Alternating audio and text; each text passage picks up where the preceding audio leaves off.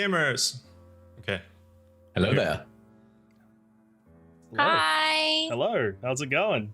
I didn't realize that gamers was the word that we were going to use. Neither did I. Call Neither it. did I. I thought I you were was just really randomly yelling Point at the gamers. camera. Point at the camera, guys. I wasn't looking. I thought we were looking gonna at the do stream. LARPers. I was looking at the What up, stream. LARPers? How are you all going? How are you all going today, chat? Hope you're all having a good Emo time. only chat. For fuck's sake. Welcome to another It is session emote of... only, but that is for my protection. Yeah, for sure. We like condoms. Welcome to another session of Anarchs of Chicago. Hope you all are doing a good time. This is session 10, the Dread Riders. And we're going to start off by introducing our lovely ragtag group. And let's start off with Z Raider. Let's go. Mm-hmm. Hello, I'm Z. I stream on the weekends. You can watch me if you want. I'm good.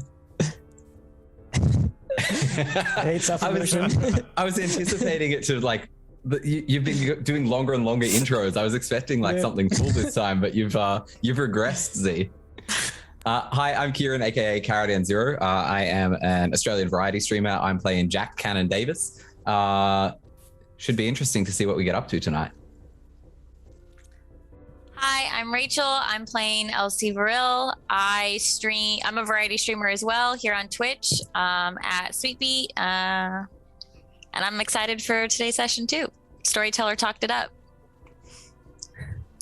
Cool. What's up, LARPers? It is I, Joe Imotaro. I play as Ace. I stream on Tuesday nights and also Fridays for Co-ops with Raider and any other time. And yeah, Rise of Imotaro. Let's go. Cool. Hi guys, I'm Aaron. This is my channel. I host this thing, Anarchs of Chicago. I play T, Malkavian. Used to be brooding, hopefully not anymore. I say that every session. I was going to say, you said that the last two sessions. More talkative, let's be fair. All right. Well, now that we've introduced everyone, let's wind down, let's sit back, and let's do a vampire story. Do we need to go over a recap? I probably think we should. Probably. Yeah, it's been like 3 weeks since our last one. Yeah, it's been a while. Okay, so basically, the coterie originally started off with Ace, James, T, Elena, and later Elise. They were all tasked. They were all tasked with figuring out who killed Sheriff Damien during the explosion at Chicago University. And they figured out that it was Sweetie Pepper and his group of Vexed Vitae with the help of the Anarch Baron Genghis that was behind it.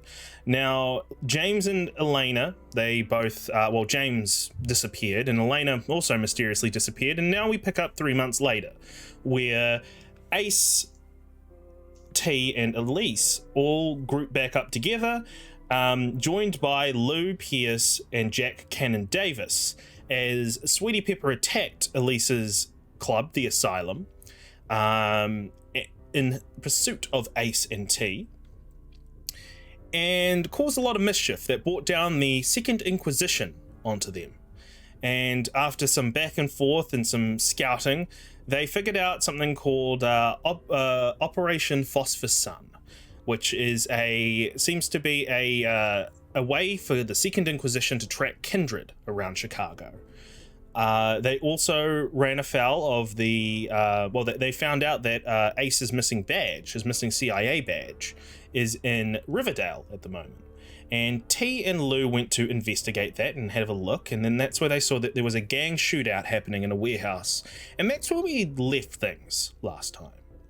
So, now, what I would like to do is, as T and Lou are making their way back to the Asylum to regroup with the coterie before the night is over, I want to know, is Elise and Ace and Jack doing anything in particular? I know Ace wanted to look into the CCTV cameras, see what he could do. Is there any conversation between the three of you as you await for Lou and T to arrive back from their recon mission? Do I see anything from the... Did I see anything? It's going to take... I'm going to say you are in the midst of doing that right now. It's not quite all connected yet. You're just still trying to connect through everything. So basically, if there's any conversation the three of you want to have about the happenings so far in the city. I'd probably just be focused on setting everything up. Jack will sort of observe and see that Ace is focused, and he'll sort of step to the side with and motion for Elise to come over. And just say, that Lou, do you know him? You're muted. I do actually. He and I go back a while. Back in Washington, he and a few others like him In Washington? needed some help. Yeah, that's where I'm originally from. Sure. Yeah. When you say a few others like him, what do you mean there? Just to give you a reason why I'm asking, when we went out before to get the bike, I asked him a few questions, just sort of normal stuff, making conversation, and he just about threatened to stab me in the back if I turned the other way. I mean, let's not sugarcoat things here. We're all kind of in it for what we can do for each other for the most part. And I think he's more skittish than most of us. So as long as you're saving face, and as long as you're, or not saving face, as long as you're holding up your end of the bargain, he's going to hold up his end of the bargain. So Yeah, well, there's you know what they say about the La Sombra, right? I'm sure we know. Yes, I do know what they say about the La Sombra. What I can say is that so far in my dealings with him, he's been nothing but helpful. He's always held up his end. And All right. Well, I'll be keeping an eye on him. I think that's wise. I think it's wise for us all to keep an eye on each other. Sure. Thanks, Jack. And then I just walk back over to Ace. And that's where we're going to cut from here, and probably move time a little bit forward to a little bit closer to sunrise, maybe about half an hour or so, where Lou and T, both of you are on your way back to the asylum after having done the recon mission. Is there any conversation that the two of you want to have before arriving, or do you just want to arrive straight there? I just want to arrive. Yeah. Okay. In that case, Ace, you have gone through and connected to much of the CCTV around that area. It's a bit odd. There isn't much. The area in particular that you're trying to get a beat on, it seems like the cameras on there are either glitching out a lot or just not working at all. Poor infrastructure perhaps, or perhaps something that has been orchestrated by somebody. But the actual warehouse where T and Lou went, you're not able to keep an eye on that, but you're able to keep an eye on the various other streets. And what you can see is you can see sirens, you can see police vehicles driving around, seemingly going towards that warehouse area. And that is when Lou and T arrive at the asylum and the whole coterie get together before the night ends.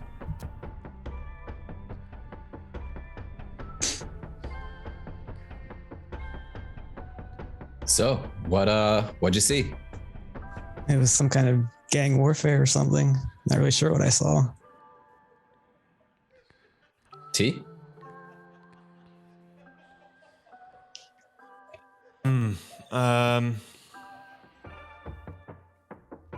I tried to see if I could figure out who either of the groups were, but it was too chaotic to see anything, and I thought it was best just to back out of there before getting involved. Was there Put it that way. was there any idea where Ace's badge was? Did you see it? Nope. Nope.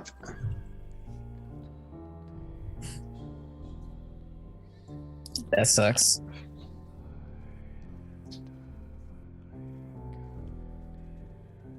Well, all I know is from from what I saw from around the area was a lot of police sirens were headed to that direction. So it's no secret.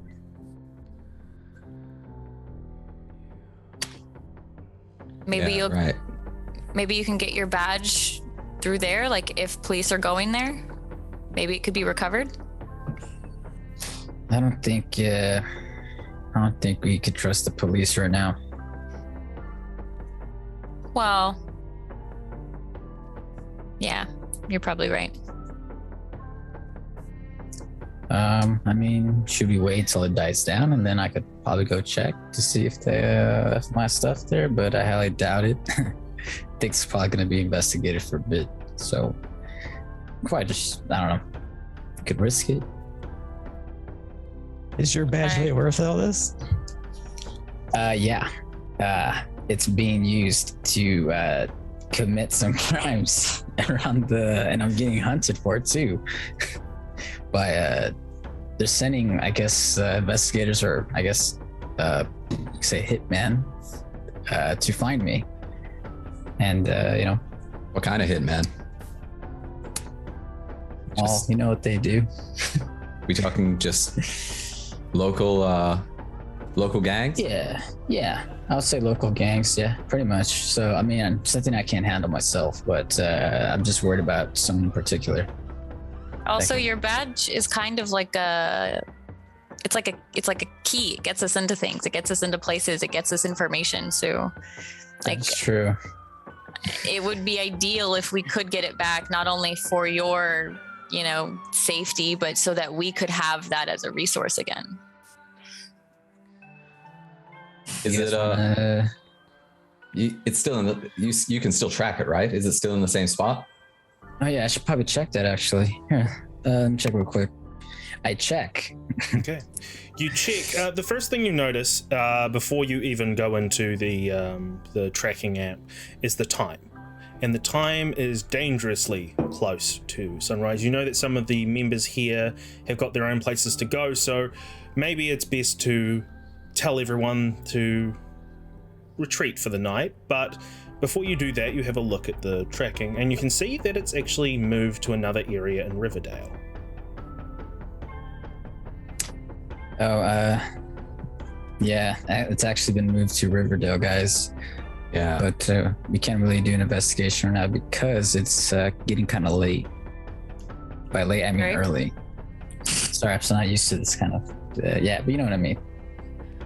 All right. Well, let's regroup tomorrow night. I'm still gonna need someone to give me a hand, just transport after I drop off that bike to the Wolverine gang. Where are you think that's resting?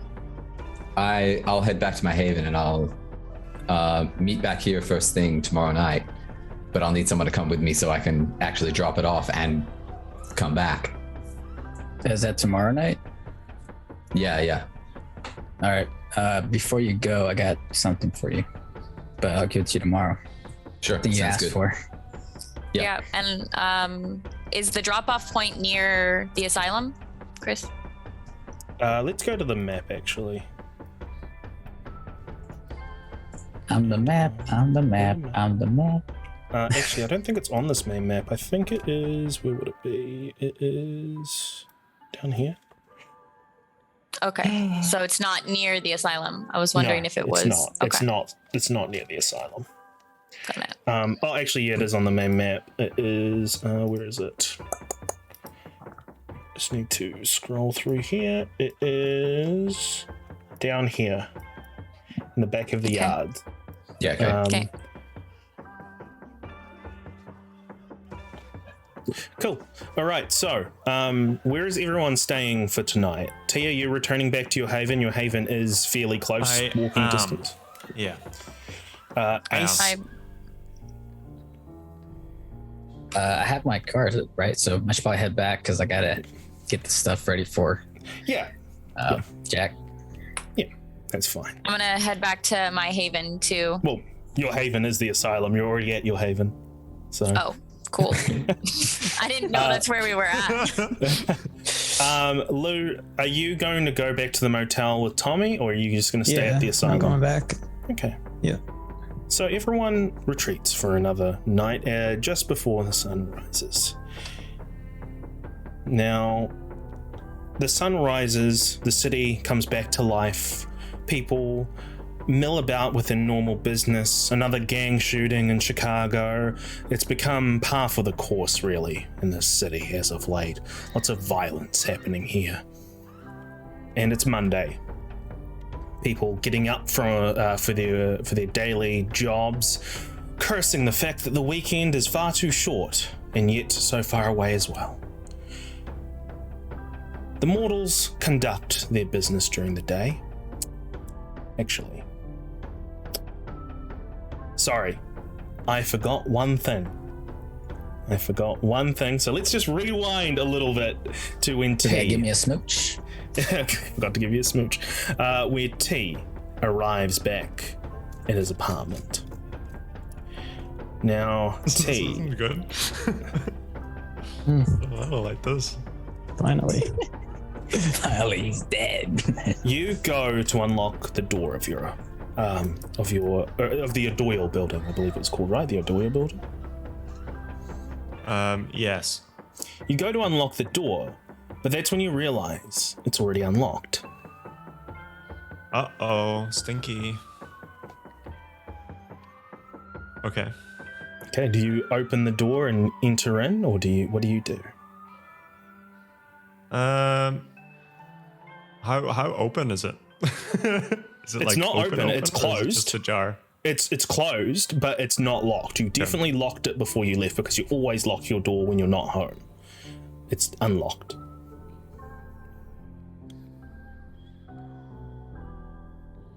Guess I just go in, and there's not really much preparation I can do. Okay. You walk in, and you know what? This music might be a little bit too intense for this encounter. A little bit. I'm worried. I thought he was gonna. I honestly thought he was gonna battle it out. Tuesday. You walk in and there's a werewolf. Instead, Two of them. you stick. tense up thinking about who might be at your place. Instead, what you hear is someone going, "Oh, come on, healer, I need a heal." Very loudly from your lounge, followed by the clicking of a keyboard and a clicking of a mouse button. That's weird, because I don't have a mouse. Okay. I enter in. Sure. Okay. You walk into the lounge and you see a woman hunched over on. You've got a couch, don't you? I've got like an armchair by a bookcase. Sure. Very well. She's hunched over on the armchair next to a bookcase, and in front of her is a laptop. Well, actually, in front of her is like a little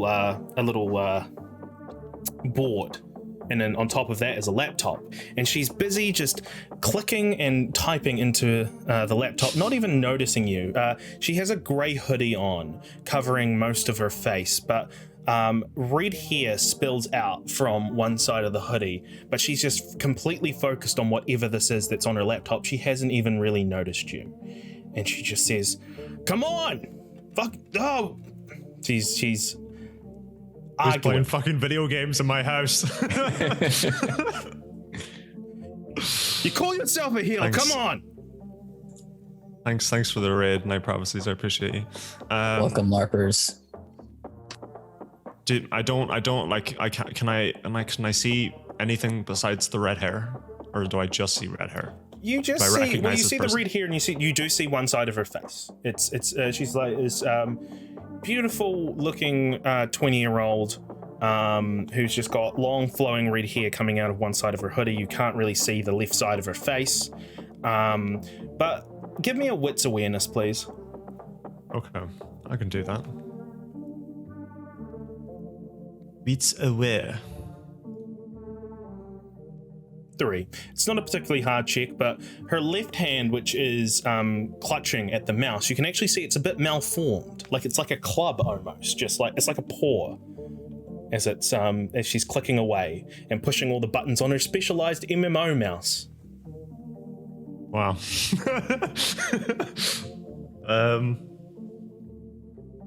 So she hasn't noticed me, is what you're saying? Not yet.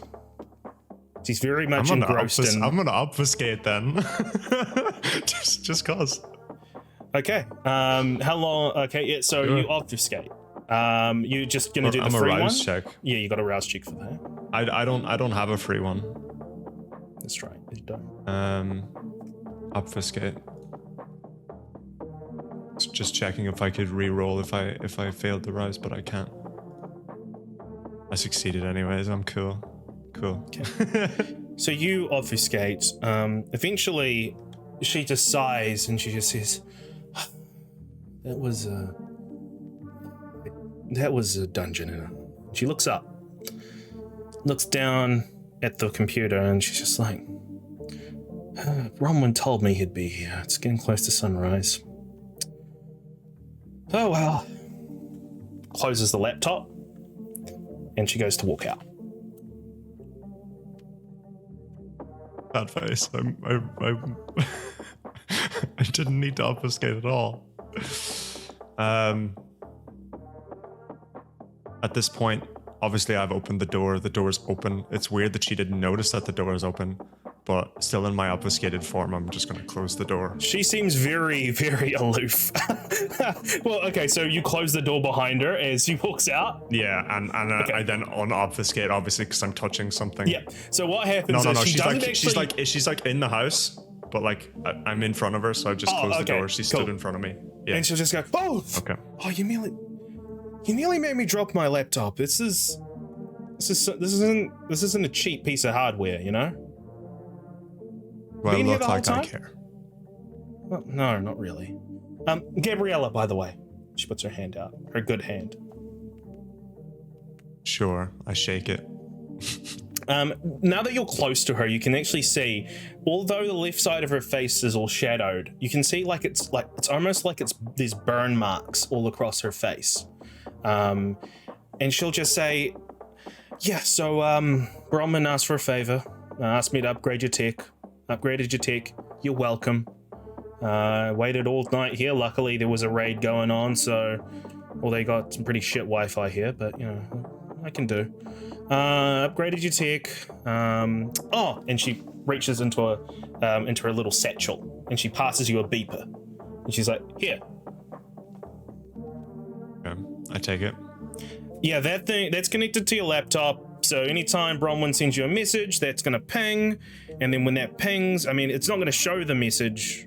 I mean, although it could, just really short messages. But, you know, yeah. So if it pings, you know, Bronwyn's wanting to get in touch with you. So, yeah, it's all good. Made things a little bit more secure. Gave you a bit more access on the old ShrekNet Lite. Okay. That's all I say. Cool. All right. That's my business here done, and yeah, better get down to the sewers before the sun comes up. Thanks. Next time maybe knock. Well, she gave me the key. Well, she shouldn't have. Well, that's something you got to bring up with her. Okay.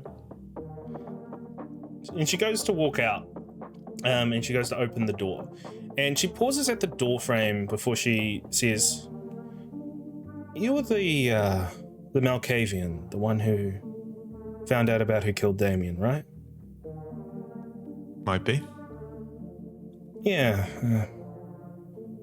He was a good friend. I was, I guess I still am a hound of Chicago. So I was reporting to him, and thank you for that.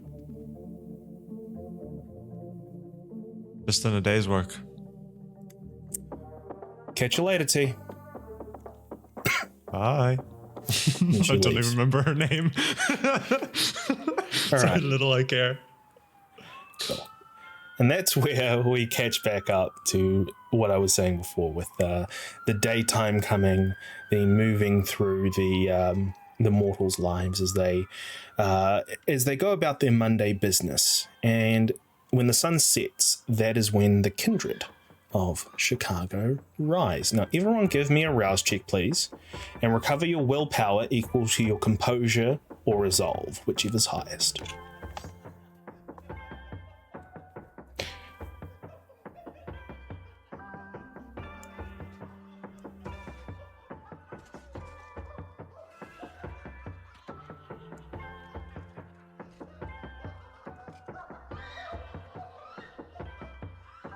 The OGs aren't cool anymore.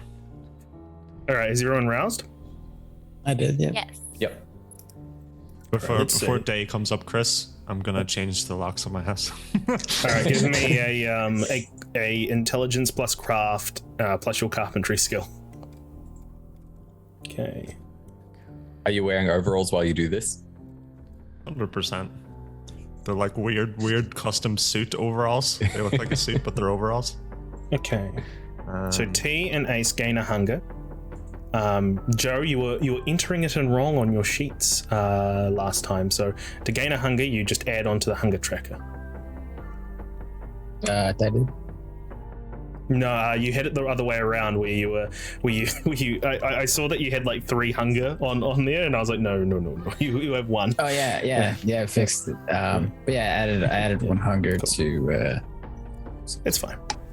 All right, so we're going to start off with Elise. Elise, what is a twilight night ritual that you do when you awaken at the asylum? Well, actually, where do you sleep in the asylum is probably the better question. Is there a special room for you? Is there? Yeah, I mean, there's gonna be a special room. I hadn't really thought about it. I probably don't want it to be in the same place as the other people, but Is it I'm in the gonna be basement honest. area? yeah, it's probably gonna be in the basement because that's where all of the vampire-y stuff is that I'm kind of giving to like a D's and stuff like that. So that's where I would have slept, in one of the areas that is as secure as possible. That's fine. So you wake up. What do you do? For me, the first thing I'm going to do is I'm going to get ready because I'm a toreador. So I'm going to get up, do my makeup, pick out a reasonable outfit. And then I'm going to message Chad. Is his name Chad? I forgot his name already. Chad. It's been 3 weeks. Chad. I'm going to message Chad about Jazz. Okay. And ask how she's doing and where they're at. You almost get a message back instantaneously that just says she's awake, possibly discharged tonight, or probably discharged tomorrow. Okay. Maybe the next day, depending on what the doctors say. Okay. I'm just going to respond back. Let me know when she's discharged. I want you guys to stay here with me for extra security. He'll message back and he'll just say, "Ma'am, I think it's best you see her. I don't want to overstep my bounds, but..." And then he just leaves it at that. I just say, okay. So yeah. Okay. So you, would you exit the asylum at any point to have a look around the streets or anything like that? I think what I'm gonna do is focus on getting the asylum like cleaned up. So I'm gonna be doing like maintenance stuff, like trying to call like for cleaners and things like that, because it's a wreck. Can you do? Give me a wits awareness as you're like going around the main floor of the asylum. Maybe you catch a glimpse of something. Wits and awareness. Yep. Do I get any modifiers for this one? Is it not even for the area that you said that it's awareness is reduced? Not at the moment because you're inside the club. Outside the club is a different story, but inside the club, because it's quiet. 3, it wasn't a particularly hard check. As you're on the phone with a few people trying to organize when they can come during the day, that's when you see a dog outside the asylum through one of the windows. Just a dog, a mangy mutt, and with your 3, I'm going to say that dog might look a little familiar to you. Okay, I'm gonna go towards the dog. Okay, so so you open the door to the. Okay. So you see it I out know of the who window. it is pretty now. much, yeah. I know who the dog is now. I finish my call quickly, and then I go out to the dog and I go, "Hey, what's going on? What do you need?" The dog. You open the door and the dog just like looks at you with like a quizzical look and just like. It's a scruffy dog, probably not the one you were expecting. Instead, you may have seen this dog once before, and I'm going to say even if we didn't have a specific scene of it, you would have seen this dog. It was James Bex's old dog, Scout. Oh, Scout! But in front of Scout is a crumpled up note. As he's just Scout looks down at the note and then looks back up at you and says, I reach for the note, and then as I go to stand back up, I give Scout a little scratch behind the ears. He very much enjoys that. Yeah. You read the note. It's a scrawled writing that just says, back of the yards, 1 a.m. Oh, okay. This is the wolf pack. Got it.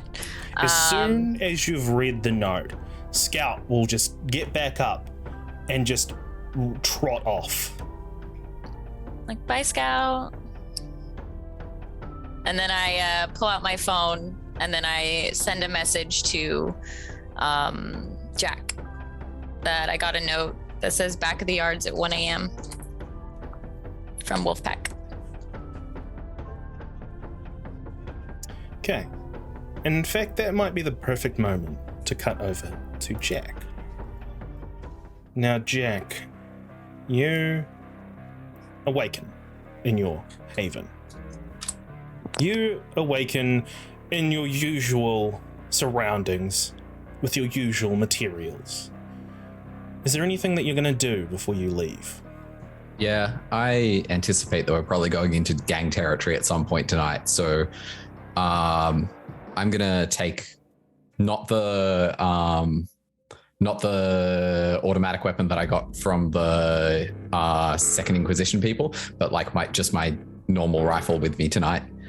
I haven't, the battery's still out of the phone, so I haven't got that message yet. I'm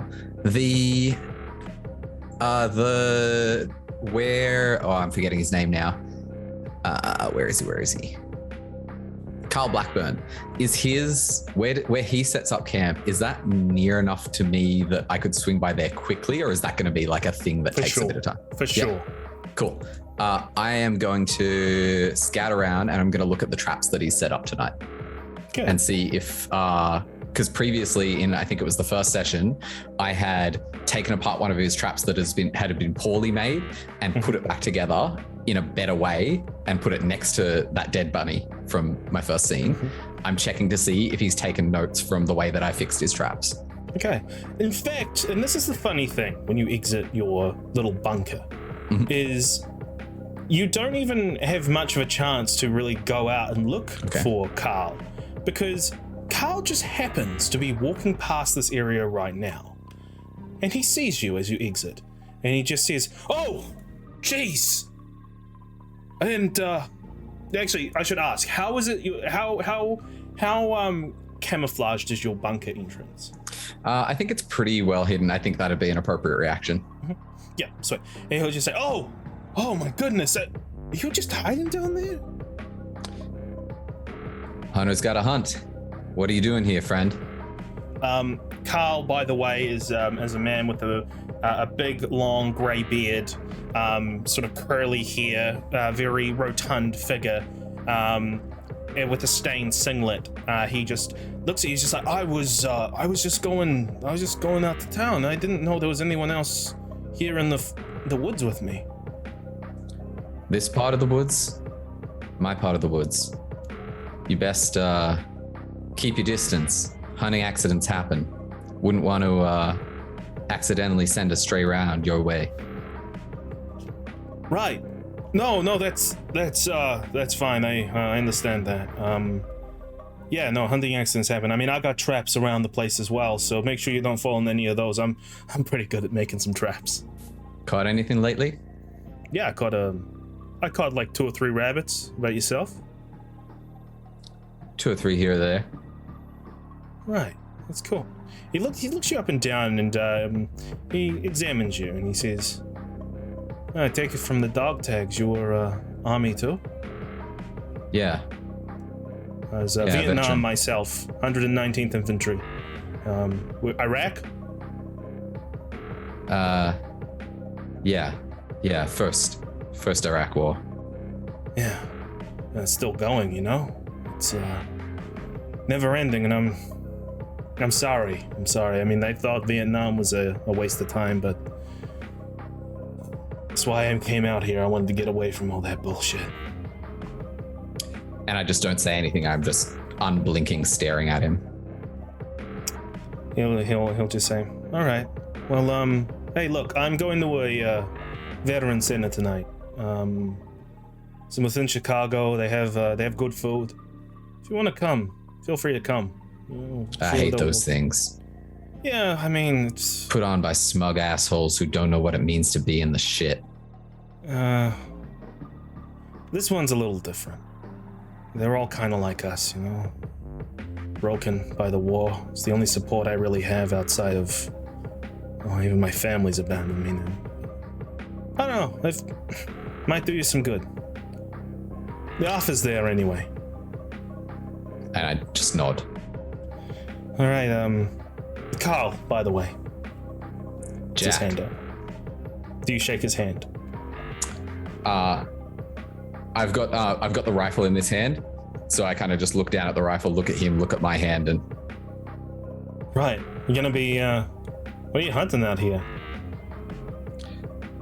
Just, seeing what there is. Right. Well, don't bring that if you're coming tonight. As he laughs, trying to break the tension, but obviously it's not working. He'll just go, all right, I'll see you around, Jack. And walks away out of the bushes. And I'll wait for him to be gone. And then I will still go around and see if I can see any of his traps, see if he has improved. Because I still, even though I've had this interaction with him, I still want to know. No, not at all. He has not improved at all. Yeah, every trap that I find that has not improved, I break it and leave it. Oh, you break it and leave it? Interesting. Yep. Okay. Cool. What do you do next after you've done that? After that, I'm going to drive towards the asylum. And when I'm, maybe 10 minutes into driving, I'll pull over, pop the battery in the phone, and check for any messages. That's when you get the message. But that is where we're going to cut from you now. And we're going to cut over to Lou and Tommy. Now, Lou, you awaken in the bathroom where all the sun's been where all the sun has been blocked off for the day, and you hear movement within the main room of the motel, and you go and investigate, and that's when you see Tommy is there, just getting some stuff together, getting some groceries, putting them in like the little mini fridge. Looks over at you and he just says, "Oh, Lou, you're awake." Yeah, how you doing, Tommy? Yeah, good. That rest was really good. I had a really productive day. I see that. Do you need more time, or are you ready to get back into it? No, I'm ready to get back into it. I'm, sub me in, coach. How's it been going? Busy? Well, most of the people are fine. Just having one issue with one of them. Right. What's wrong with him? He's asking too many questions, and he's very questionable himself. Right. The one that was in the car with us, or? The one in the army jacket. Huh, okay. What? Asking a lot of questions. Is that...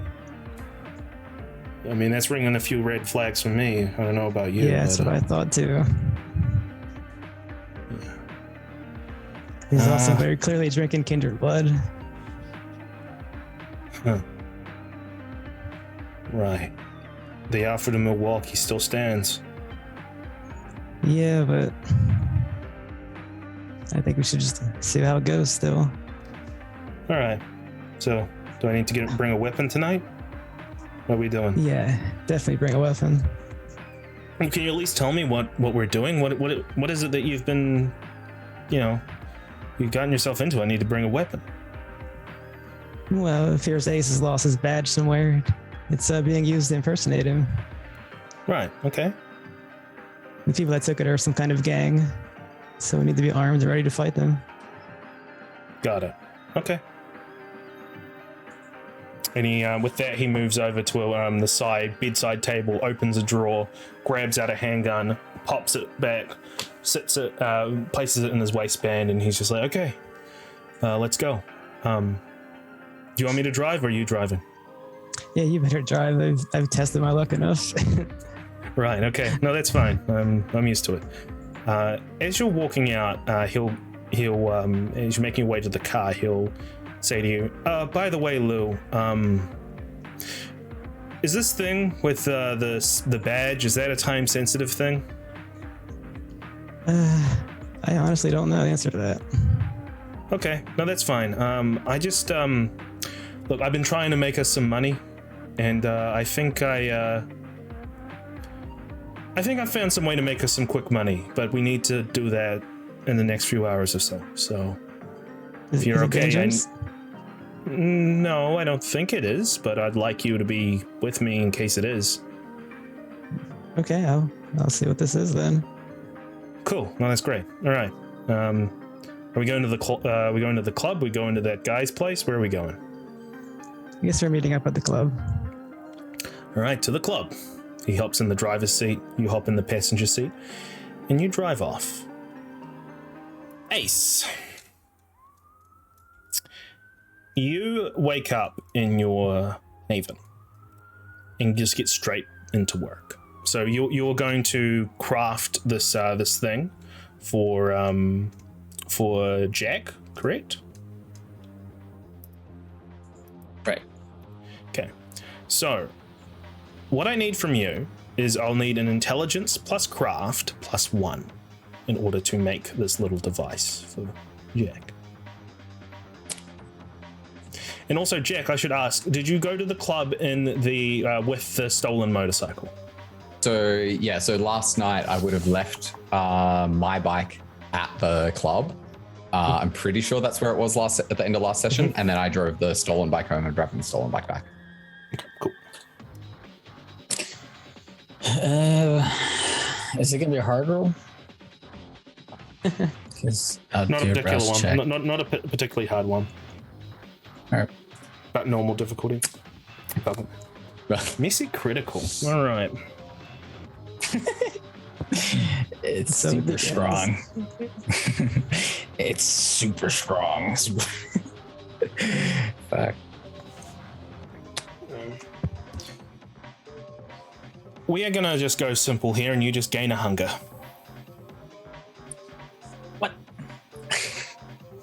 Give me You- something else. Not the paranoia compulsion. Here we go again. All right, let's go with All right, compulsion. Let's go with the compulsion then. All right, what's compulsion? I'm gonna look him up. It's not like blood is easy for me to get. You know what I'm saying? It could be. It's right from the neck, anywhere. Yeah. Zeke gets it. I mean, you It's know, walking around blood's everywhere. only as hard as you make it. Got my humanity. Keeping that. Humanity, schmamity. Yeah, but like Let's go with that. doesn't at least have like two mortals by your side. They're useful. The paranoia That's one. where we're going. That's what we're going with. The paranoia compulsion. Hunter and hunted, a vampire always needs to keep their eyes and ears peeled for trouble. With this compulsion, that need flares into a full-blown paranoia as the hunger reminds the blood of its vulnerability. The vampire tries to disengage from any perceived threat, suspecting anyone and anything.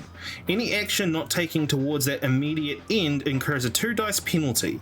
The compulsion ends when the vampire has spent roughly an hour in a safe spot. Stay in my warehouse for an hour. Yeah, it just means you won't be regrouping with everyone as they group up. Can I go stay at the Haven for an hour? I would hesitate to say that you wouldn't find that a safe place. All right, I'll just tell. All right, I got a quick, easy idea, easy solve. Stay in the warehouse for an hour. I'll hit up Jack. Say, hey, can you pick up something for me? Can you pick it up? You go to message that, and then you start thinking, how secure are your encryptions? Is your encryption really that secure? How do you know that anybody hasn't hacked into your systems? How do you know that you're even in control of any of this? And in fact, you know what? You're going to spend the next hour reworking, rewiring everything in your warehouse. Like that. So with that. So you don't send a message to Jack because you're far too scared. And you turn every form of communication you have off. You start burning all your other burner phones. You start thinking about plans about how you can do all that. And that's what you do for this scene. So, in the meantime, T. Are you just going to go straight to, once you awaken, do you just go straight to the asylum? It's just a quick 10-minute walk from you. Or maybe even less than that, 5 to 7 minute walk. Yeah, I just think I should mention before that the previous night ended, I would have relayed to Bronwyn the information that I had learned the night prior about Red Number 5 being sort of compromised. You wouldn't have had enough time to do that in your door. Well, I'll do it now then. Very well, that's fine. So you go and what you do is you open up your laptop, turn it on, and that's when you notice the first difference.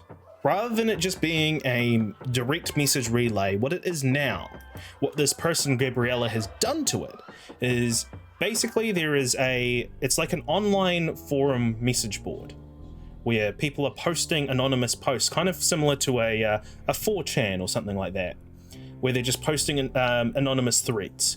And there's a few of those here. There's also the instant message as well, which you can load up, but it's a separate thing now. It's not the same as just that. But you basically have access to the new thing in Chicago called ShrekNet Lite. So, sure, I don't care. I'm just gonna go straight to the instant messaging. Okay, so what do you message? You message that D's. Number 5 compromised. SI using it to spread tracker blood. Sure. Done. You get a message back almost instantaneously. Understood. Come see me when you're free. Okay. Blue Velvet. Close the laptop. On my way. Bang. Okay. On your way to the club or on your way to the Blue Velvet to see Bronwyn? No, just straight to the club. Bang. Cool. All right. So that's where Lou, Elise, Lou, Elise, Jack, and T all gather together. Take it away, gang.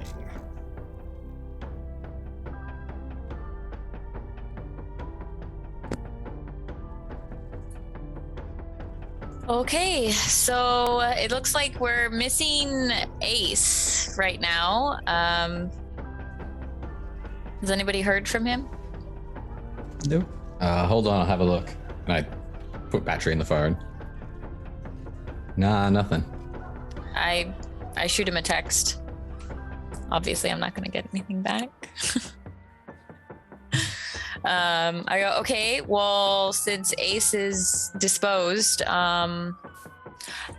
I know that Jack and Ace had a plan to put a tracker on the bike?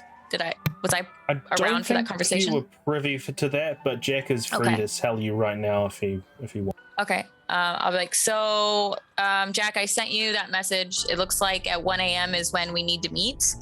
The other thing that meet the Wolverines? Yeah. Sure. The other thing that we needed to do was get Ace's badge, but if we can't get a hold of him.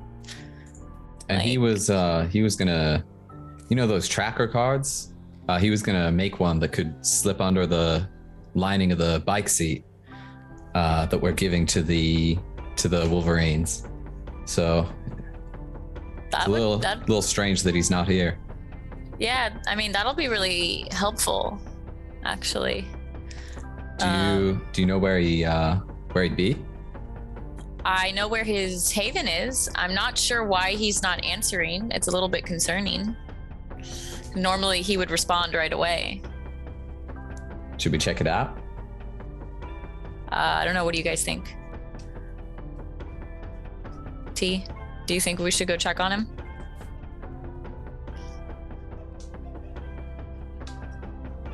I say leave him be.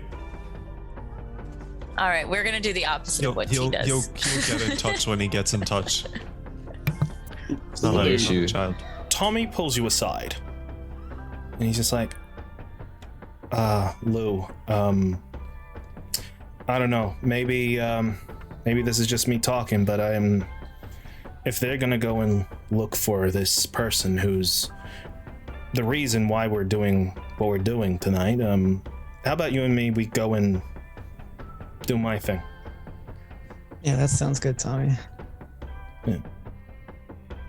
I'll leave it to you to tell the rest. Tommy and I are gonna go run an errand while you check on Ace. I'll be back later. All right. I think I actually want to go check on Jazz and Chad in the hospital, since Ace isn't here yet, and we don't need to drop off the bike until 1. I think I should go do that.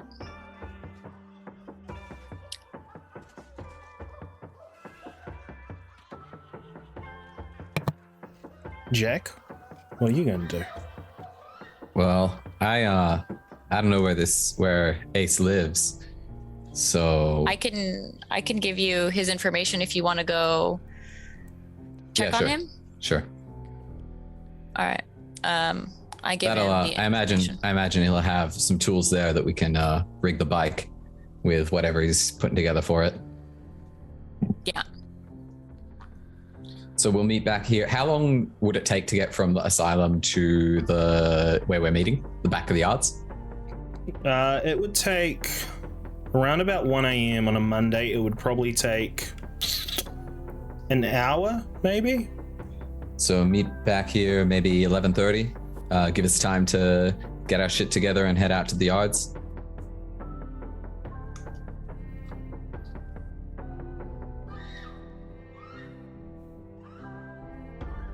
Are we all supposed to be there?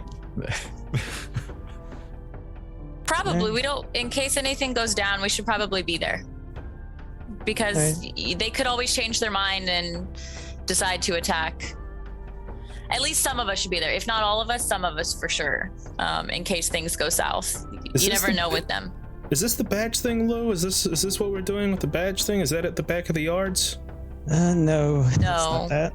Oh, okay, there's more things. Okay. There's more things, Mental Tommy. note to self, don't sleep because a lot of stuff happens. Great, got it. No, Tommy. We can talk about sleep. that later if you want.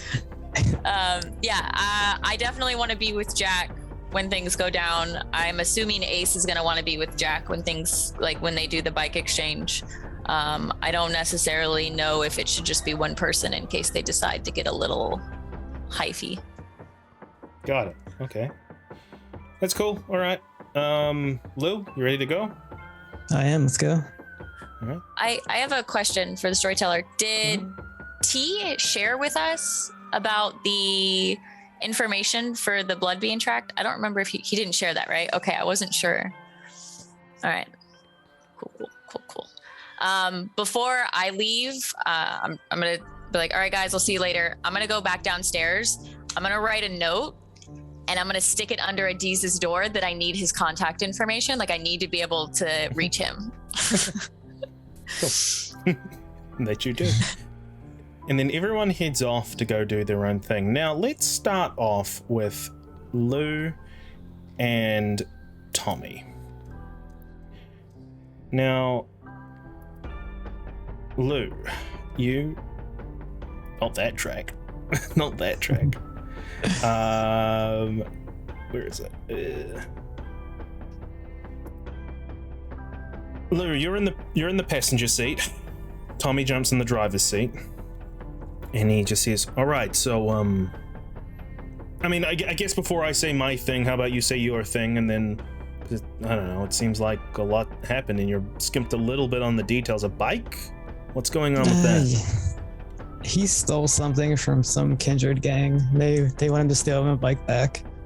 I was kind of hoping he would meet him by himself, and maybe they took care of him for us, but I don't want the others to get hurt, so I guess we'll have to meet up with them. Right. And this is the guy you don't like, right? The Yes. army. Okay. Yeah, I was getting some mad vibes from him. Very intense. Yeah. There's something off with him for sure. But I don't know his clan. I don't know anything about him, and nobody else seems to care. So I'm just being quiet about it, watching him. Okay. All right. Well, is that it? Is there anything else you need to tell me? Yeah, I think that's it. Did you find out anything else about the Spanish, whatever it is, the Inquisition? No, we've just been running around there, not figuring anything out, honestly. Okay. Well, okay. Well, all right. I'll tell you about what's going on. So you remember how when we left DC, there was some stuff we took from the Sabbat. Some old books. Yes. Old books. Yeah, and you told me at the time that, why are you taking that? Nobody's going to want that. And I said, well, it's for a rainy day in case we do find someone. And I mean, you were mostly right. Nobody ever wants to buy this stuff. But I went to an antique store, Benway's Books and Antiques in the Hive, and I described the books to the clerk, and his ears really perked up. And he said, come back at night, and his boss will come and buy them off us if they're the legitimate thing. Okay, it does seem kind of dangerous. Yeah, that's why I'm bringing you along. I mean, look, I think it's gonna be fine. It's just, we're just gonna go there. We're gonna try to sell the stuff, and then the clerk even said if they're what I was describing, we could even name our price. So. No, if you think it's worthwhile, we'll do it, Tommy. Okay, very well. It's not far from here. I looked it up on Google on the maps before before I came here. Yes. Yeah. And I mean, I went there during the day as well, so it's fine. We can. All right, cool. No worries. And he goes to leave with you. Now, I'm gonna cut away from that scene for now. Instead, we're gonna head over to T. As T makes his way to the Blue Velvet, I'm assuming. Yeah, just next door, right? Just next door, and around the corner, down the alley. Very, very, very, very secretive. Very secretive, very close. So you arrive at the Blue Velvet. You go through the corridors until you eventually reach Bronwyn's office. Bronwyn is sitting there in her office when you enter, obviously knocking for politeness sake. And she just says, Anthony, so glad to see you. So, you telling me Red Number 5 compromised Second Inquisition? Yep. I sort of relayed the information that I learned about Eliza Keller, the doctor, and the comment that the kindred made after feeding off her, that it was bitter, and what we learned out of the SI agent who said that they could track blood, and that's how they keep track of kindred. And then I also tell her that I sent the SI to the Succubus Club. Don't want to roleplay this because it's a lot of information. You sent them to Bliss, actually. You didn't send them to the Succubus Club. Oh yeah. I sent them to Bliss. Sorry, yeah. I just have Succubus Club written here. How did you get them to Bliss, Anthony?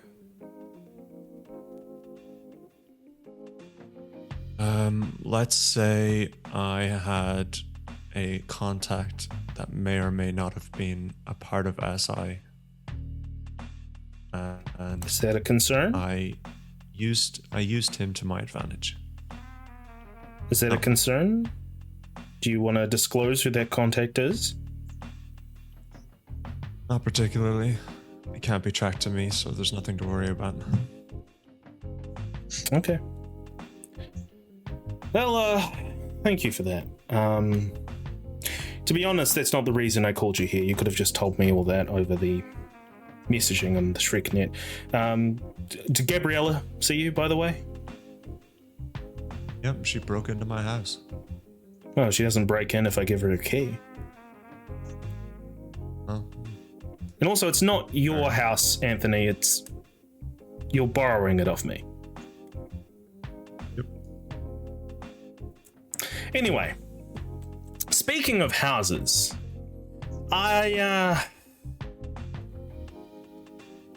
there's been some activity at your old apartment. You go there What often? kind of activity? Nope. We intercepted a call to the police to say that there was believe it or not, a body there. And upon investigating the hound, Wanika, they found that indeed the body was decomposing in your apartment, your walls smeared with blood and writing.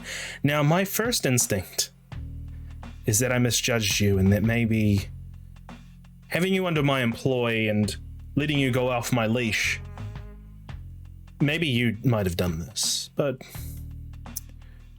Alexa vouched for you, said that you've been with your group this whole time.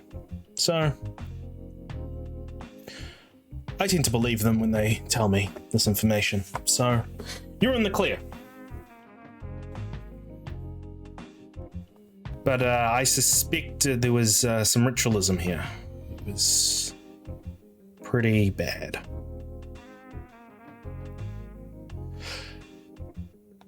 What kind of bad? Give me a wits insight. Okay. Just not going to be a fun scene. Wits insight.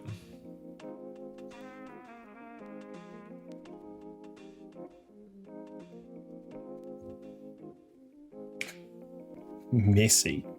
Nasty roll. It's a nasty roll. Okay, messy. Let's go with sure, the paranoia one for you as well. You need to be in a safe space after this conversation. You get a -2 to any dice roll in the next hour or so in game that isn't towards getting to your safe space. So she says, I think it's best. Actually, sorry. What you get from that is you get that she's hiding something from you and specifically not wanting to tell you something. And that's what amplifies that paranoia up even more. And she says, I think it's best that you look into this yourself. She reaches into a drawer, grabs out a folder, and puts it on the table in front of you. Before you can even reach forward to open it, she puts her 2 fingers on it and she just says, I would recommend you go somewhere safe, far away from anyone, before looking at the contents of this folder, Anthony. Do you understand what I'm saying? Not gonna like this, am I? No, you're not. And I'm not going to be the one to tell you.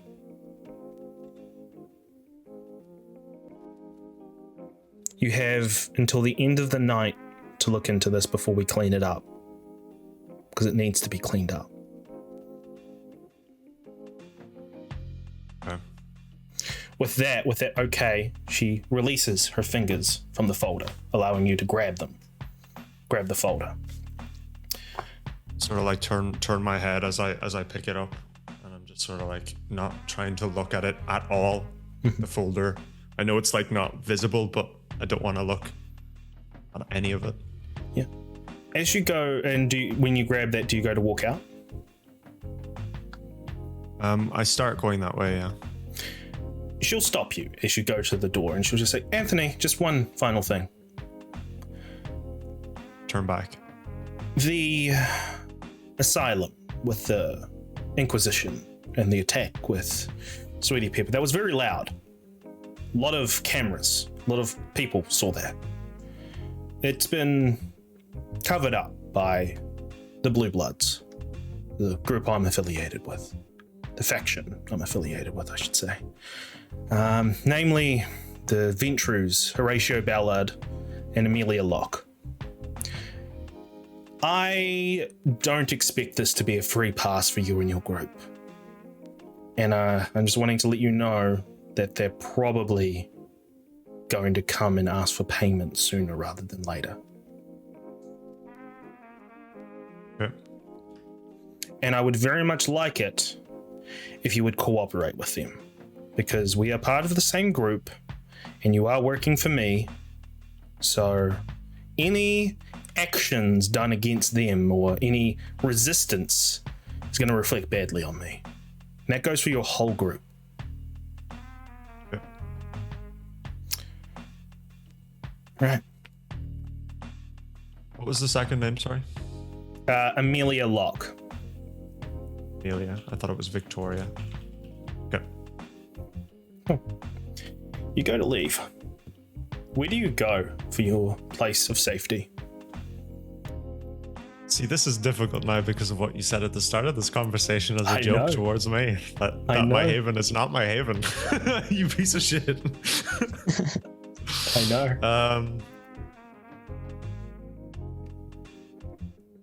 Oh God, where do I go? The cemetery?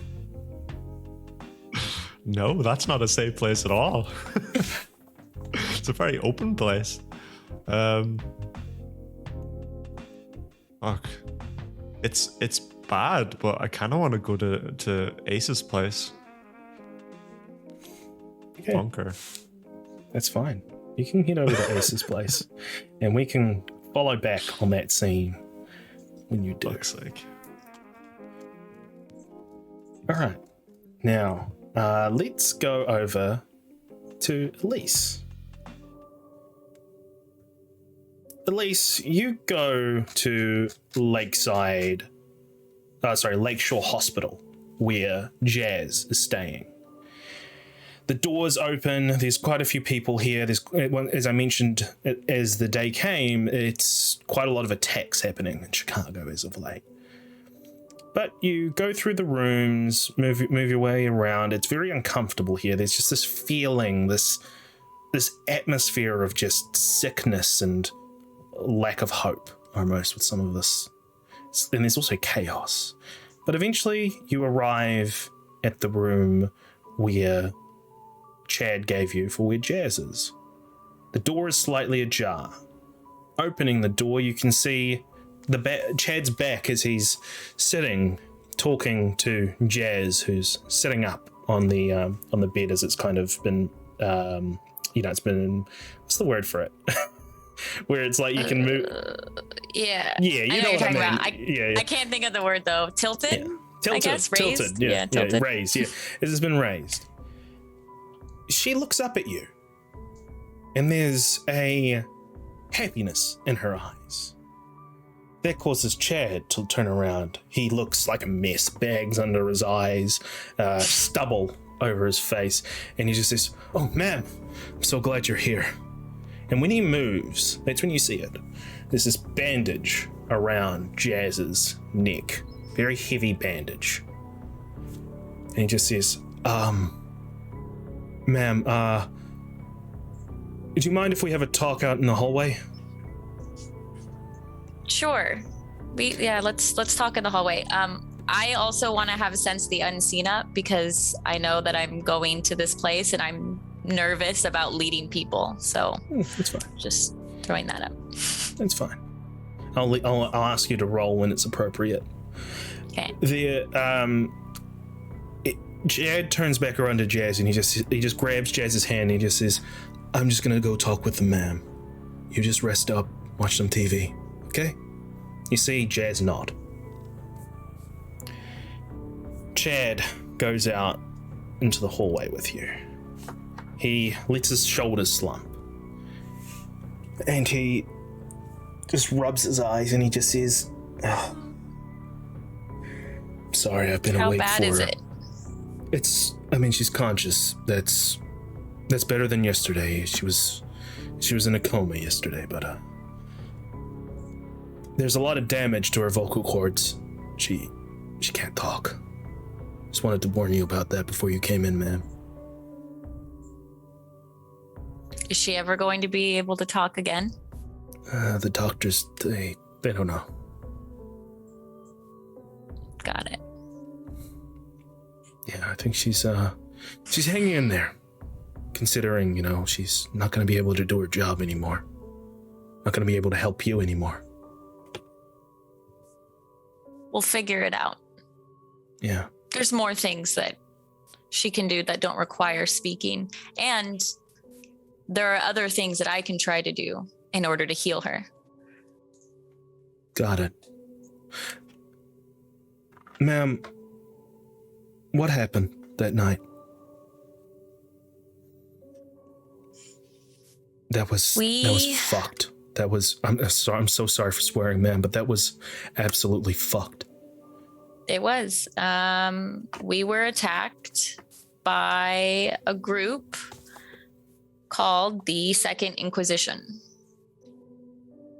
You're in the middle of a hallway, by the way, in the general public. You're not in a private area. Oh, never mind. I'm not going to say that. I'm going to say we were attacked by a group. I don't really want to talk about it in the hospital with people around, but I just want you to know that it wasn't expected.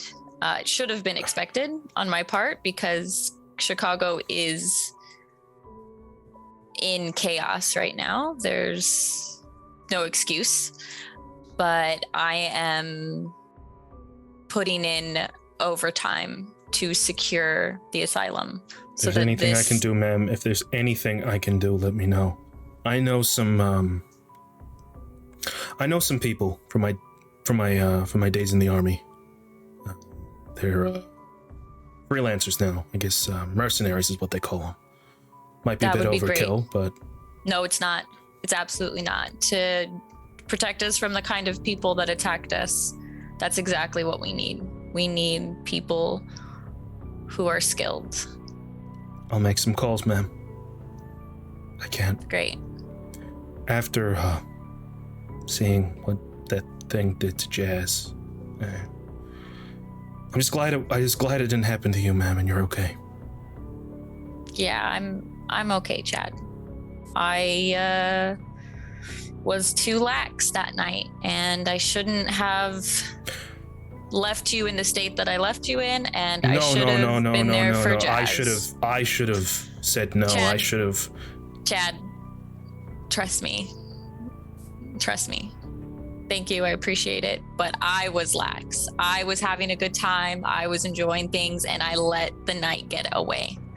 And the next time that will not happen, I promise you and Jazz, that won't happen again. Okay. I'm gonna go make some calls. I'm gonna go check on Jazz. Give me a wits insight. Okay.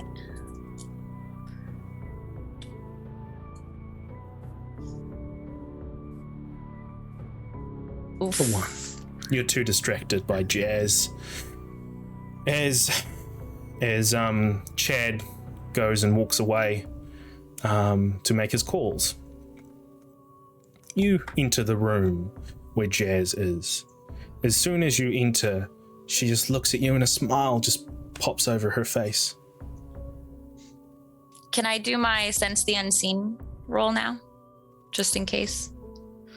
Sure. Wits plus or speaks. Okay. I'm nervous that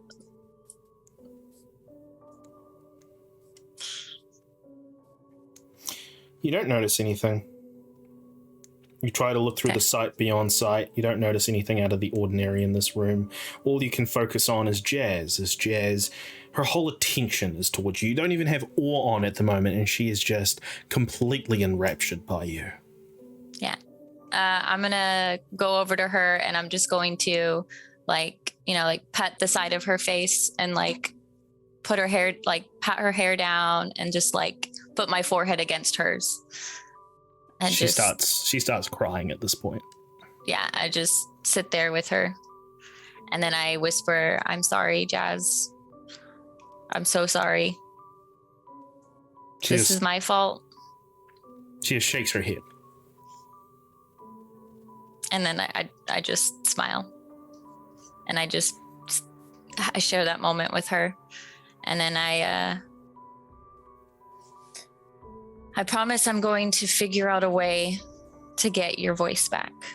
And even if we don't get your voice back, you are still able to stay with me. You are still able to stay at the club. We will find a way to get you to where we need you to be. She moves away from you and she looks at you for a moment. And she just puts her wrist up to you.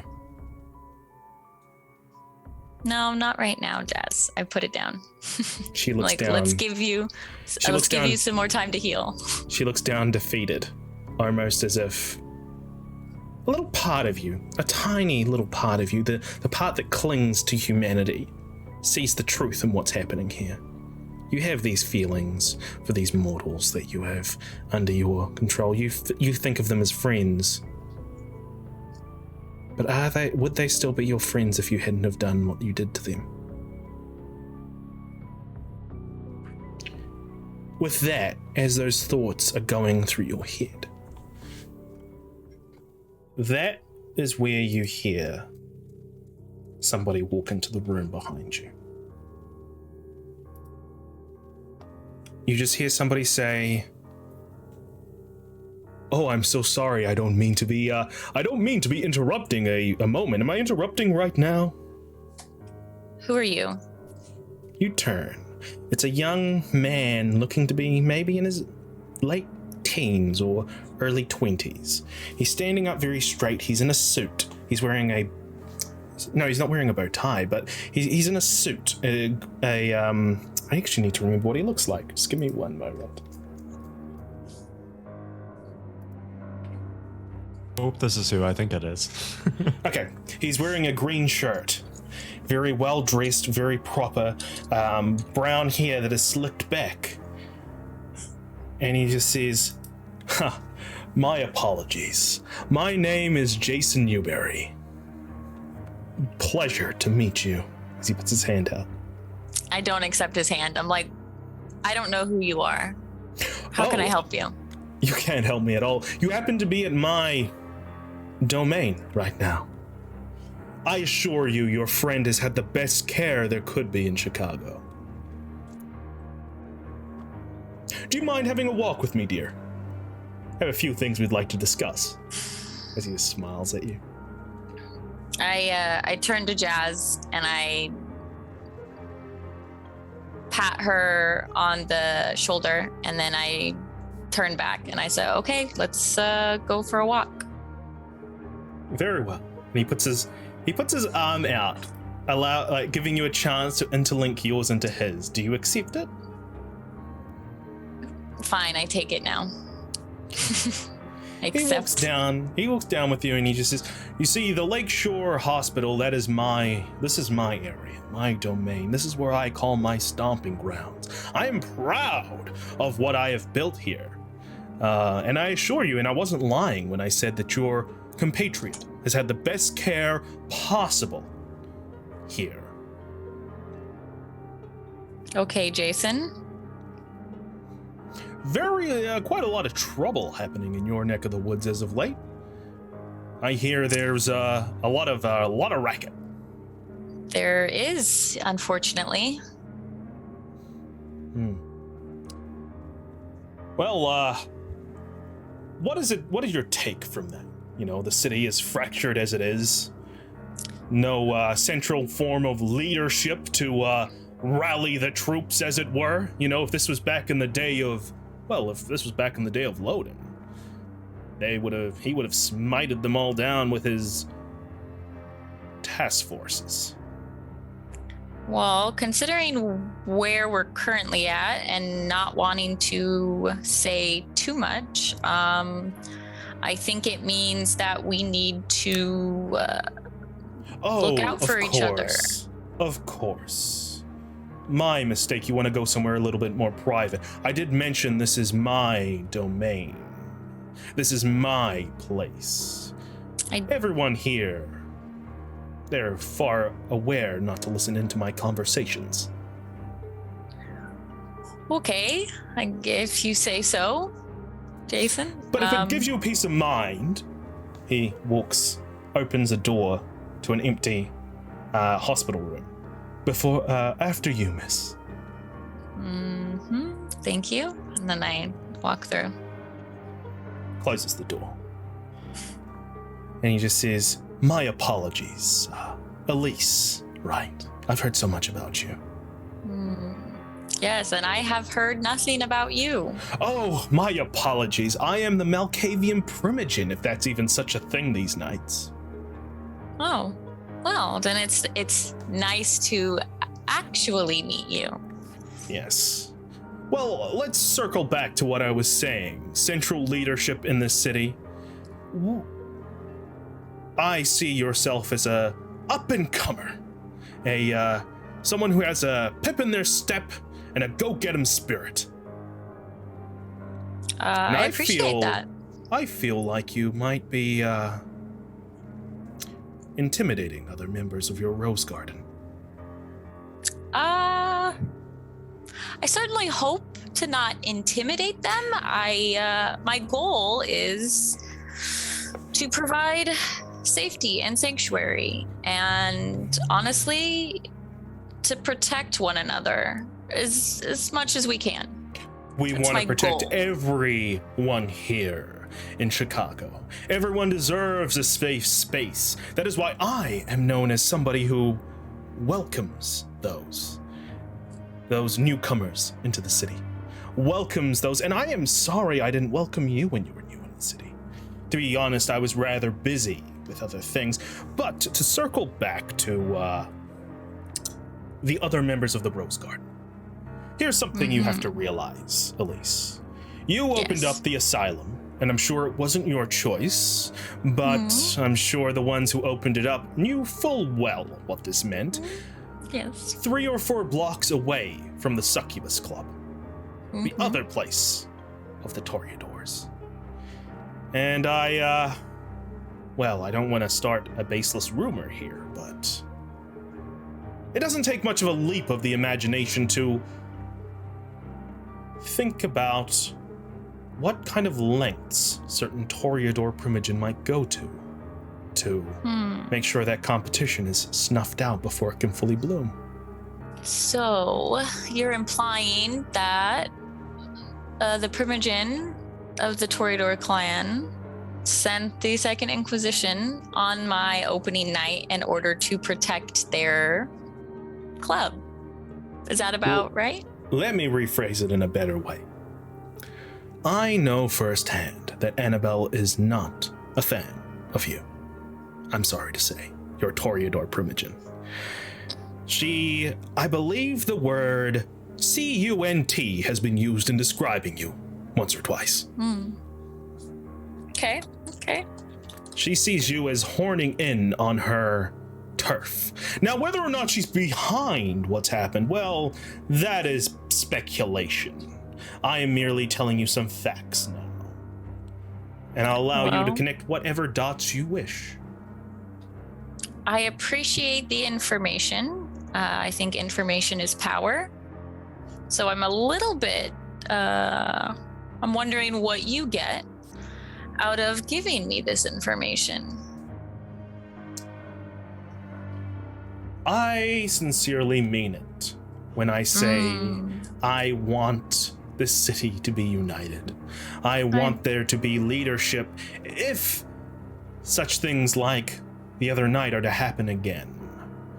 Swift and quick action against not only the human hunters that we find these nights, but also to other forces such as the Sabbat, which I don't know if you know much about the Sabbat, Miss Viril, but I was around during the War of Chicago, and this is all feeling very eerily similar.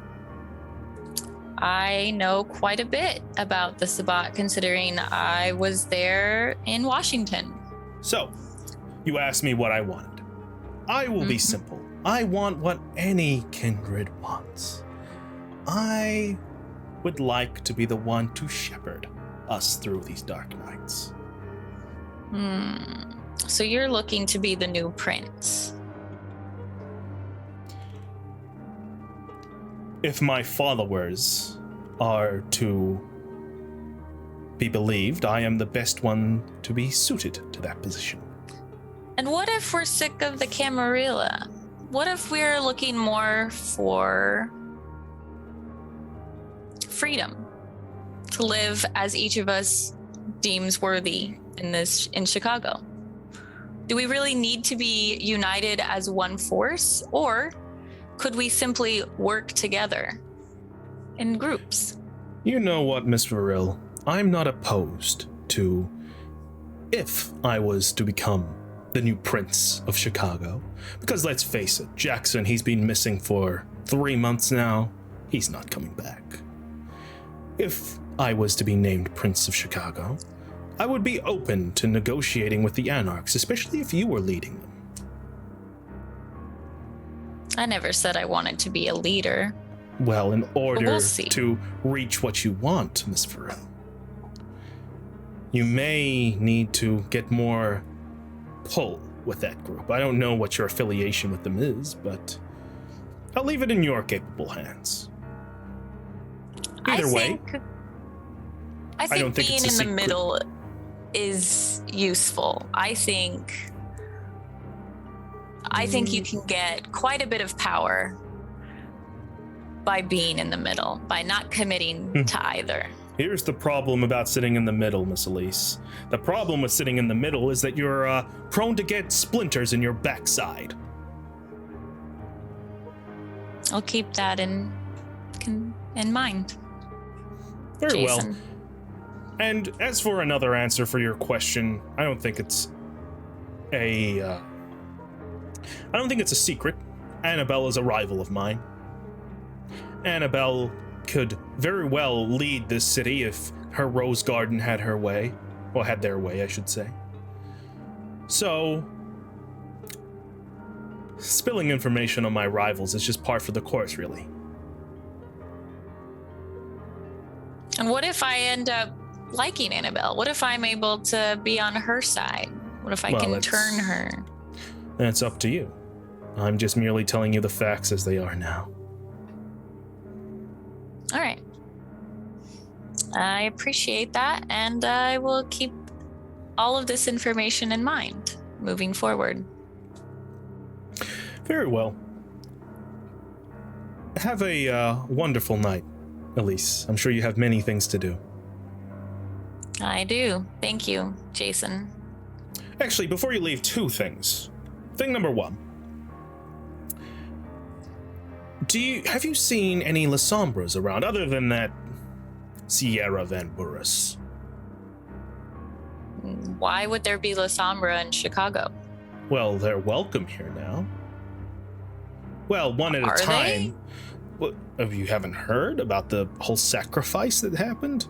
Well, the rules say only one La Sombra, which is Sierra. That's what I'm familiar with. Yes. So if there's any others, we have a problem.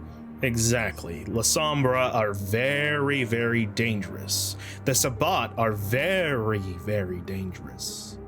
Now, you don't have to report it to me, but if you find any, well, I'd appreciate it if you let the right authorities know. I think Winnecker is still Alexa as well. Oh, that dog, Alexa. Let them know, and they will deal swift justice to these La Sombra, because any La Sombra or any Sabbat in this city is a threat. I will. Thing Thanks, number 2. Jason. One of your coterie mates. I'm very heartbroken. Because one of your coterie mates, I have a bit of a bone to pick with him. I asked him to turn up to one of my group therapy sessions that I run with other fellow members of the Malkavians, and he never showed up. I felt really snubbed. Who? I'm sorry. T. O'Sullivan. I mean,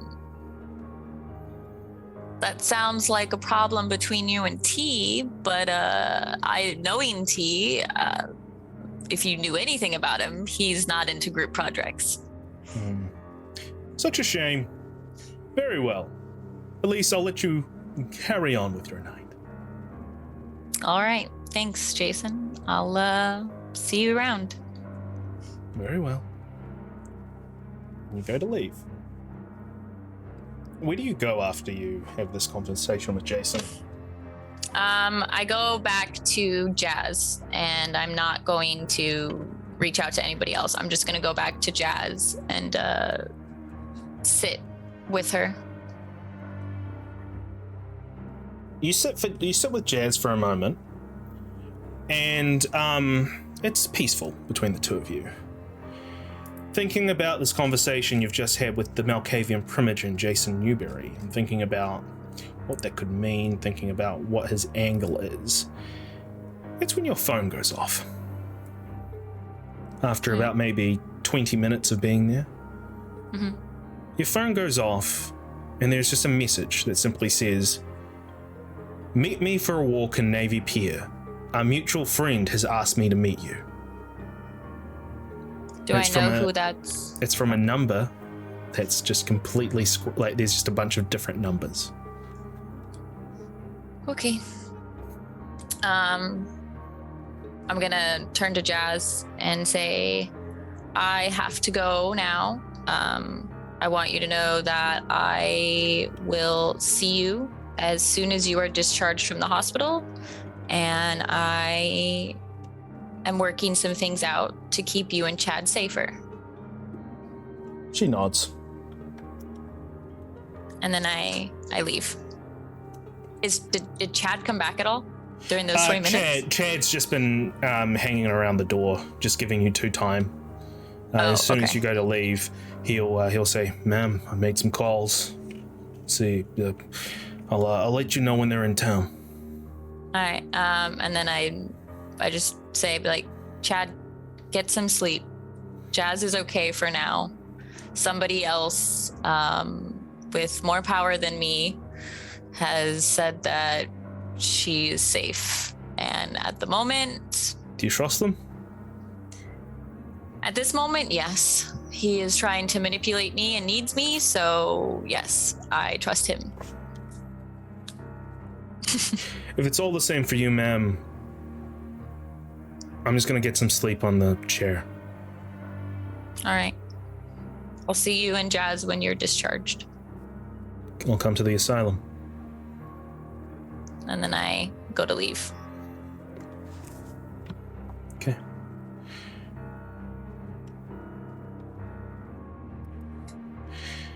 So, this is where we catch up with Jack.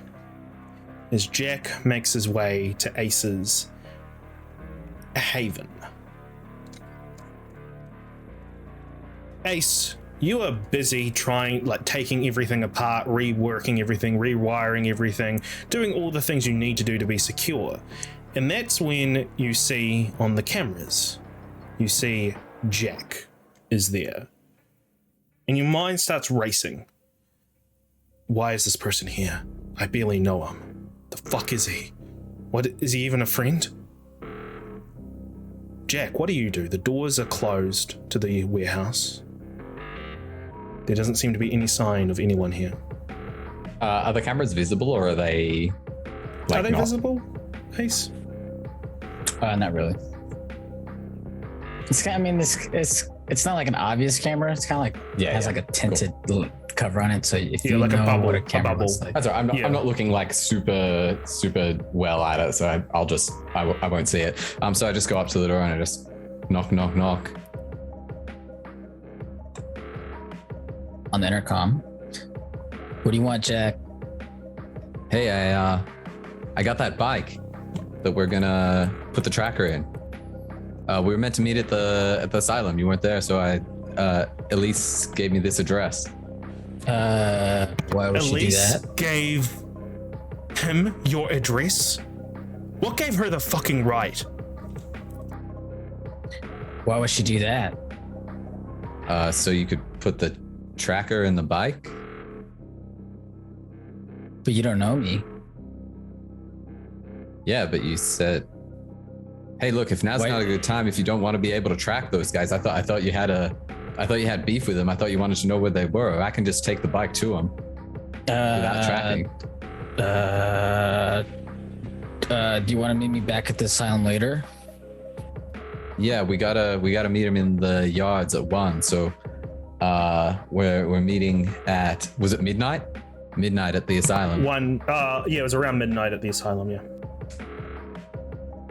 You all right, man? Can you leave your phone? Can you also leave your phone here? What, the new one you gave me? Yeah, just leave it on the ground, please. Yeah, why? Is it compromised? Something like that. Should I tell the others that their phones are compromised too? The others? No. Shit. That's right. There's more of them. Holy crap. Oh, this is a bad situation. I think they'll be okay. I'll worry about that later. Yeah, all right. Just leave your phone here, and I'll meet you at the pier. At the pier? We're going to the asylum. Yeah, sure, yeah. Why, is there someone else here? Do you need backup, man? No, I'm good. I just see you at the asylum. Everything's fine. Everything's okay. Yeah. Everything's not fine. I'll talk to you later. Yeah, all right. And so I'll take the phone and just put it down, and I'm going back to the asylum. Okay. You go to head back to the asylum. As you're just going to walk to the asylum, or are you just going to leave the bike there? I'm taking the bike. Okay. You go to walk the bike out of the little parking area through the gate, and as you're about to hop on, that's where you see T arrive with a folder underneath his arm. I'm not sure. T, would have you looked at the folder by now, or? No. Okay. He's probably looking agitated as he's making his way towards Ace's warehouse.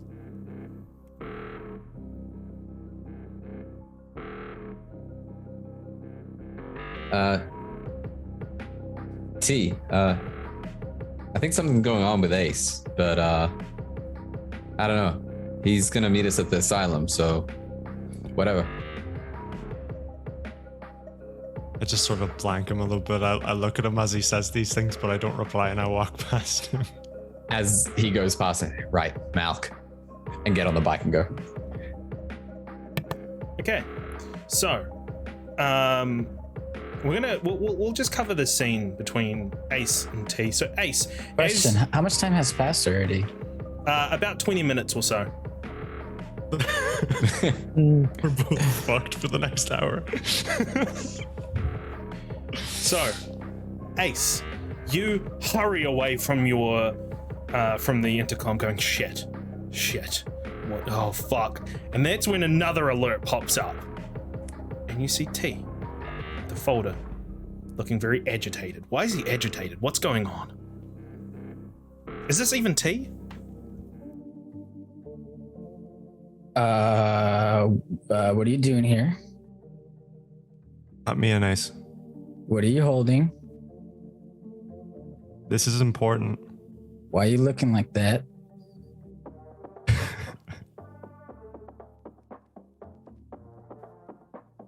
Let me in or I leave. It's as simple as that. Oh, T. cool. The beast inside you curls and says, "Why is the boy being difficult? What is happening? You need somewhere safe. Is this even a safe place? Even for you?" Ace?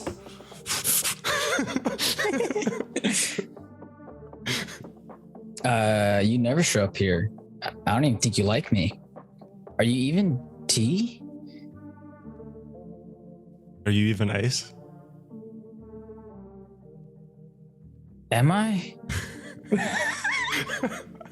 Shut up. What are you doing here anyways? I need your help, Ace. You never need me for anything. I need your help, Ace. This is a ploy. Prove that you're T. How am I supposed to do that? I don't know. You tell me. Imposti. We were in the sewers and there was a big werewolf thing. It tried to kill us. Okay. All right, you're T, but what do you want with me? You never liked hanging out here. I invited you like I think over 30 times and you said no every time or didn't even respond to me. My place isn't safe. I need a safe place.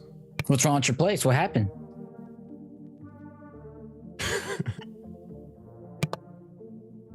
Are you being followed? It's too difficult to get into right now. No, I'm not being followed. How do you know? No, I'm not being followed. Physically look around. Ace, if you want to try to fight this compulsion to allow T in and let him into your safe bubble, I would need a a composure plus resolve from you, please. I'm aroused to blood. Aww. Yeah. No, that's a success. You don't get a hunger. Oh, sorry. My setup was messed up. All right, cool. You said composure and resolve. Mm-hmm. And I get a +3, correct? Mm-hmm. And do I get any? I don't get any bonuses that I'm in my haven? No. All right. Wow. Whoa. I'll just do that, buddy? I'll do a willpower. If you get another 10, that's a critical as All well. of, A messy all crit, of but a those critical. normal dice are a fail. I re-roll 3, right? Yep.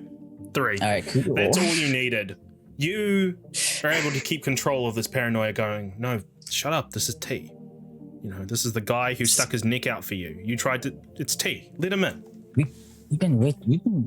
Yeah. All right, come in. Jack's not there, right?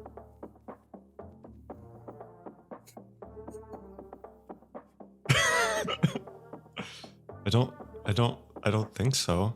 Shit. All right, cool. Can he go invisible? Oh, can you go invisible? Hurt, come real quick. Come inside real quick. I like scurry to the door and the door opens and I instantly close it. I'm like, shit, is he in? Is it closed? Did you double check if it's locked? Check if it's locked. I think it's closed. I'm holding it closed. All right, Maybe cool. I'll just stand here for a while. Yeah, just hold it and I'll come down and make sure. All right. So dumb. With that, how are you all feeling, gang? Do we need a break right now, or do we just press on? I could just watch this scene play out for like the next hour. This is fucking great. Yeah, I'm fine. I'm fine with finishing this scene out at least. Horrible, dude. Yeah. Yeah, I want to see what I want to happens. do this scene with paranoia.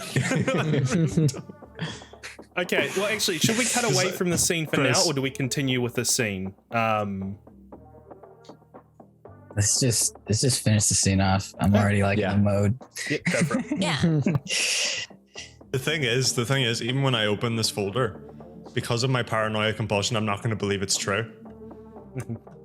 That is true. Anyway. We're probably gonna. We'll see what happens. It'll be funny. I sent you a DM, Chris. I don't think you've read it yet. I did. Also, I have a solution, Chris, of what I'm doing in order to fix my paranoia regarding the security protocols of all the devices that I've given out and my setup. It's a little technical. That's So I don't fine. know if you understand. That's fine. That's fine. Let's continue on. So basically, T has just gotten into the warehouse, is holding the door. Ace has emerged from his bunker. You see T holding the door back. Take it away. All right, move out the way. Okay, it's locked. Come in the bunker. Come. All right, cool. Get in. All right, I'm gonna lock it. You're cool with locking it, right? No, you're gonna be cool with it. All right, I lock it. What? All right, cool. Why does he want to lock me in? What's... Sorry, Wait, why are you speaking? translating. Why are you speaking out loud? Shit. Anyways, what's in your hand? What's that? Can you hear my thoughts? What the fuck? Yeah, I could hear him. Why am I hearing his thoughts? Wait, is he talking? I look at his lips. Oh yeah, he's talking. Okay. I'm not a psychic. Cool. All right, what's in your hand? Did you check if there's anything in there that it's tracking us? They told me not to look at it. Here, let me scan it real quick. Actually, let me just check to see if there's any. Can I check real quick to see if there's any radio waves coming from it? Okay. All right, cool. I'm gonna check it real quick. Don't move. Why does he want to check it? Because I have to. What's going on? All right, I'm gonna check it real quick. All right, we're good. It's just paper, I think. Question: do you open the folder, Ace, when you're checking it? No, I do not. I just scanned the entire thing to see if there's any radio waves coming from it. Then I pull out a tinfoil hat and I plop it on T's head. Wear this, trust me. And I plop my own. Okay, I you can hear my thoughts now. That was difficult. Are you gonna open that thing? I don't think it's a bomb either. I don't really want to. I'll be honest. So why'd you come here? I don't know. They told it's got Who's they? Information. What do you mean they? Who's they? I don't know. What the fuck? What do you mean what the fuck? Who's they? Anyways, this I don't even know if they're a person. This person said that if I opened it, it would really upset me and not to be near anyone. So what am I doing? What do you come here for? What do you mean? All right, you're gonna have to step out of the bunker real quick. I'm gonna lock myself. You could go upstairs. Let's do that. Cool idea. Can I go in? Can I use your sewer entrance and just sort of chill in there for a little bit? Yes. Great idea. I don't know, scream really loud when you're done or something and I'll open it for you. But actually, don't scream because that's going to scare the shit out of me. Go in there, knock 3 times and then say banana. Anyways, just go in the sewers. So okay with me going in the sewers? Is there something down there waiting for me? What the fuck? No, just an exit. All right, here's the sewer hole. Go inside. Here's a. Do you need a flashlight? Tinfoil fucking hat. Don't drop the hat, please. It's a new technology, not discovered by I need our a flashlight? Government. It's dark. It's a sewer. Why is it dark? What the fuck? Wait, you can see the night. Anyways, just get in there. All right, bye bye. And I shove him and I close it. Then I go back into fixing my stuff. Yeah, this is anything but a safe place for you, T. But you are alone in these sewers, at the very least, and one move away from going into going back into the bunker, and that's where we're going to cut away for the scene for now. And we're going to go over to Lou and Tommy.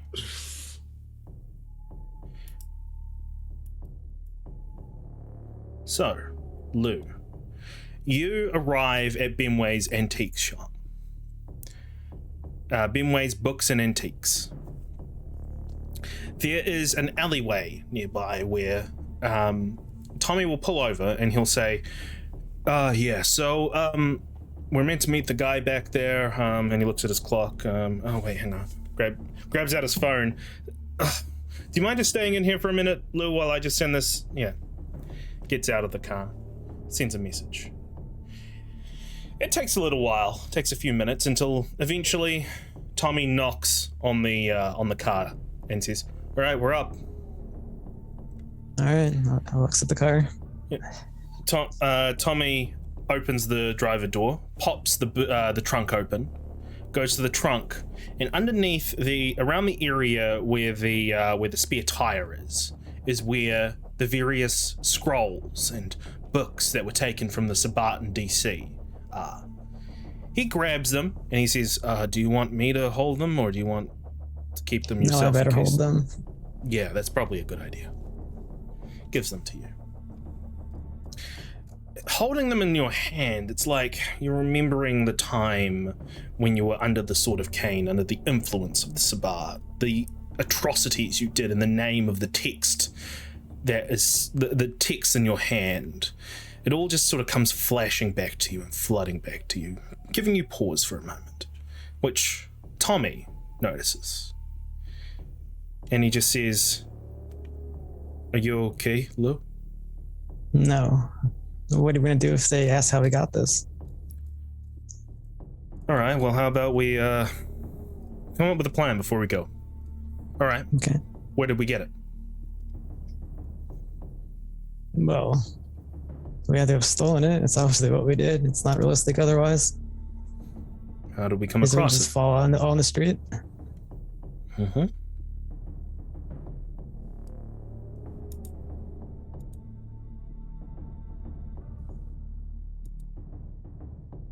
So, how did we come across it?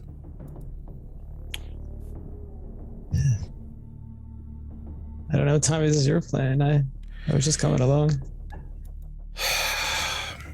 I don't know. Maybe you give me some pointers. I don't know. We're in DC. What do we say? We got it from DC? Do we say we got it from somewhere else? Yeah, we gotta keep it as close to the truth as possible. All right, got it from DC. We were traveling through. Happened to come across some of those low lifes and made it out with these things. Sounds like a solid plan. I don't think we need to go into any more detail than that. No, I think that'll work. Just hope he doesn't ask too many questions. All right. Okay. So both of you walk towards the alleyway and towards the loading bay area, where you see a man who is very, very tall and gangly with long brown hair and a goatee. And he looks over at the two of you and he just says, "Ah, you two must be my sellers. Hello, Dr. Benway." Puts his hand out. Man, I'm Lou Pierce. And I shake his hand. Lou Pierce and Tommy. Oh, quite a warm grasp you have there, Tommy.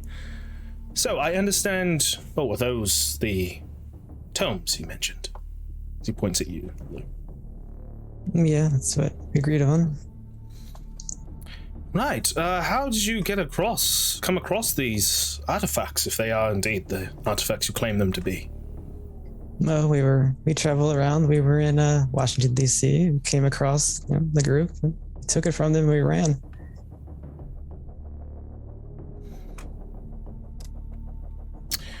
Okay. You just came across them. You bought them with you. You read any of it? No, I didn't know any of that in my head. Very well. Do you mind passing me the documents? I'll hand him one document. Looks at it. Reaches in his pocket, grabs out a little monocle, puts it on. Oh, this is quite extraordinary.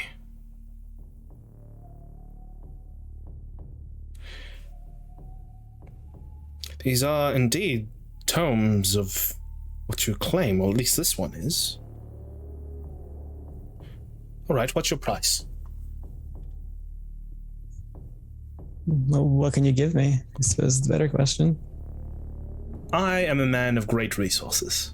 I can give you whatever you want. If it's favor you want in this city, I can pull some strings. If it's resources you want, I've got plenty of those. If it's information you want, I can probably speak to a sewer dweller somewhere. Your price, Mr. Luke.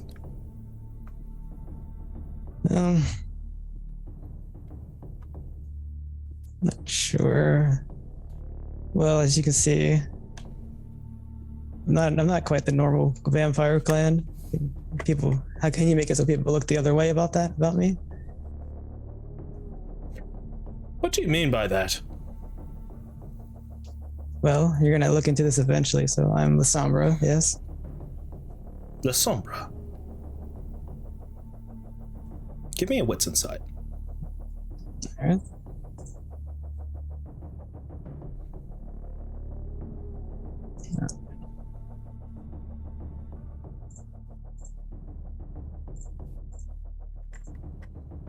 Oh. It's for a moment. There is a just a brief moment when you mention La Sombra that his posture changes, but he recovers very quickly. And he just says, I should be able to do something with that. And with your critical success, you can tell he's full of shit.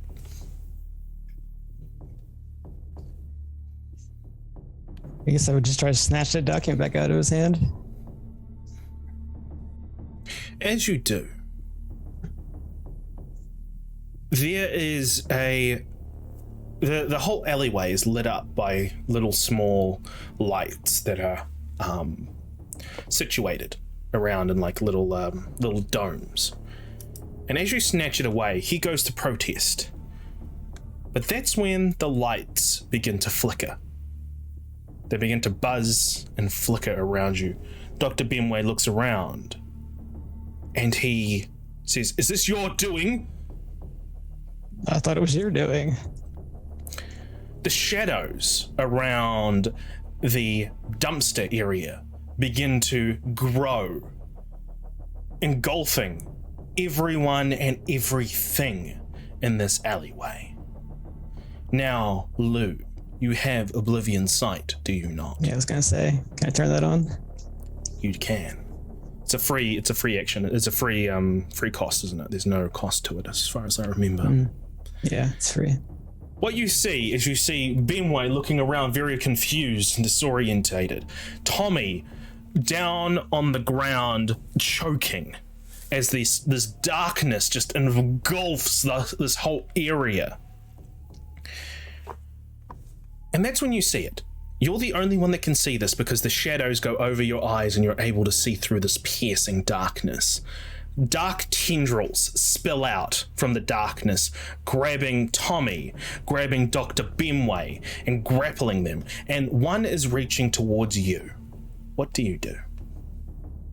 I would run back to the car and turn the headlights on. You're gonna, in this very brief moment, basically the tendril is reaching for you, so you're just gonna have to try to dodge out of the way for that for now. So give me a athletics plus dexterity, please. Okay, and I'll be rousing. You force the beast to try and help you. It obliges. 3. As you run, you get tripped up by a tendril that just goes around your leg, and you fall over into the darkness. And that is when you see two very expensive tailor shoes walk up into your vision. You are grabbed by this tendril and pulled up so that you're upside down, and you can see this man in full. He's got a very pale pallor, very long face. He's wearing a blue pinstripe suit, and he just looks at you. He looks at your eyes, and he just says, "A fellow member of the clan of Night, I take it. What is your name, young one?" Lou Pierce. "Eustace Lancaster." You're just dangling upside down. Are you going to try to break away from this? Or are you just going to converse with this guy while you're upside down? I'm just going to converse with him. Why are you doing this? You have something I have been scouting this area for a long time to obtain. As he points at the documents. Will you let us live if I give them to you? Indeed. And you're the Sombra, or will you offer me any aid or anything? Or are you just here for that? What do you know about Tally? Are you affiliated with him? I don't know him at all. Seems as if you're telling the truth. If I let you live, will you be willing to assist me with my work? Yes, I need allies. That works for me. Fellow members of the Night Clan bringing closer together. What is your opinion on how I suppose, do you have much of an opinion on the La Sombra here in Chicago? You're the first one I've met. Oh, so you haven't met Miss Van Boris then? Nope. She's officially welcome here. We are not. She is not fit to lead our clan. And you think you are? In fact, I do believe I am.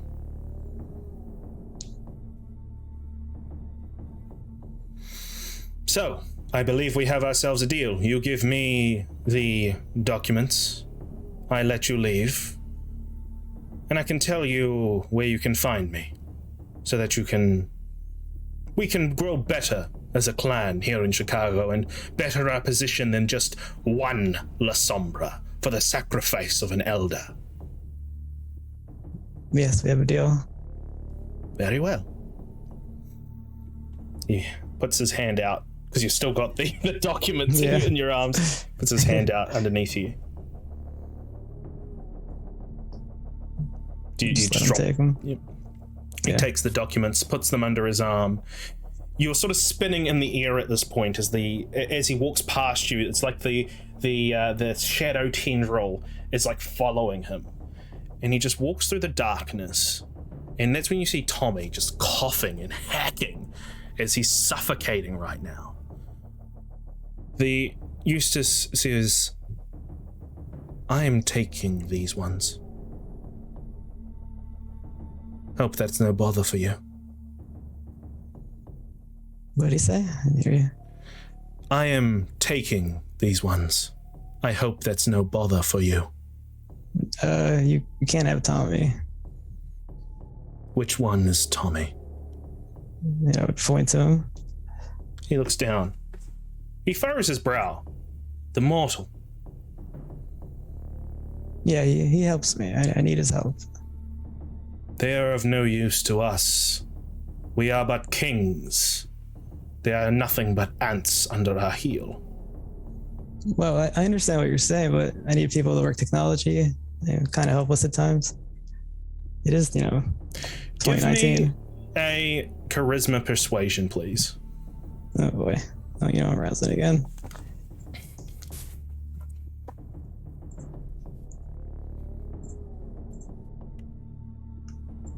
Oops.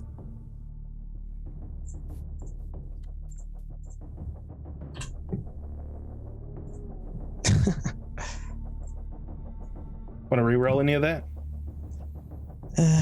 Yeah, I'll reroll it. Is it 3 or no? 2. 2.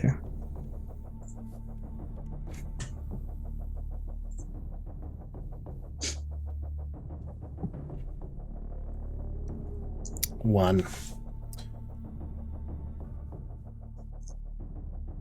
He'll look at you and he'll say, this connection you have with this mortal is a weakness.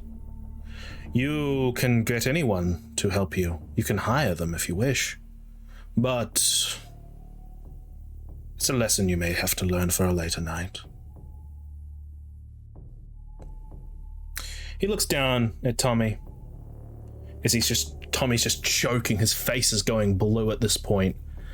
And he just says, disgusting, vile little thing.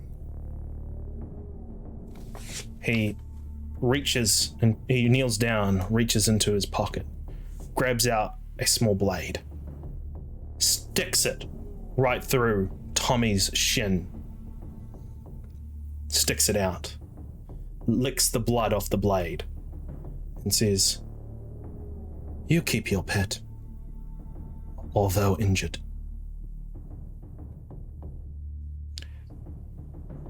Okay. Eustace Lancaster disappears into the shadows with Dr. Benway.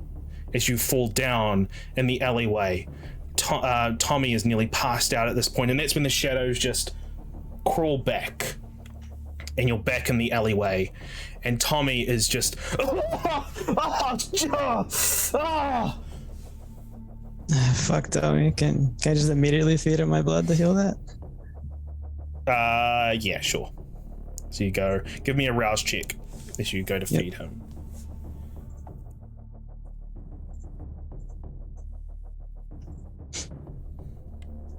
You gain a hunger. The beast inside you is like, there's another La Sombra in the city who is saying some shit that is reminding you of what. It's getting, the beast is just paranoid at this point, as is the theme for tonight, I guess. Clearly. But you don't suffer the paranoia compulsion. You just have this feeling in your gut. As you're in the alleyway with Tommy, feeding him your blood, just the two of you. And that is where we're going to cut for our first break for tonight. First break, huh? 2.5 hours in. I know. We've been going hard. Oh my god, we went from such a fun scene I do think to this that session shit. should be renamed to the Paranoids, just saying. Yeah, Paranoid. but justified paranoia. Okay, so we're going to go for a break for about, was it 15 minutes is the timer? Yeah, I think we'll take a 15-minute break. Yep. Don't go 15 anywhere, minutes. LARPers. We'll be back. Guys. We'll be back in 15 minutes. Stay ahead.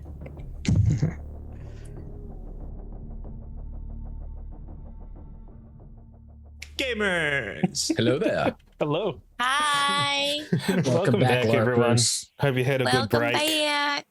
Hope you had a good break. Hope everyone's all rested after a very long first quarter, I guess. So get ready to buckle in, because early start time means a longer game. So Yay. First quarter? Oh, shit. So we're going to start back up an hour after the compulsions have, well, sorry, not an hour after the compulsions. Once the compulsions break for both T and Ace, we're going to start off with T. You've been staring at this document in the sewers, too afraid to even open it. The paranoia stopping you from even wanting to open it. But that's when the paranoia fades away, the blood loses its tension within you, and the beast subsides for a moment. It's just you and this folder. What do you do? I'm kind of imagining it's like a bit of a tube sort of deal. So I've like been pacing back and forth in front of the ladder to Ace's place, and this folder is like pretty far away, just like sitting on the ground, and I've just been like walking back and forth, staring at it. And like you said, the paranoia subsides, and I pace a little bit more, and I start to get curious rather than paranoid. Since I received it, I've been very, very tense and sort of hyperventilating, sort of, not fully, but sort of getting there. So the document is lying on the ground, and I sort of like slowly start making my way towards it. And the same way I picked it up in the first place, I sort of turn my head away as I pick it up, not really wanting to engage with it at all, but knowing that I kind of have to at this point. I pick it up and I have it in my hand. I'm looking at it, and then I slowly turn the front of the folder, trying not to glance at anything on it. I don't know what's in it. You're gonna have to tell me what's in it. The first thing that hits you is a white page. It's basically a brown folder with a bunch of little files and documents clipped in. And the very first thing is a typed up white page. And if you don't examine the words straight away, you're not going to see much. But it looks to be a report of some kind from just a glance. Okay, well, I don't read it. Okay. I sort of, depending on how many files there is, I sort of like keep flicking them over, Okay. glancing at them, but not You reading them. flip past the first page, moving the white paper with the typed up report document. You flip over, and that's the first thing that hits you. It's a photo. It's a photo of one of the walls of your apartment, covered in dried blood writing and scribblings that are very hard to read from the very small photo. You flip past that one, another one, your old beard.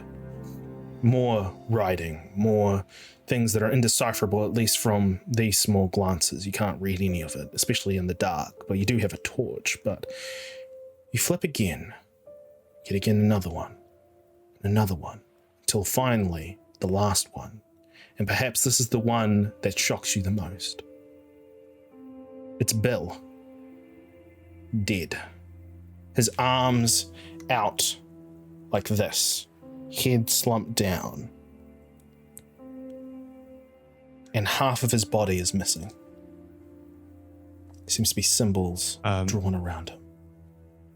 Not even a split second of reading that. I immediately flipped the folder closed again. I sort of lose my balance a little bit. Not fully, not yet. And then I slowly reopen the folder to that front page. I presume it says his name somewhere in there. Yes, it does. Bill O'Leary. That is the first thing. It's the first thing my eyes lock onto. And then I drop it and I fully lose my balance.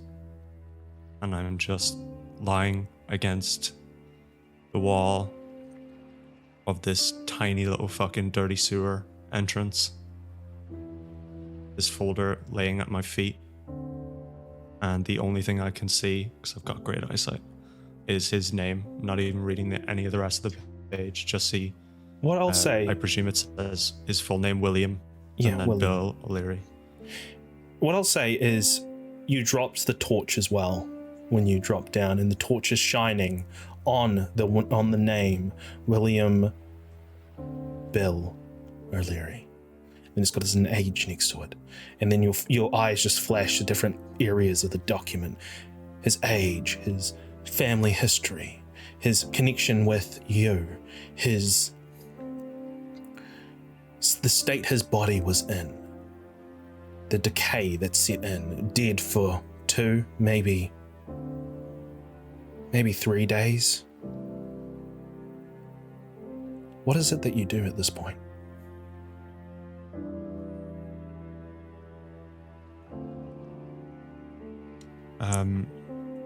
I think at this point, T is 100% hyperventilating, or at least trying to replicate. I'm not entirely sure if Kindred can hyperventilate. But I think his Malkavian mind and his body is tricking him into thinking that he is hyperventilating. There's been very few sort of anchors in his life. The first sort of anchor he encountered in Chicago was his role with Ace. And that sort of dropped and it became Bill. And then that again sort of transitioned into Bronwyn. And since he's arrived in Chicago, everything has gone wrong. And I think this realization that he's lost this person, regardless of their sort of position towards him, was probably too much. Way too much for him. Outside of what I'm currently feeling, I don't know what else he would do. I'm shaking. At this point, Ace, the paranoia has subsided in you. You've done everything you need to do. You feel pretty good. And that's when you realize you haven't heard from T. He was in the sewers. You feel a little silly about what happened earlier. Maybe it's time that you go and see if he's okay. Yeah, I'm such an idiot. And I took off the tinfoil hat. Oh my god. Alright, I'm just gonna send this file over to everyone. Jack's phone is in the front of the warehouse. I'll get that right before I leave. Also was able to finish this thing. Okay, just put it in my pocket. Crap! I put T in the sewer where we got bonked. I'm gonna check on him. I go to the sewer, open it. T, are you there? I don't immediately notice that I presume it's a manhole. I don't immediately notice that the manhole is open. I picture it as a hatch. Voice. Like there's a hatch, like a sort of hatch. Okay. That's fine. It's the same sort of idea, a ladder leading up to an entrance. So that opens and he speaks. The initial words don't reach me, but the echo in this tight space does. And I just say, Ace, I beg you, do not come down here. It will not end well for either of us. Is there anything I could do for you?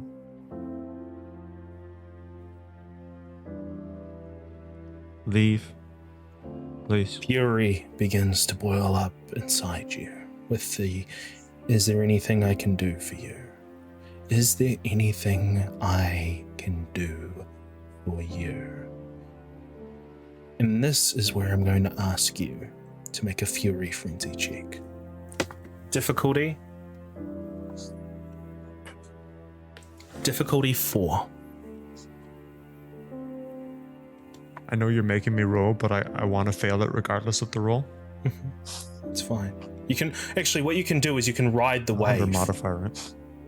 What you can do is, rather than roll, is ride the wave. You describe the scene as it happens, as you Fury Frenzy in the sewers. Yeah. Okay, I will do that. Okay. What happens? I'm not like near the ladder because I've gone to pick up the folder. I might try and describe it from Ace's perspective. You start hearing footsteps that get faster and faster and faster until you realize that T is coming at a sprint towards this ladder. Yeah, since I've seen you Fury before, I just say, oh shit, and then I just lock the hatch, close it, and I lock it. T, in his fury frenzied state, is gonna climb this ladder and start bashing on this hatch. And I imagine that's how this scene ends, with T just screaming, crying, perhaps, in a rage of sadness and fury, as Ace is leaning against the hatch with all of his weight, perhaps saying a word or two to try and console his friend, as his friend is just bashing against the hatch. But it's quite a sturdy hatch, thankfully. And that is where that scene is going to fade away. And we go over to Jack. Jack, you arrive at the asylum. There's nobody else here, no other people here. Was the asylum unlocked, by the way, Elise? You muted.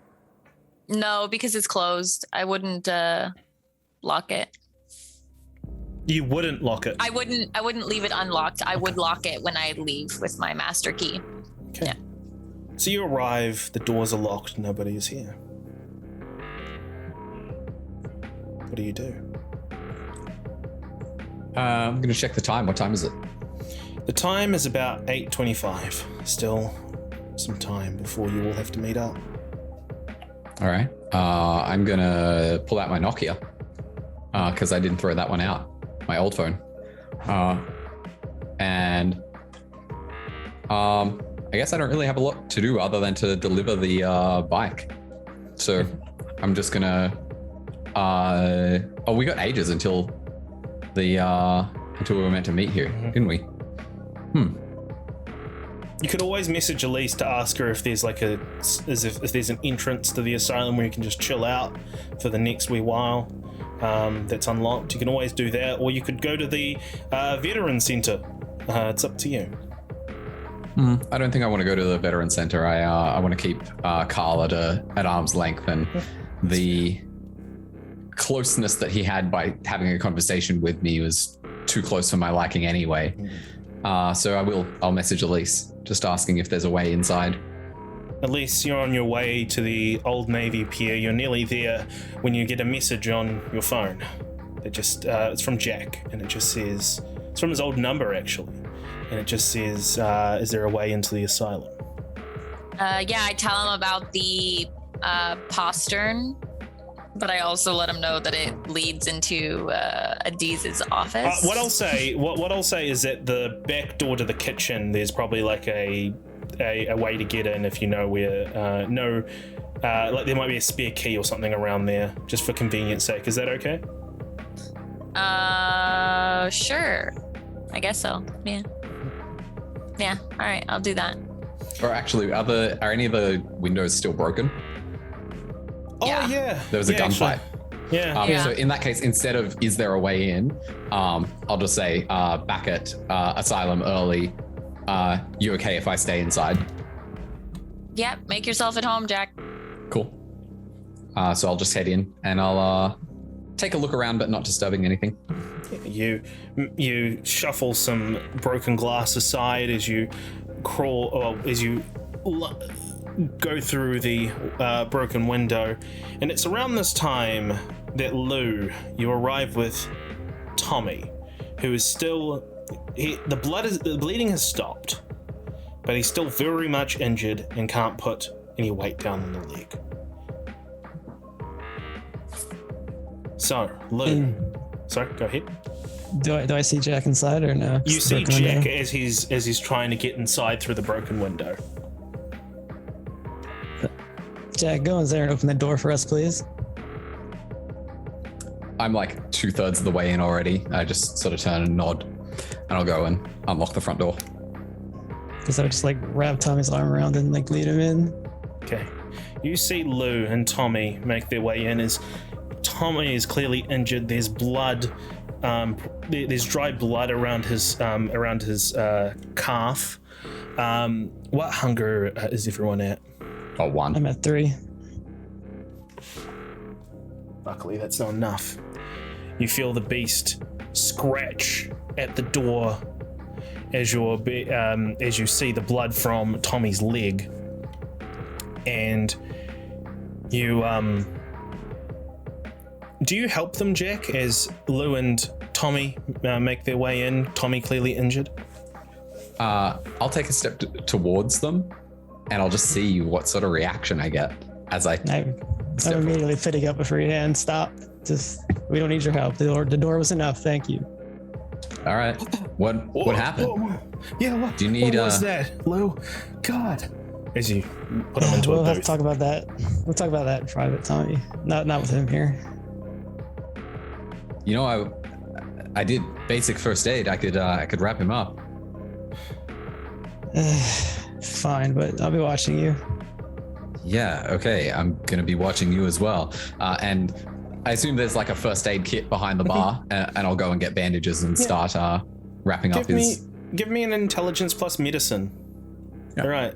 Is there anything that you're going to say as you're doing first aid to Tommy, to either Lou or Tommy? To Tommy, actually, I will. Let me just do this roll. It was intelligence and medicine, did you say?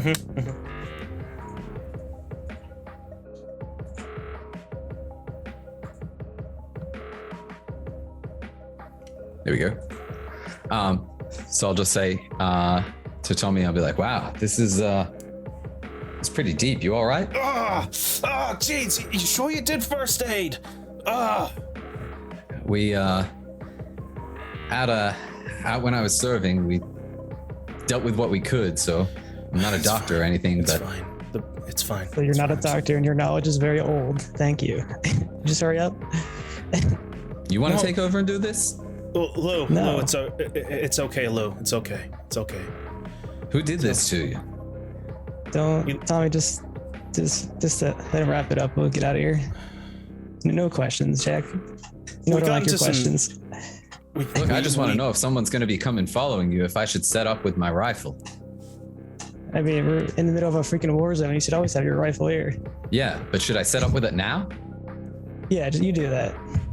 All right. And I just leave him half bandaged. And I'll just, I'll get my rifle and I'll just sort of get a spot where I can sort of see outside. with that, I think Tommy is going to try to talk to you, Lou, about what the fuck just happened, because he was out of it for most of that. And what I want to know is Jack going to be listening in? Oh, 100%. Okay. Absolutely. Give me a... okay, I'm going to either ask for a wits awareness or a composure plus stealth to try and stealth. So you have the choice between those two, and I need you to give me a wits awareness, Lou, to see if you can...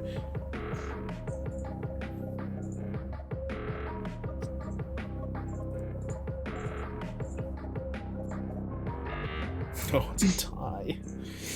All right, roll 1d10 each. How do I do that?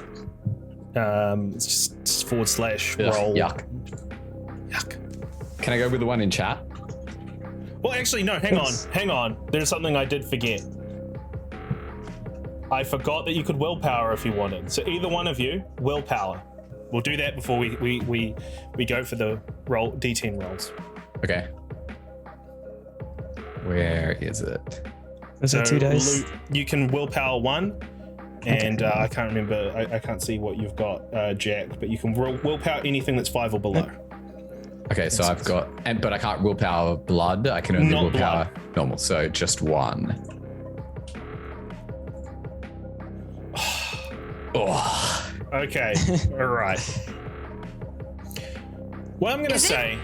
Is it just me, or is it counting them wrong for Lou? Shouldn't Lou have a success of 3 because it's 6, 5, 5? No, it's 6 and above is a success. 5 is a fail. Sorry. Okay. Okay. Thanks. So, what I'm gonna say is that Lou, you're aware that Jack is probably going to be listening in, but Tommy, he doesn't really care at this point. He's like, Lou, can you just tell me what the hell is happening? What happened? 1 minute we're in the alleyway, the next everything goes dark, and then I wake up and my leg is like this. Well, there was another interested party tonight, Tommy. What, another No, fucking looking. Sabat? He just yells at this point. And then I just immediately put my hand over his mouth. Just shaking my head. What the fuck were you doing with the Sabat? It just came to us. I have no idea. Why would the Sabat just come to you? So we were selling something that they had. So I'll turn my gun and point it to him. No, and I'm putting my gun out and pointing at him.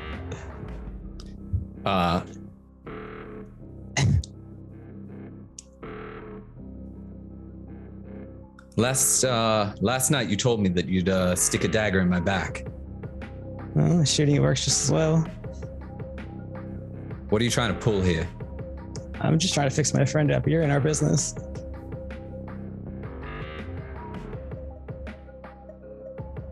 Put your gun down.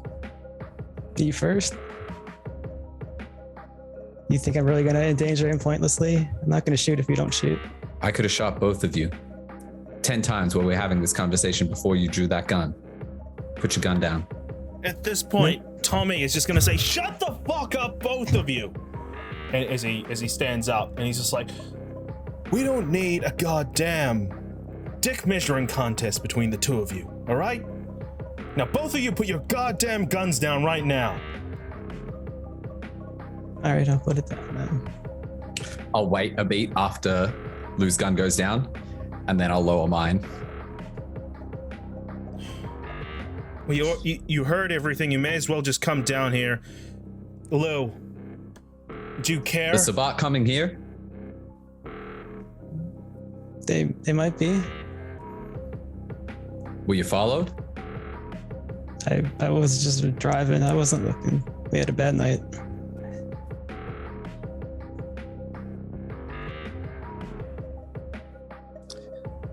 I'll sort of come to a spot where I'm still in a relatively good defensive position, but it's more of a conversation, like a spot that I can have a conversation with them instead of yelling across the room. You've got the high ground pretty much at the moment right now. You're on the little balcony above them. Don't try it, Lou. Okay. And with that, Tommy just says, I had some stuff from the group, the Sabbat, and I was selling them to a seller, and then that's when everything went dark. Lou, he could probably tell you more if he wants to, but that's all I'm saying. I don't want to tell him more.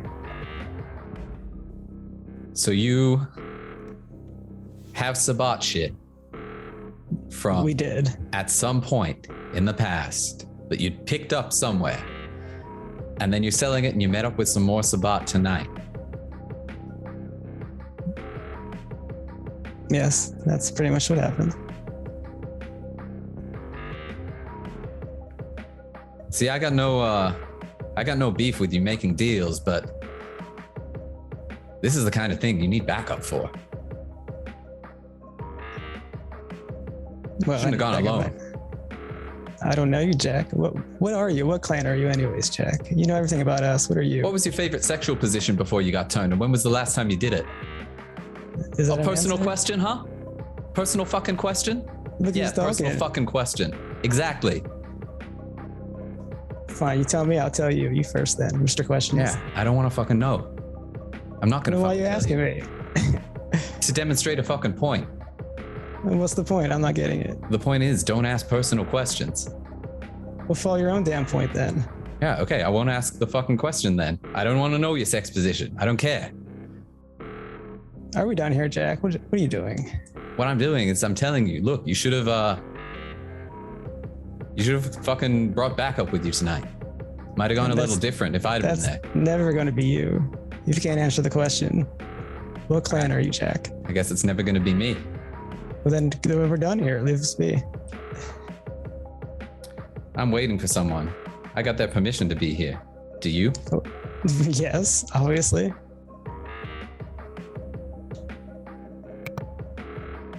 Tommy is gonna get off the booth, and he's just gonna say, Lou, how about we just go back to the motel?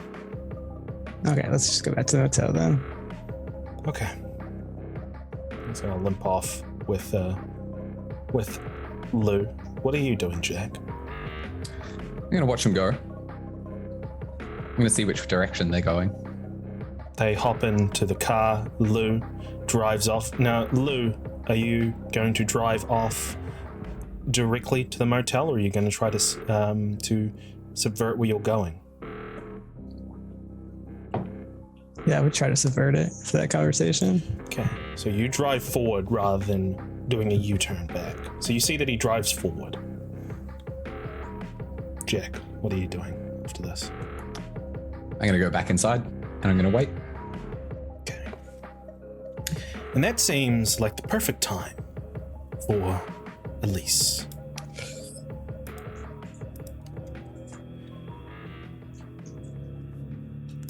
Elise, you reach the Navy, what's it called again? It's the Navy, Old Navy Pier. It's a... Old Navy, dude? It's where you buy clothes? It is a 3,300 foot long pier over the shoreline of Lake Michigan. You look at the marvel of neon lights that surround you. The Ferris wheel towers over the pier in the center, standing at 196 feet with spokes that illuminate a light tinge. As we draw closer to 10 p.m., many of the attractions in the pier are beginning to close. The musical carousel and teacups are closed for the night. Many families and tourists and even a few locals are beginning to dawdle as they make their way out of the pier and towards the hive of downtown Chicago. While looking around for who your mysterious messenger can be, you see a beautiful woman, poised with long brown flowing hair. She's looking out towards Lake Michigan, wearing a leather jacket with rhinestones in the collar. She turns, her hair flowing with the wind, and smiles widely at you. Now, Elise, you need to make me a composure plus wits, please. Okay.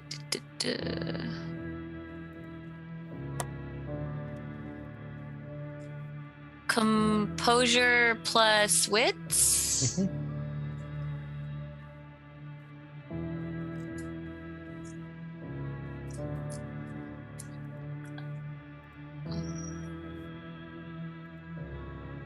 I'm gonna do a willpower and re-roll 2.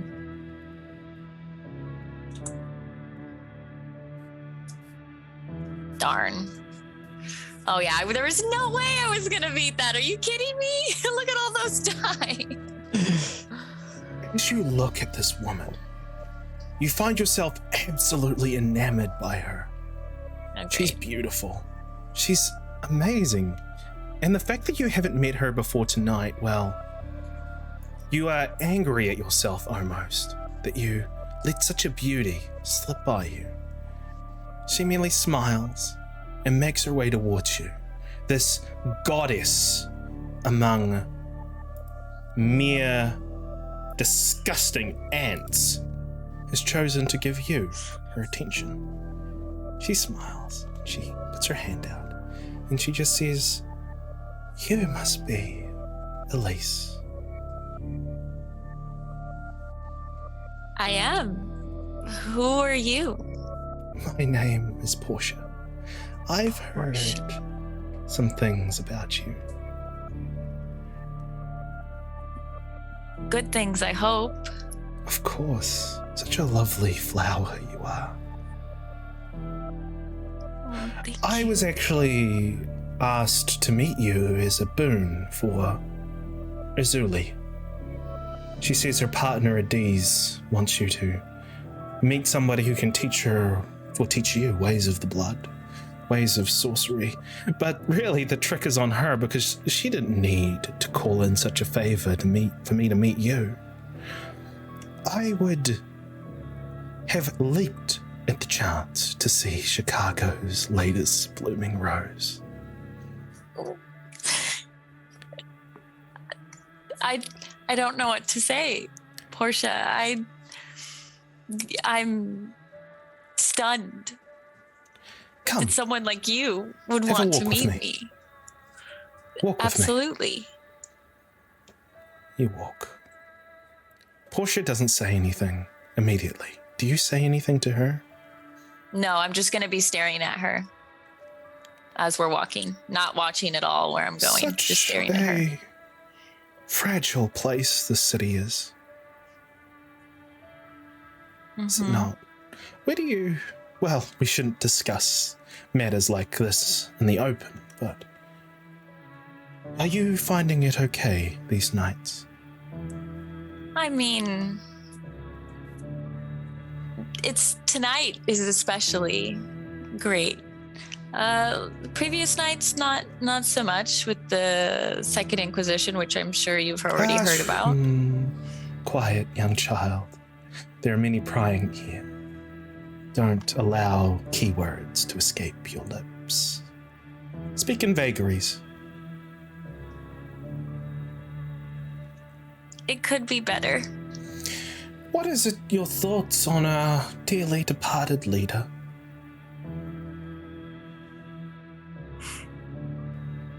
I don't really have any. Wasn't a favorite of mine. Did kind of put me in a position I didn't want to be in. I came to Chicago for my own reasons and kind of got roped in. So What are those reasons, my dear? I'm here because, God, can I resist at all? Or like, can I roll anything to resist? I'm going to So say, obviously I don't want to tell her. Give me a willpower. It's going to be Okay. a very high check. Okay. So I have to. WP. What's- A willpower roll. WP. Yeah, or there should be a button for willpower roll. Okay. And do I put any modifiers in? No. It's a good roll, but not good enough. You No? can't re-roll Okay. willpower rolls. Yeah. Okay. So I have to tell her what I actually came to Chicago for. Well, back when I was a human, there was this man. Keywords, my dear. Yeah, Back in right. your old life. Sorry.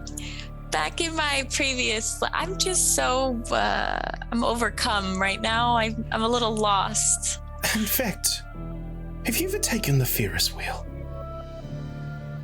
No, I The haven't. view is absolutely divine.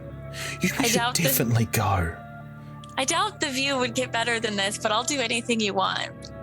Okay, that's what I like to hear. And she walks up.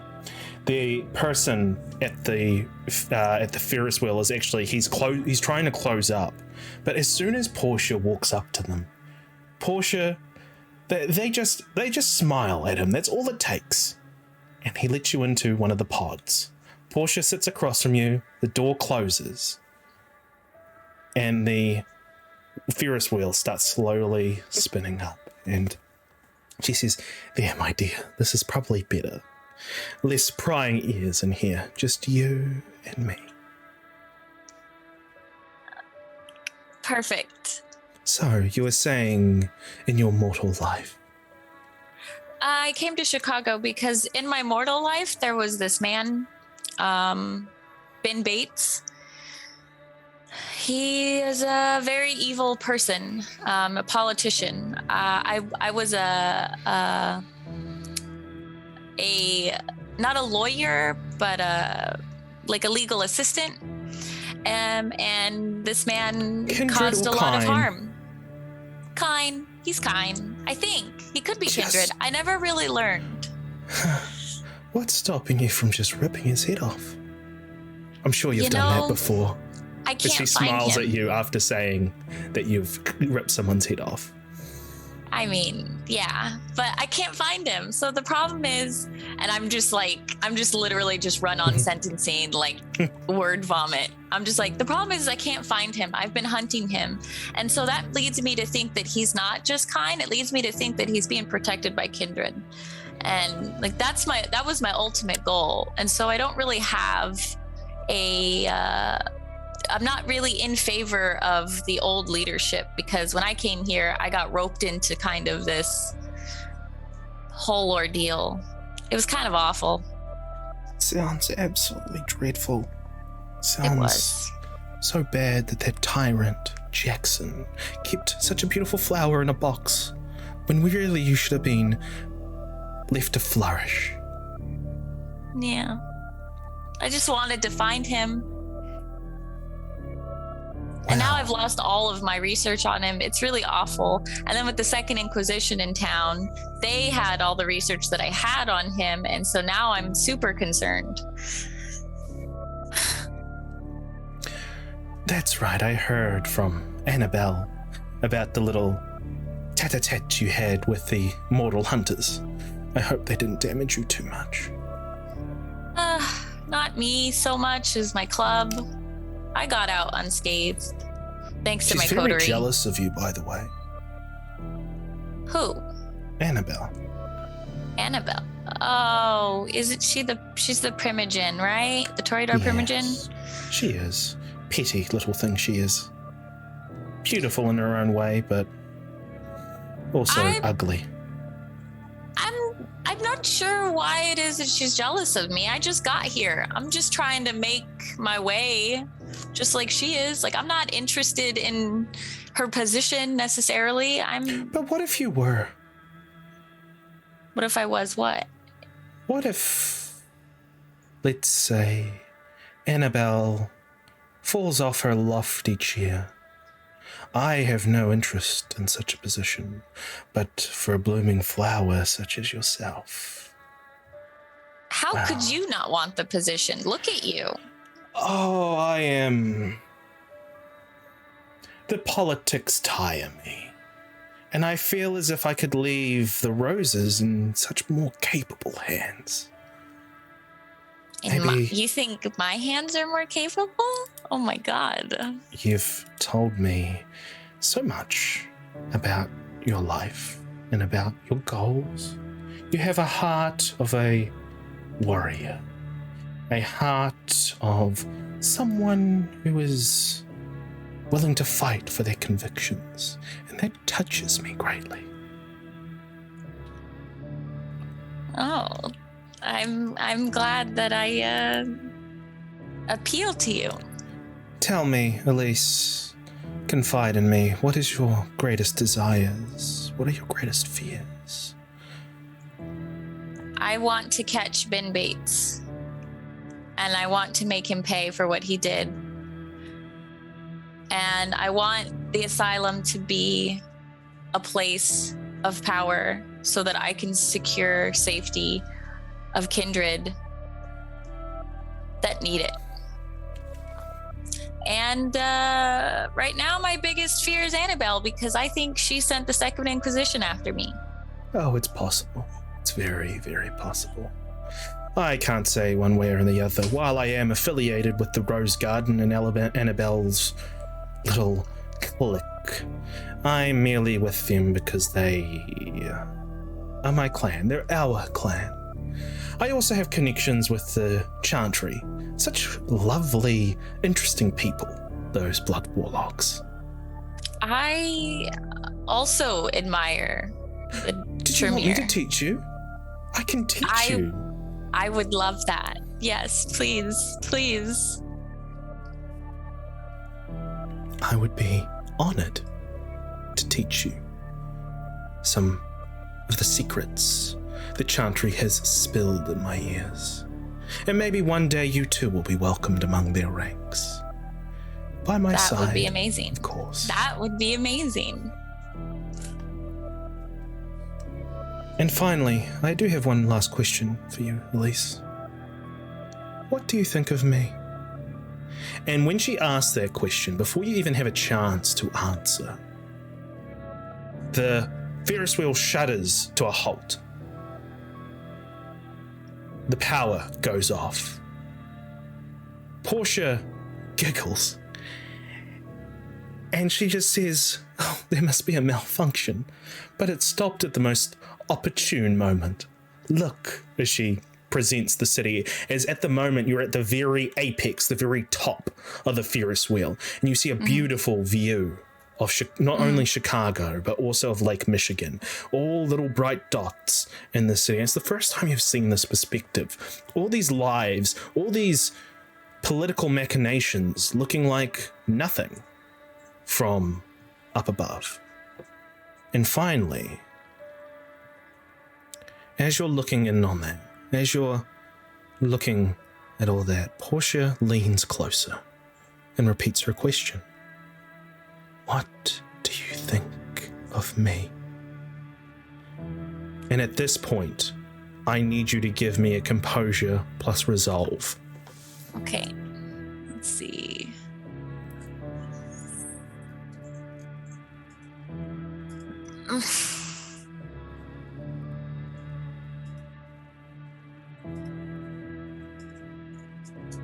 I'm gonna re-roll 3.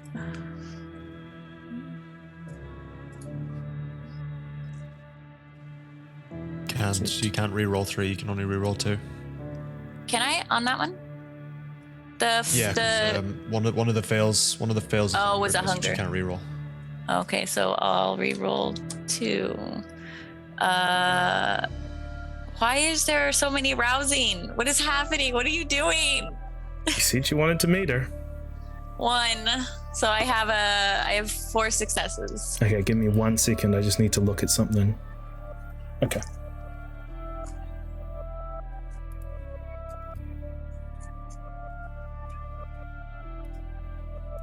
Could I have roused the blood in that time? Could've. Oh my god.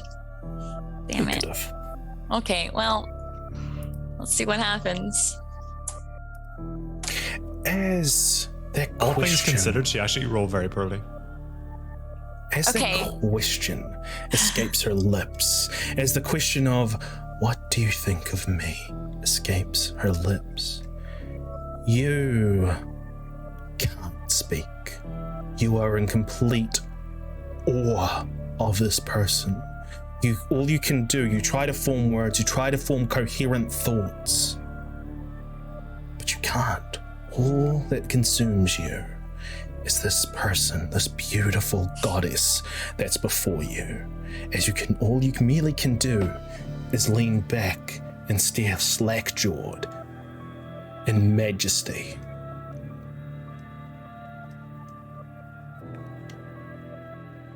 Portia smiles at you as you find yourself unable to even speak, to even utter a coherent sentence.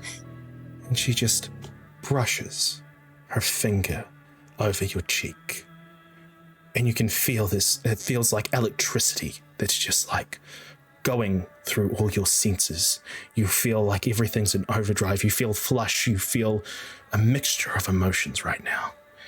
And she just merely says, "You are such a beautiful rose, with such passion and such potential."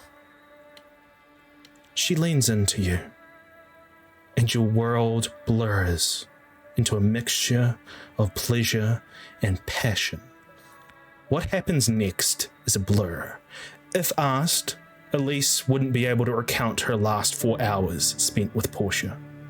There are flashes, sneaking into the IMAX movie theater, putting on a movie for just the two of them, gallivanting through the night scene in Chicago, flashes of passion, lust, love, blood. Lots of blood. Some Elises, some Portias, but mostly from others whose faces blur together into one hedonistic image of fiery passion. Elise, Gang 2 Hunger. Sounds good. Elise, when you wake up and find yourself back to reality, you are in your office. Completely naked, your jaw caked with dried, flaky blood. Your attire, or what you were wearing before, in tatters on the ground, stained in blood.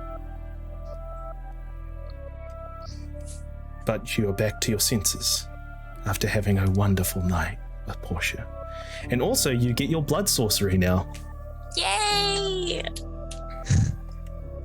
Well, that's not going to come to bite me in the ass, I'm sure. Because it's now, I missed the 1 a.m. window, right? Because it was 4 hours? No, it was 10 o'clock when you were talking with Portia. Okay. So I miscounted. So 2 hours. 2 hours. Okay. I miscounted. Okay. Cool. Great. So, also, Jackie would have seen her enter, but like she would have been in a complete daze. Her clothes in complete tatters. She wouldn't have responded to you at all. She would have just walked into her office and closed the door. And I would have been covered in blood, so that would have been great. Did she turn up on her own? On her own, yeah. Okay, cool. So I don't have to talk to Portia. Cool. All right. Yeah. I mean, I asked for this. I was like, I want to meet her. I like her. I want to meet her. And so, you know, whatever. It happened. Oh, she's fucking cool, but she's scary as shit. I want to be her. Okay, so we're going to rewind time slightly before everyone gets back together at 12 at the asylum. Now, we're going to rewind time to when T has passed his fury frenzy, when T has calmed down a little bit, and that's when the banging at the hatch door stops, Ace. And I'll leave the scene to you.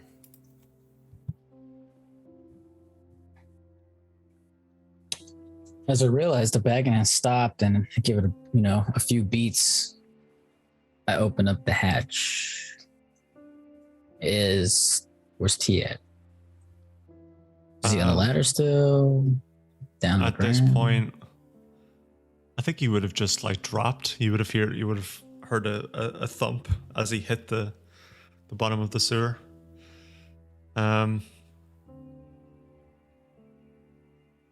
Reading chat is fucking wild. Yeah, you would have heard a thump. You'd be able to see him, but he would be his head in his hands, on his back, sort of lying against the wall.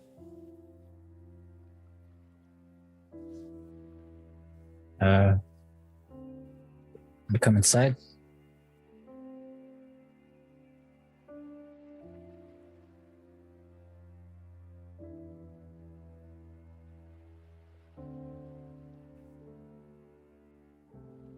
Stand up,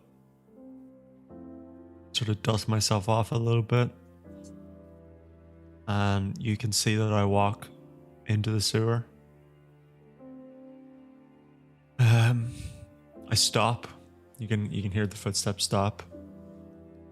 And then you hear footsteps coming back again, and you see me arrive at the bottom of the ladder with the folder you saw me enter the haven with closed and by my side as I slowly climb the ladder. I reach out. I reach out my hand towards you. Sure, I'll grab it. And then I pull him in as he climbs. So, close the hatch. What did you see in that folder? Is there like a table or anything in this place? Yeah, I mean, there's the table or the armory. Yeah. If it's possible for me to throw this folder somewhere where it lands and not just sprawl all over the floor, I'd do that. All right. And I say, use to me what Pops is to you.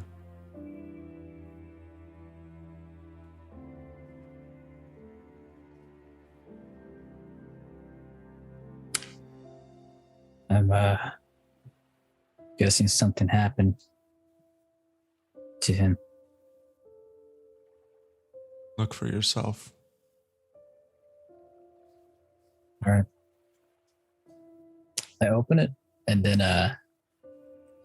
pretty much see the contents inside. And as soon as I see the body cut up, I close it. I'm like, oh. You'd also recognize it as being T's apartment, old apartment. Okay.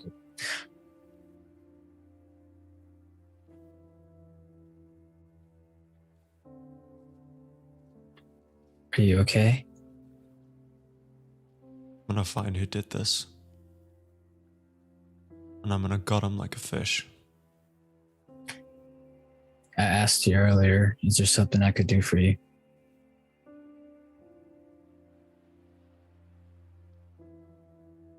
I could certainly help out with this.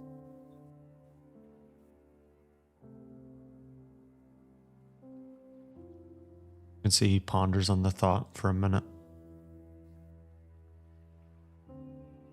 As he ponders, I take the tinfoil hat off his head. I'm no longer wearing that. Shut up. I crumple it and I toss it.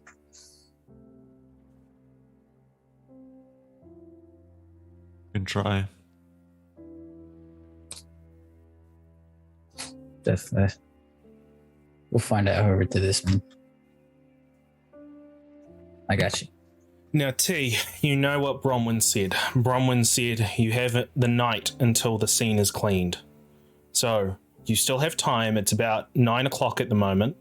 Do you want to go back to your old apartment with Ace and investigate the apartment before it's cleaned?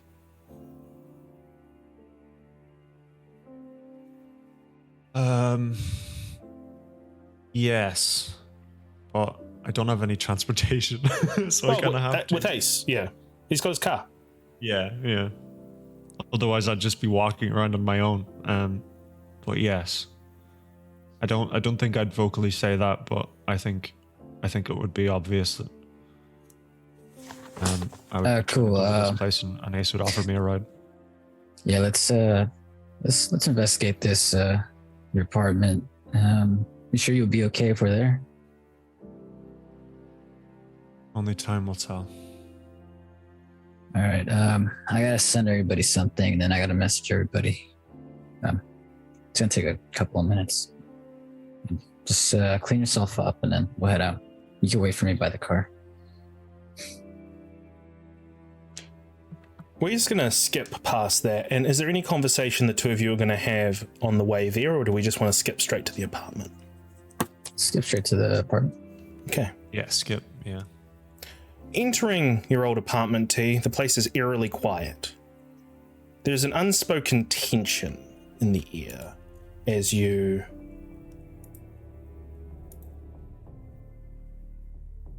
enter and ascend the stairs towards the apartment number. There seems to be no ambient noise here coming from any of the surrounding apartments. Give me a wits plus awareness, both of you, please.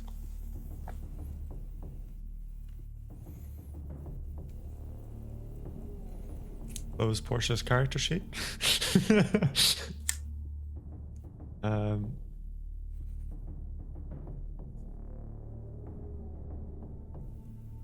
With your combined wits awarenesses, I'm going to say both of you notice this. You see, as you reach the apartment number, and before you enter the door, both of you see somebody standing at the next flight of stairs, staring outside a window. T, you recognize this as the boy who you dominated 3 months ago, who saw you feed from another person in this apartment. And this boy is just staring out the window, facing away from you. He seems to be the only sign of life here in this apartment right now. I roll an insight on him. Sure. That's what insight's for, right? See what people are feeling. Wits plus insight, yeah. 3. So what, you're just going to see what you're feeling, what he's feeling? Yeah, like is he present, or is he just sort of like dazed? He's not present at all. In fact, are you going to go and look at him? I would say yes. Okay. You go and look at the boy, and you just see that he's just staring out the window with a vacant expression on his face. He doesn't seem to even react to you when you come up to him. It's a vacant expression. But I'm gonna do this in front of his face. Nothing.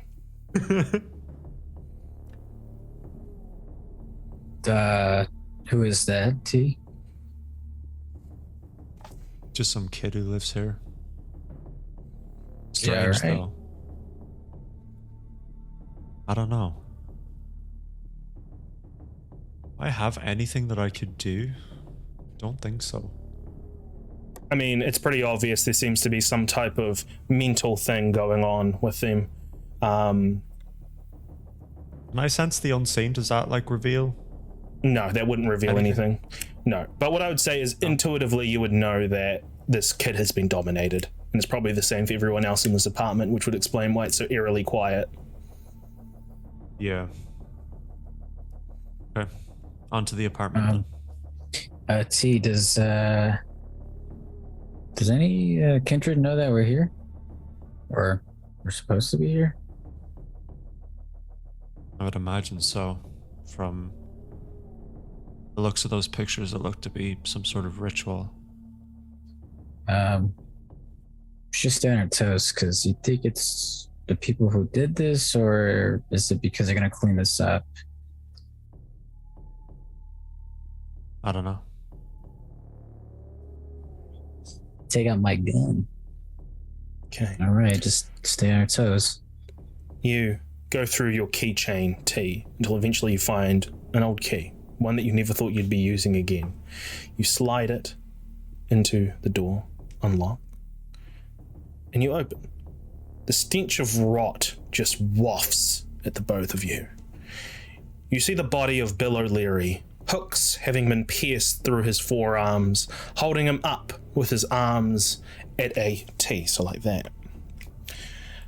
The chains looped around the rafters. The rotting remains of his stomach have fallen to the floor, becoming a congealed black goo, a bile of some kind. The look of pain and agony etched on Bill's face. You're hunger 4, aren't you, right now, T?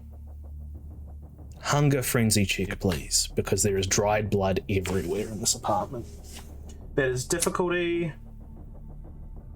2. It asks me for difficulty, right? It's not like part of the modifiers.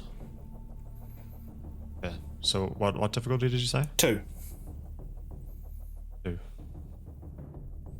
You're able to contain yourself as you feel the beast claw at the cages. You've been ignoring it all night, growing hungrier and hungrier, but you're able to contain yourself. The walls of the apartment are covered in strange, dried writing, blood, written in blood, all of it. None of it truly decipherable. What you do notice, and this is something very obvious to the two of you, is that behind Bill is a giant upside down cross, and the T, like the bottom of the cross, goes with his arms, like where his arms are like that, it goes with his arms. And at the bottom of the cross is a circle with blood smeared coming out of the circle, almost making a halo around Bill's head. Now, T, you need to make me an intelligence academics roll. Oh! To know what that symbol means. For the first time.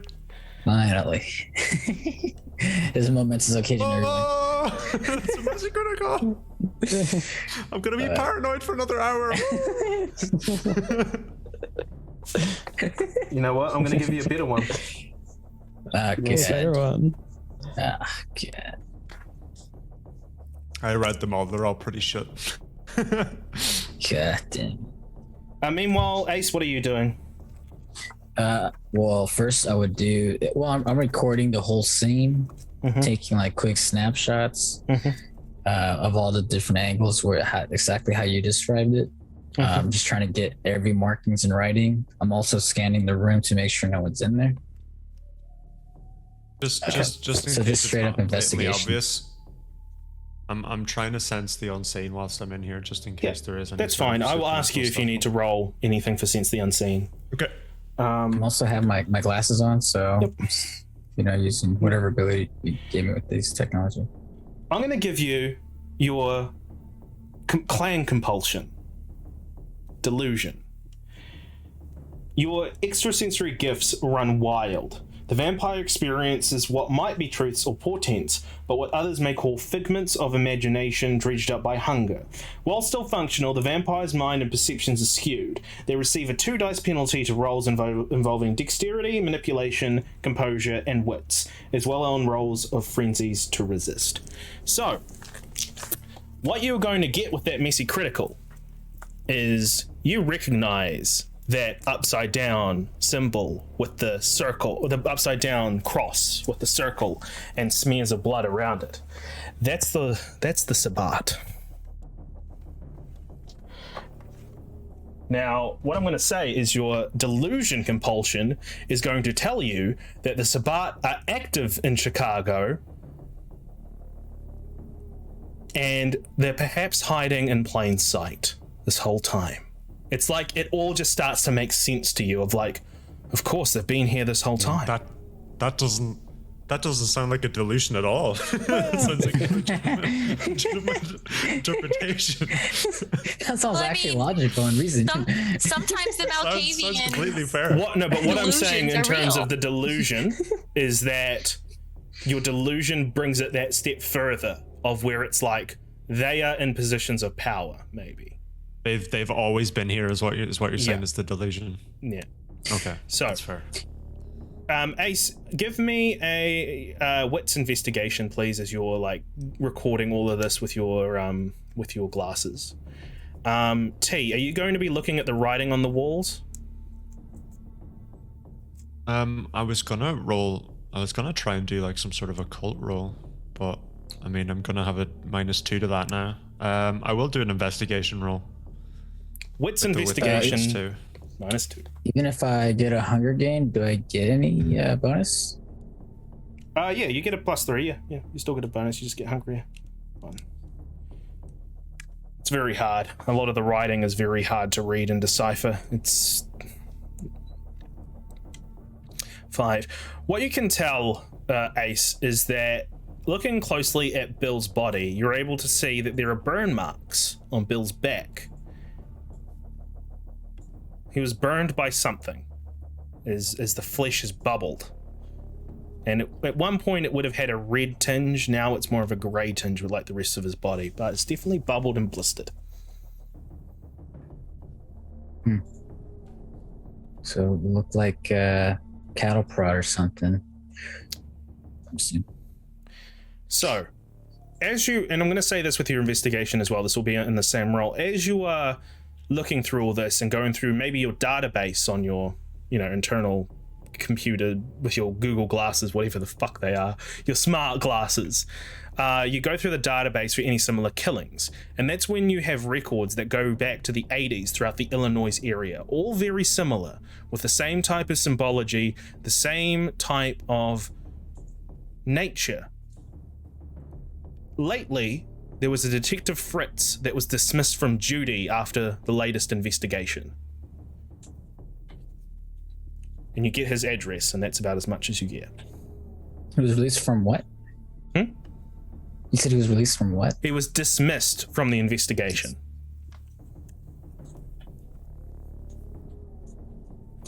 Okay. Noted. All right.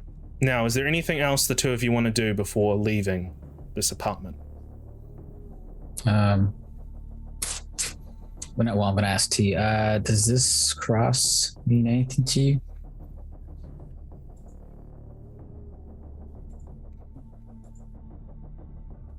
I think I'll just be honest. It's just a bot. What's that? Group of radical kindred. They don't really care for the Masquerade. Ah, shit. So, kind of like Sweetie Pepper? No, he's just an anarch. He doesn't align with the anarchs, but that's what he is. I'm assuming the Sabbat are also dangerous. Can be, in numbers. Are they usually in numbers?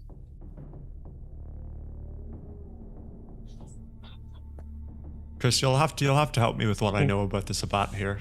What you know about the Sabbat is that they were very active before they all suddenly started to disappear around domains around the world. Very active. They were fighting against the Camarilla. And what did you get for your academics? It was a critical, wasn't it? It was a 4. Yeah, 4 with a critical. Yeah, I'm not going to say you know exactly what their deal is. You just know that they are fanatics. Do I know that they mass embrace? No, you wouldn't know that. Okay, well I won't I'll retcon the numbers thing, because I technically wouldn't know that unless I know that they mass embrace people. Well, you know that there were lots of them before, and now there seems to be none of them. Yeah, but I was gonna say that they tend to embrace a lot of people, but I can't say that anymore. Right, retcon. Cool. Yeah. Question. Okay. So, I mean, I haven't really heard of them ever since I turned. So, are they not around anymore? I mean, clearly they are, but the number's low. I'm starting to think that they never left Illusion. Wait, you're saying that they're around too? So everyone so that guy that was outside. Well, he's outside, right? What, the boy? The kid. The little kid? Yeah. The little kid. Yeah. Is he? He's a Sabbat. Is he dominated right now? That was my first thought. I think Should everyone we here get- has been. I think we should probably leave. You got everything you need? Yeah. Okay. All right, let's just go. And with that, both of you leave T's old apartment, and the camera lingers on Bill's dead body as he has this look of horror on his face. Once again, the meat hooks just put through his forearms, holding him up. And that's where it fades away as we go to our second break for tonight. Second quarter. I should have said third. I was trying to think of the right word and I said quarter. So thank you so much, everyone, for sticking by. We'll be, 10, 15 minutes? 15 minutes? Yeah, we'll give it another 15. Yeah, we'll be 15 minutes. We'll be back. I hope you're all enjoying your time here, and we'll see what our coterie get up to, because they still got the Wolf Pack to contend with. Or the Wolverine Gang, as they fucking call it. Wolverine gang. Yeah. Wolverine gang, fuck yeah. Right. See you Fucking guys later. Wolfensteiner boys.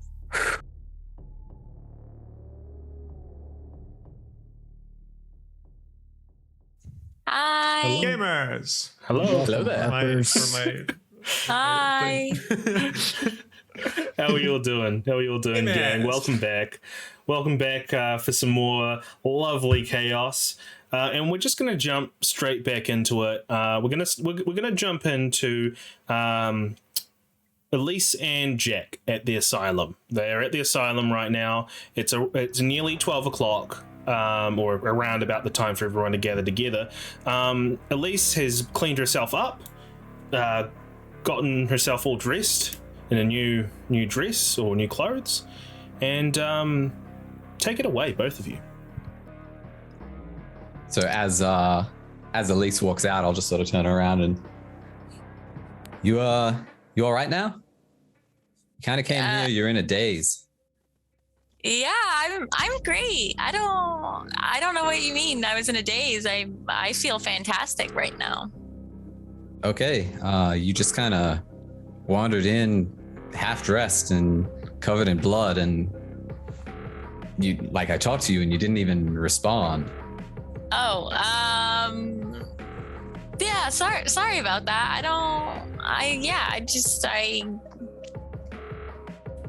I'm good though. You don't need to worry about it. I'm great.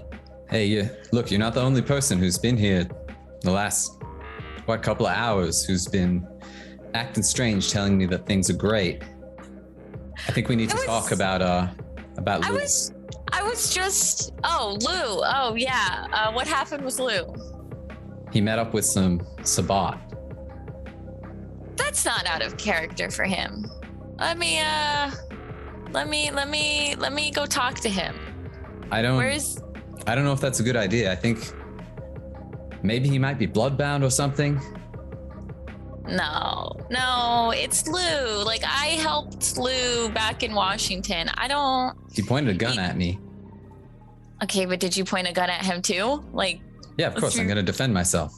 All right, you guys are both a little macho, a little aggressive. Let me talk to him. I don't think you're taking this seriously enough. Okay. You wanted me as security. I'm telling you about a security threat. Yeah, but it's Lou. I know Lou. Look, there's one way we can make sure he's not bloodbound. How? If Kindred, as part of a group, communally drink each other's blood, it'll erase any other blood bonds. So you want all of us to get together and drink each other's blood? If we were to do that, that'd make sure that he's not bloodbound to anyone else. Why do you think he's bloodbound? What do you know about the Sabat? Chris, what do I know about the Sabat? Oh, I will need either a intelligence occult or intelligence academics, because I'm going to call for academics of like vampiric academics. Let's do intelligence and academic. Oop.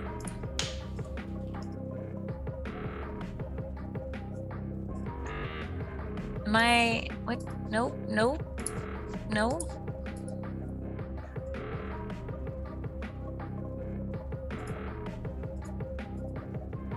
Do I have any modifiers? No, right? Yeah, I don't have anything because my location. Hey, look at that. A 9. Holy crap. Okay. I mean, I'm from Washington and I helped Lou, so I got to know a lot, right? All right, let me just think for a moment as for what it is that you will know. Oh God. Okay, so what specifically are you trying to know about them? He is talking to me about Lou being bloodbound. I'm assuming because the Sabat perform like blood bond their followers. Okay. All right, this is what I'm going to give you. And I'm also, to go with the theme of the session, I'm going to give you this paranoia compulsion as well. Oh, great. So, Okay. what happens is, yes, that is true. The Sabbat quite often bloodbind each other. And with your 9, what I'm going to give you is what Jack is suggesting right now is exactly how they bloodbind each other. But that is true. It does break any other blood bonds. But you know that what he's suggesting is something called the Voldry. And it's exactly how the Sabbat bloodbind each other in a pack. Okay. Been like, yes, Lou, or Jack, I do know about the Sabbat, and I know that Lou is no longer bloodbound by them. However, you are asking us No. You don't know whether or not he's still bloodbound to them. That's something that you don't know. What you do know is that the thing that he's suggesting, according to what you know about the Sabbat, it does break other blood binds, but it bounds each other into a pack, and it is, it's pretty much how I said it. It's what the Sabbat do. Yeah, and I don't want that, obviously. Like, I know about the Sabbat, and I trust Lou, and I'm not about to bloodbind myself to you or anybody else in this coterie, which is exactly what you're asking me to do. We're not doing that. You got a better way to make sure that Lou isn't following the directions of his sire, some other pack? He's not. I've worked with him in the past. I know I helped him escape the Sabbat. And how sure of you of that, Elise? How sure of you? You did just meet Lou once. Sure, he ingratiated himself to you by showing his humanity despite the fact he was with the Sabbat pack. But was that really true? Or maybe this was a ploy, a long con, a game. Oh shit. What makes you think, okay, you knew him how long ago? What makes you think he hasn't been blood bonded and is following someone's orders since then? I don't know. I mean, what you're asking is going to be blood bonding us to each other, and that's not going to happen. We do either. it once, it's a weak bond. It breaks other bonds, it creates a weak bond. It's just, we're friends with each other.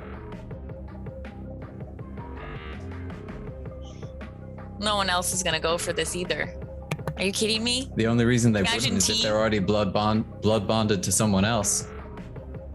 Blood bonded to someone else. Lou just happened to arrive the night Sweetie Pepper arrived. The night he started yelling about fuck the Masquerade and attacked your club. The night that the Second Inquisition came. Maybe it's the paranoia in your blood talking right now. Maybe it's not. These coincidences just stacking on top of each other.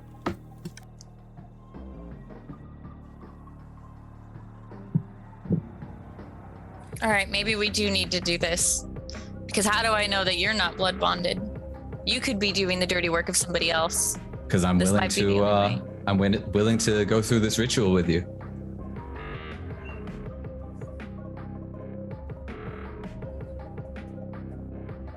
I don't know. We gotta talk to the others. I'm you'll not see sure. When we talk to them that the ones that have something to hide are going to be the ones that hold back from this.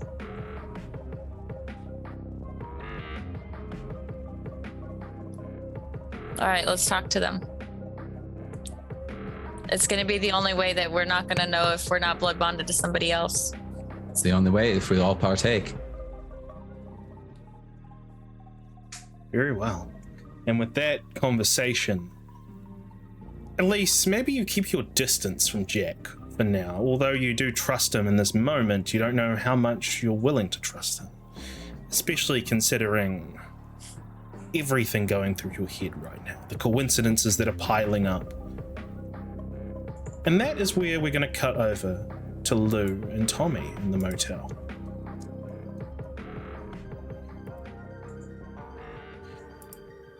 Lou, you bring Tommy to the bed. He's sitting down and he's just like, you weren't wrong. He is a fucking asshole. Yeah. I don't know what we're gonna do. Do you want to leave? Because obviously I'm stuck here now. This guy's after me. Run it by me right now. What happened in the alleyway? So it was a Sabbat? It was a Sombra, like me. He Did he say he was from the Sabbat? He didn't specifically say that, no. He just said he wanted to take over leadership of the Sombra in the city. And he did this to me. He points to this league. Yeah, he did that to you. Why? He considers mortals a weakness. He wanted to kill you, I believe. But he didn't. No, I stopped him. Thank you. You're welcome. Look. Do you want me to come back to the club with you, or do you want me to stay behind? I think you should just stay behind. I don't know what's gonna happen. I don't have a good feeling. Today's been bad, real bad. Listen, Lou. I've been meaning to ask you.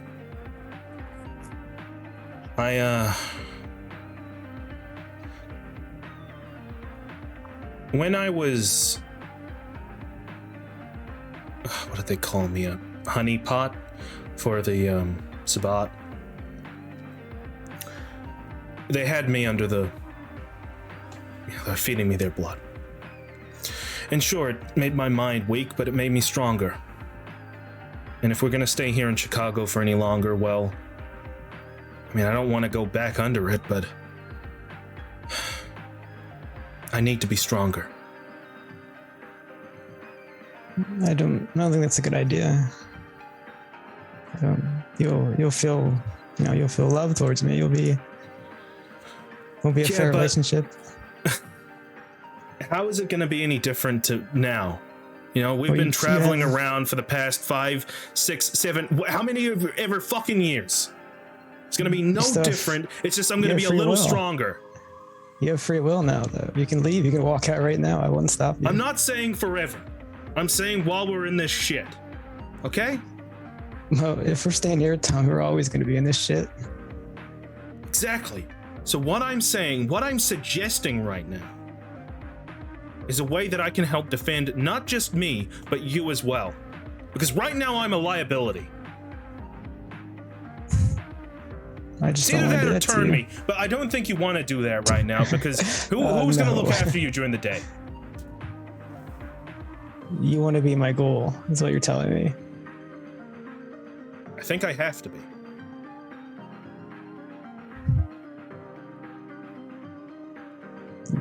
Not tonight. Maybe we'll revisit this some other night. Okay. I need to feed. I can't just. You think you can get there by walking? I can't have the car? Why? I know you want me to stay behind, but and I am a liability, but if I just keep an eye on things from a distance, I'll trail behind in the car. Yeah, I'll walk there. I need to. I mean, I can strop you off. It's fine. It's not a big deal. And he goes down. Oh, fuck. No, I'll walk, Tommy, if that's the best then. No, it's fine. Take the car. Take the fucking car. I'm not gonna be able to fucking drive anyway. All right. We'll think about this another night. It's not the good night for this. Yeah. I'm sorry. Sorry for what? I didn't do anything. I'm the one who got us in the deal. Well, I mean, I agreed to it. I'm just as guilty.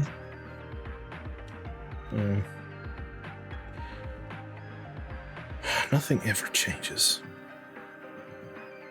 No. Watch your back with that Jack guy. Yeah, it's dangerous.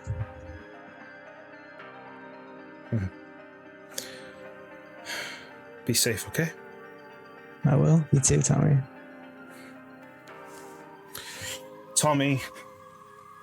puts his legs up on the bed, turns on the TV.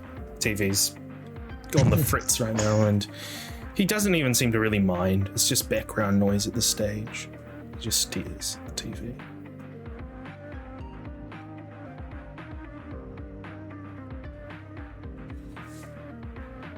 And We just leave then. you drive off and go to the asylum. You're the first one to arrive, where you see Elise and Jack. What's Elise and Jack's reaction upon seeing Lou enter by himself?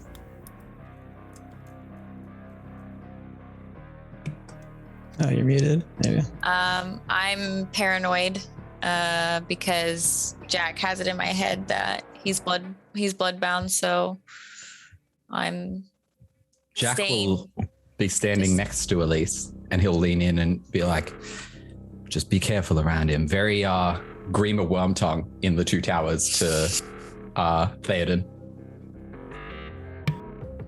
Take it away. Does Lou do anything upon seeing the sight of Elise looking maybe a little bit apprehensive and Jack by her side?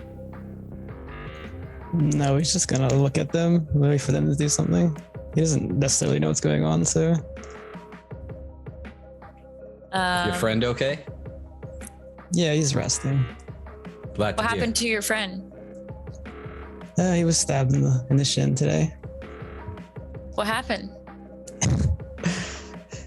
He had a side job that went wrong. I lean What? in. He's hiding. He's not telling you the truth. What? I swear to God. What was the side job, Lou? Why are you avoiding answering the question? Yeah, because I don't like him. That's why. Why don't you like Jack? What's not to like about Jack? Jack's been nothing but helpful. I'm getting really uncomfortable right now. And she starts Hey, Elise, taking. is deep he breaths. your head of security? Yes. Yes, this is my head of security. He's keeping me safe. What kind of vampire? Lou, are you head of security? bloodbound? Are you bloodbound? Why are you screaming at me? He didn't answer the think- question. I think I need to sit down for a second. I'm also at hunger 3, so it's getting kind of up there. What is wrong with everybody today? Why is everyone so damn crazy? Has Lou taken like a step towards Elise at all? I've just stayed right in the spot. I haven't moved Okay. at all. All right. Why is everyone crazy today? What's going on? Lou, we need to drink each other's blood. The fuck we It's do? the only answer. It's the only answer. He's gaslighting you. The only way for us to know that you are not being bloodbound by the Sabbat anymore is if we drink each other's blood. So your solution to beat the Sabbat is to do exactly what the Sabbat do? Yes. And you never question how he knows this knowledge? I didn't. I know a lot of things. Yeah, and how do you know that? this? How do you know about the Sabbat? What is your history with the Sabbat? I had to escape from them. I had to escape from people like Lou. I don't know about that. I don't know about you escaping from the Sabbat. Then let's break any blood bonds that we have. Well, there's a problem with that. I cannot be bloodbound anymore. Yeah. That's when Ace and T enter the asylum. A very tense scene before them. Elise and Jack at one side of the asylum. Lou across from them.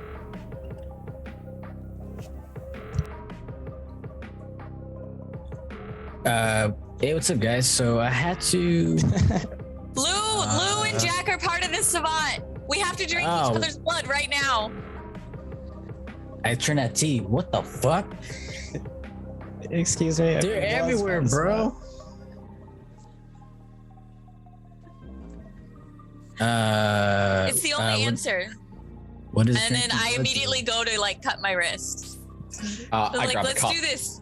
Let's and do this, patch you it. guys. Wait, what is this? What is blood bonding? Give me a rouse check, please, Elise. I've got my hand against my back and I've just got it. I gain a hunger. I'm at hunger 4. beast is clawing, saying, "This needs to end. This needs to end now. You need to drink from the blood now." All right, guys, let's go. Everybody, Jack, Lou, Ace, T, I need you guys to come over here and put your blood in this cup, and we need to drink it. I assume I need to rouse. Yeah, rouse.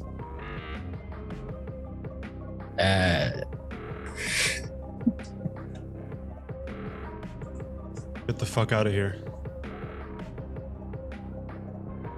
T, are you? So- You're the only reason you would be saying no to this is because you're bloodbound. Don't do this to me.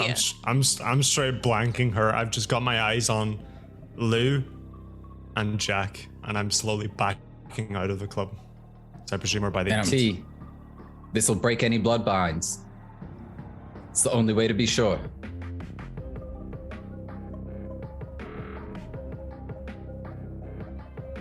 Still backing away. I'm not entirely sure what the blood binding is. If someone could fill me in real quick, Lou. A blood bond is how the Sabbat control you. It's how they tell you what to do. It's how they make you work against the people that you care about, the people that you're working for. They feed their blood to the people under them, and then they have complete control over them. And the only way for us to know that none of us are under the control of other Sabbat is by putting all of our blood into this cup and then drinking it. You know how crazy you sound like right now? Why would I'm not crazy. Why would I be working? If I knew what blood bonding was, why would I ask if I knew what it was? They can make you forget. They can make you forget. It's true. I have recollection of what's been happening. Do you want to be under the control of people, of kindred more powerful than you? Have you been around anyone, say over the last month, Ace, who might want to control you subtly or who might want to influence you? No, at all. That's Snake? not true. The beast inside you perks a little bit. The snake. Marcel. We know that he was hanging out with Marcel, right? So technically I would know that. Do they? Wait, do I know that?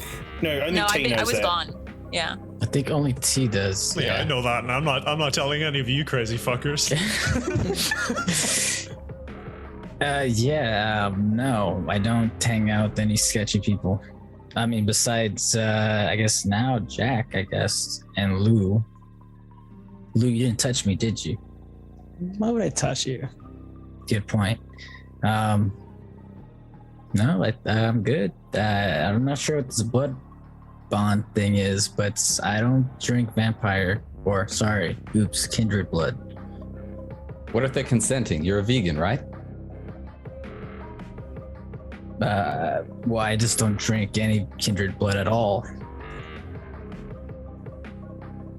And you have it in a cup. This is weird. Why are you so resistant to this? Because I don't know what it is. I feel like you guys are working against me right now. You guys are absolutely bonded to the Sabbat, and this is why my club was attacked, wasn't it? Was it you guys are the ones who did this? The whisper in your head, Elise. They were there the night as well. First time, 3 months. Oh yeah, I totally came in. You know, I helped defend your club just on purpose. I'm in law enforcement, right? Why would I? Wouldn't be the first false flag operation run by the CIA. Well, I don't harm people, obviously, since I don't drink their blood. So why would I put people's life in risk? There's an easy way to prove it. Put your blood in the cup. I'm not gonna do that. T, what is this I'm all gonna make about? eye Can you contact explain and this to say, me, "Put T? your blood in the cup." You can. I turned at T. I'm trying for a mesmerize. Yeah, I'm just trying to remember what the role is for that. So Ace. you can see that I've got my hand on a very very visibly pistol in the back of my waistband. Sorry, just give me 1 moment. Ace, can you just give me a manipulation. Sorry, can you give me an intelligence plus resolve, please? And Jack, can you give me a manipulation plus dominate? And you gain 100 as the beast is getting. Russ, you said intelligence and what? Intelligence and resolve. Are you going to willpower any of that, Jack? Do I have to choose now before he rolls, or can I choose?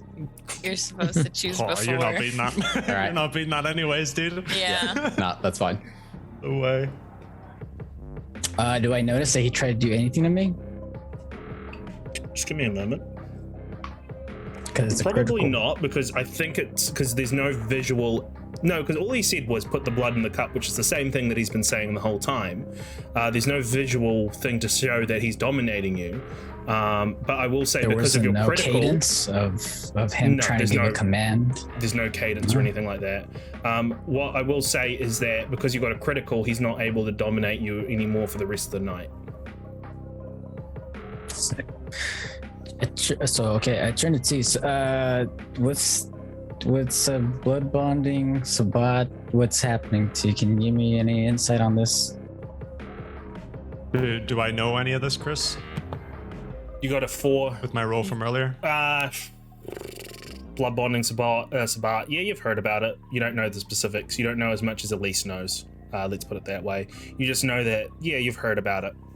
You've heard about how they blood bond each other, and that's how they keep loyalty. So would he not recognize this ritual? No, he would not recognize it at all. I'm just going to reiterate. But I think I would know. I think I would know that blood bonds are just not good. This is how you break a blood bond. Which, Elise, once again, that is true. It is how you break another blood bond, by creating a weaker blood bond with a pack. The only way to know that we are all on each other's side and that we are all looking out for each other and that somebody isn't manipulating one of us, and tell me that you guys don't think we're one of us, at least in the group, is being manipulated by somebody more powerful, is if we drink this blood. Doesn't he drink kindred blood? How do you know he's not manipulating you just to have your blood? Why do you think I drink bagged kindred blood? You don't get a blood bond from bagged blood. I don't know any of this. It's how I keep my freedom. Okay. I don't know. Are blood bonds bad, T? Loser Sabat. Yes, blood bonds are bad. Blood bonds are bad. Is blood bond okay? So why are you making us do this?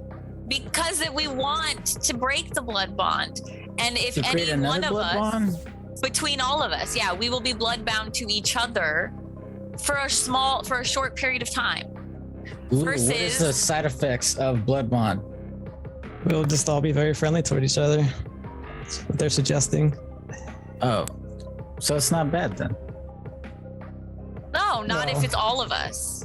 If it's one of us being blood bound to somebody else who has more power, who maybe is undermining us or getting secrets from us. I don't know if I want to listen to you right now, Elise, because you wouldn't be willing to do something like this, especially with some stranger. What are you talking about? It's the only reasonable solution. T, what do you think?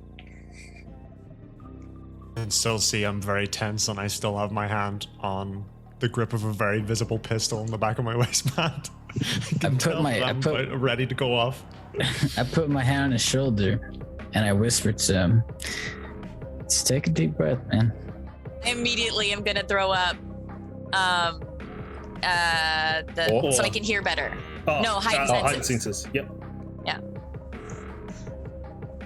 So I can hear what he's saying. Just take a deep breath. I just need you to tell me if this is a good idea or not.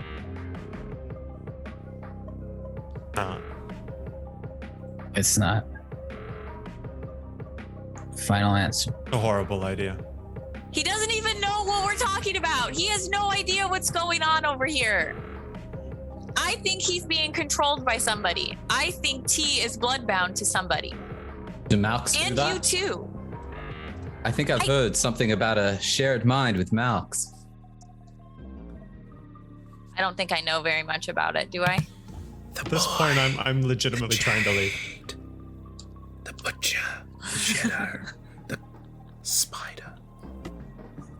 Don't you want to be free of that? Picking up all of that, but T? I get it. I throw up. Don't you want to be I free of throw that, up T? I throw up awe. And then I try and get Ace at least. Like, Ace! Wait 1 second. Wait 1 second.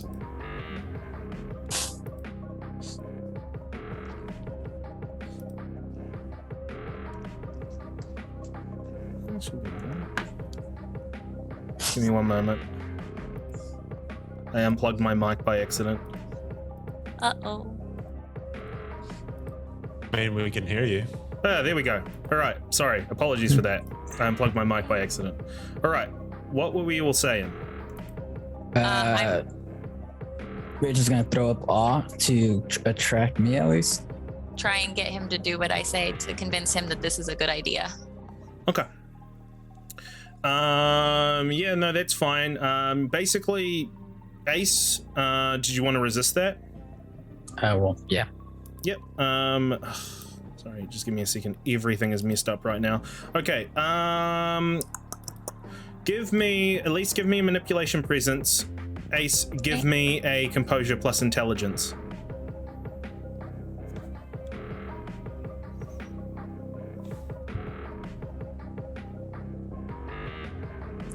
Gain a hunger, Eye Ace. contact stuff, do you have to look at someone in the eye for that to work? Yeah. Like it has to be a mutual eye lock? Okay. Just like mental maze, right? I'm just not gonna be staring at anyone. That's just how it's gonna work. Just gonna look it down at the ground. Yeah, that's fine. Look at their chest and just like stay there. Because I'm in my club, do I get a bonus? What was my You can reroll bonus? 2 of that if you It was want. intimidation Joe. was your bonus, so no. Got it. Okay, that's right. You can do a rouse check to get an extra 4. Okay. I'm worried about doing a rouse check. Joe's got 6. 6 and 2. Let's see. I can re-roll none. None. All right. No, that's fine. That just pretty much means that you're not swayed by her awe. Do I notice anything? Nope. You notice that she suddenly feels like there was a fleeting moment where you suddenly felt yourself drawn towards her, and then that just faded. As soon as you're like, no, this is crazy talk. Did she say anything to me, or she just looked at me? I mean, She no, I doesn't- was she doesn't even have reaching to for look you. at you. Yeah, reaching. Yeah. Okay.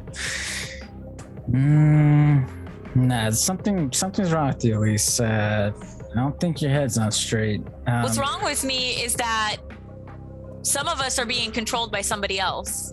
And the people who are supposed to have my back and I'm supposed to trust won't do the thing that I know will make it so that we all trust each other. You guys are keeping secrets. You guys are hiding something. I'm not hiding anything. Lou, do you want to stay here or do you want to come with us?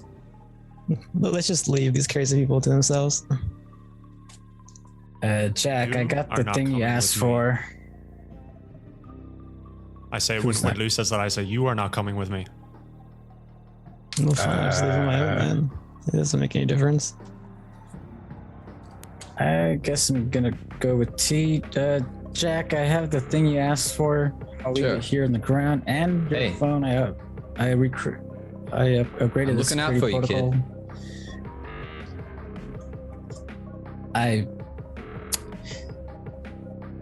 All right.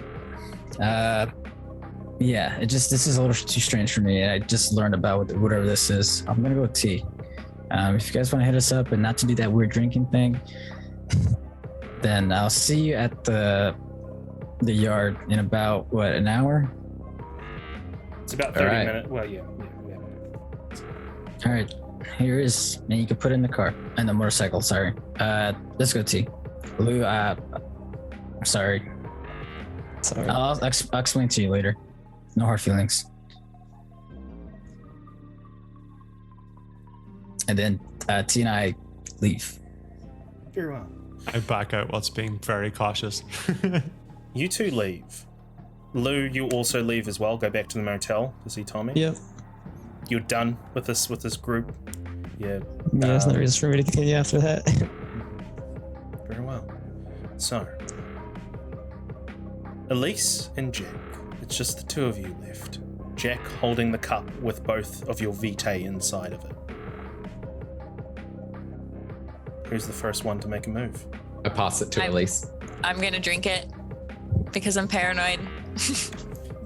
The taste is a blend of earthy flavors and a sweetness to it.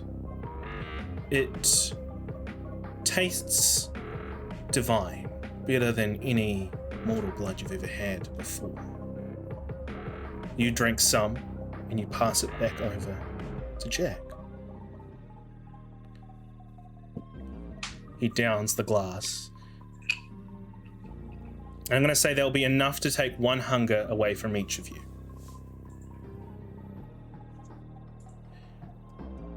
Now, Lise, I'm going to give you a little bonus here. I'm going to give you a free dot in Protean. Temporary, I'm assuming? Nope, this is going to be free. Permanent. I need my book because I don't actually know any of the Protean skills like at all whatsoever. And Jack, you know what? I'm going to give you a free dot as well. We're homebrewing stuff. It's fine. We're throwing things out. I'm going to give you a free dot in, let's say, Auspex.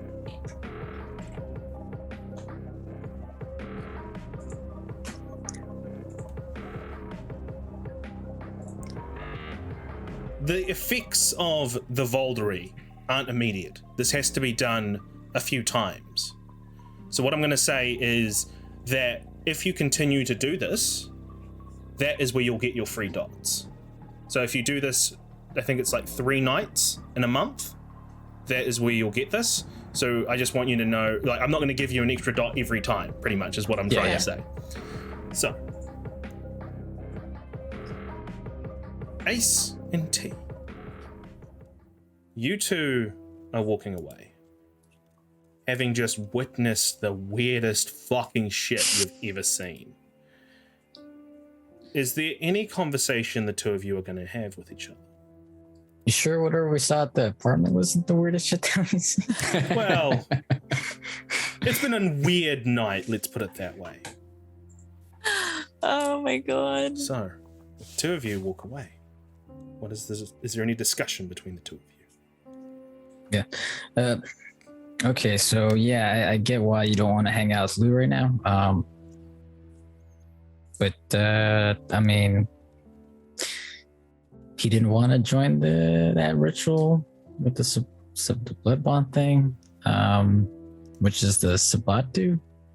So would he even be a suspect? Any one of them is a suspect. Starting to think that it's not only Lou and our coterie that might be Sabat. What do you mean? How about Jack? Maybe. We really even know anything about him? He has a weird arm. He likes to drink kindred blood. And it's very manipulative. And he served. Not much from him. This is the moment where I'm going to ask if I can roll to see if T would know any particular clans that are able to change their body parts into weapons. Intelligence, academics. Because, once again, academics. I don't know why I haven't been asking. I think it's because I've been like stuck in my ways of like, no, it's got to be a cult. But I'm like, no, it'll be fucking kindred academics. Fuck it. Read your books, kids. Read your books. Intelligence +2. I'm going to willpower reroll that as well. There it went. 5. There we go. Hey. With a 5, what you get is, yeah, you're aware that the Zamisi are able to change forms, are able to fleshcraft, and Zamisi are known to be a Sabbat clan. I'll mention that then. I'll say, his arm, the way he can, it doesn't look natural. I only know of a few clans that can do that. Which One are? of them is known to be Sabbat. Get the fuck out of here, dude. Oh. Very well be, and along with Lou, they could both very well be Sabbat. So they're both suspects, in my opinion. Regardless of their choice in there, they're both suspects.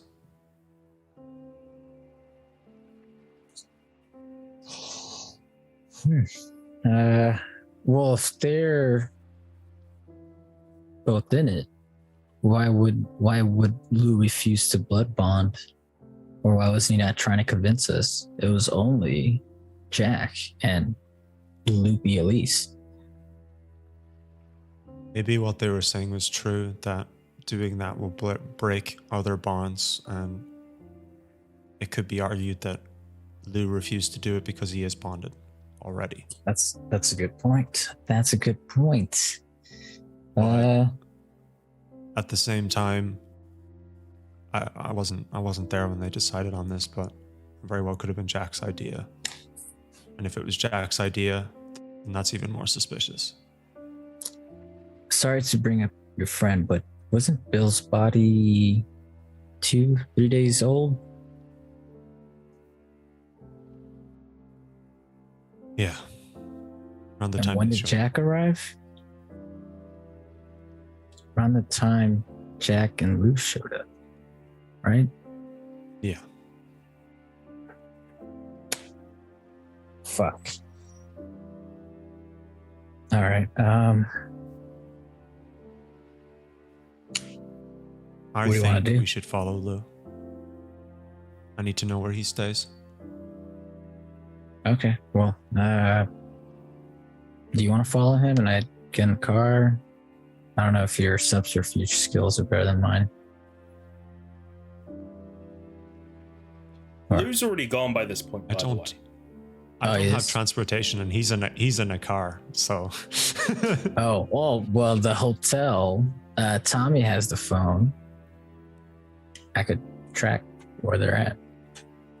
To Tommy. So, all right, we'll just, Track it. We need to go there. Yeah. Well, I guess Tommy has the phone, so that's where they're at. We could just go there and then stake it out a bit. Let's do that. Okay. And that's what you do, and that's where we're going to cut over to Lou. Lou, what's going through your head right now as you're driving back to the motel? I mean, he's pretty much thinking of being done with this coterie.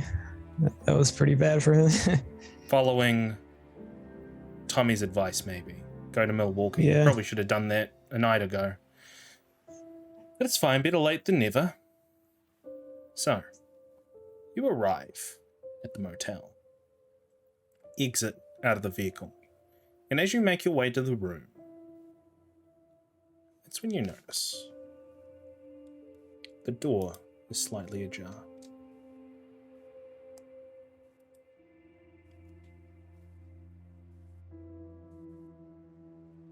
I'm just gonna like slowly open and look inside. You hear the static from the TV still going. There's no other lights inside. The static not even caused by yourself. The static is just going on the TV. You open the door slowly. Look in to see if you can see Tommy. There's no sign of him. The only thing I you look can around. see on Yeah. the bed is a phone. A phone with blood on it.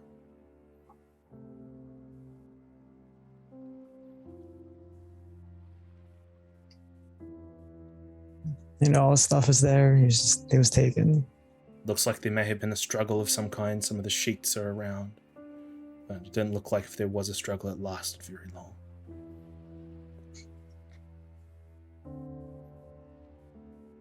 I wouldn't know what to do. Just sit down, confused. Okay. And that's where Ace and T arrive, maybe about 10 minutes later, in Ace's vehicle. And you're just keeping an eye on the motel where you've tracked the phone. Fuck that, dude. I'm getting out obfuscating and going in there. Rouse check, please. I'm just gonna go investigate this regularly because I wanna talk to Lou. Maybe you let T go in first, or are you just going to go in normally? I'll go in normally. Yeah. I didn't close the door behind me, so. Yeah, the door is open. You see Lou just sitting there, maybe with the phone in front of him in his hands. Shadows coalescing around him. Lou, where's Tommy? He's gone. No, just show him the phone, the blood on it. Should I do a frenzy check? Do you think that would suffice right now? Do you think you'd be angry enough to? Well, I'm at 404, and he showed me a bloody phone. Oh shit! Yeah. Frenzy check. Me difficulty too. Difficulty 2 for both of you. Oh boy. This could go really badly. What's the difficulty? Okay. 2. This is not gonna end well, guys. You guys are gonna have to do something. Oh God. Oh! The smell of the blood as he presents it to you makes the beast inside you coil, saying, "Maybe you should have taken them up on that offer. Free blood. There's blood right here, blood right in front of you." Can you toss that phone behind you, please? I'm on the bed, right? So I'll just throw it underneath the pillow. Thank you. Okay. All right. Can we step outside real quick? It's just kind of strong in here. The blood. All right, I'll step outside with him and shut the door. Excellent. T, I'm going to say you're still in the apartment at this point when the door is shut, unless you wanted to try to slip out with Ace. Gonna wait because they'll come back in anyways at some point. I know you're okay. I know you're in a fuck situation right now. I'll try to help you, but I'm gonna let you in on something. At least to me, I think you're a good guy. You do have a moral, and he doesn't look like a ghoul or anything like that.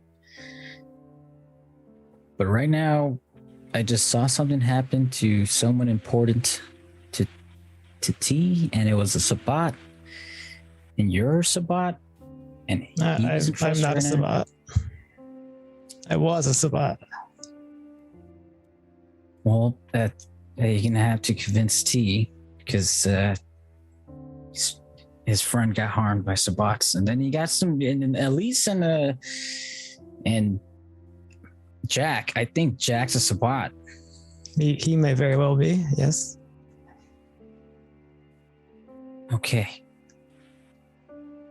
Just want to give you a heads up that the T's not doing good right now either. And would you have any idea who could have done this to Tommy? And where's T at? He's hiding somewhere. Hiding somewhere? You mean he's here? I know he turns invisible. I've seen him. Well, I'm not gonna tell you. So this crazy Malkavian's gonna pop out of the shadows and attack me? Well, I won't let that happen. I'm fast enough to stop. You sure?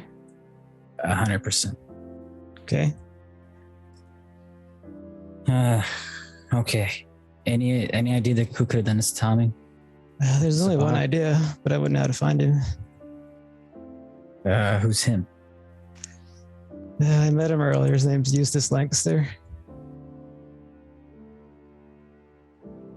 So, is there any way we could find Tommy? I have no way. No. I should have given him a call.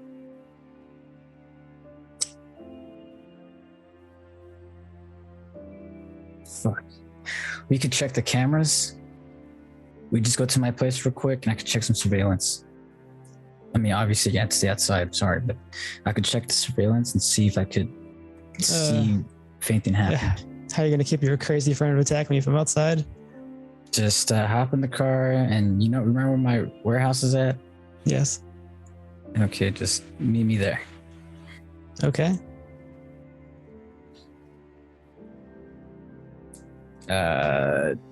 Okay, and I'm assuming Lou walks to the car and takes off. I'll leave. I hope you're here, T. If you want to come out now, or do I have to go look for you? I hope you didn't follow Lou.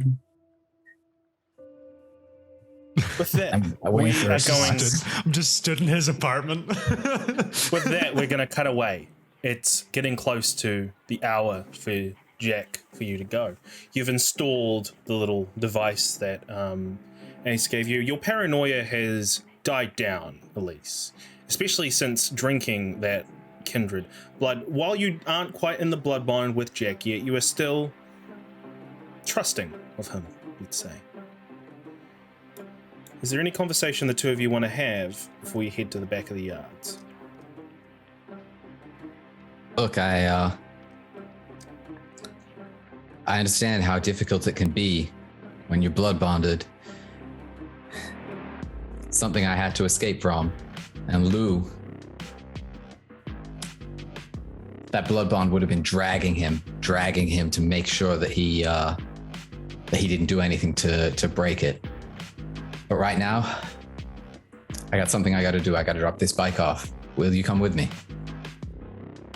Yeah, I'll come with you. I don't really know exactly why I reacted that way, but I still think it's a good idea for our coterie to be blood bonded to each other for a short period of time to at least ensure that we're all safe. Well, I'll let you know. That form of blood bond, it's not the same as a regular blood bond. It's a weaker one. So I think it's lower risk, and it erases stronger blood bonds. It just seems so straightforward. Yeah. You know, the only reason that you'd oppose it, if you know about it anyway, which he clearly does.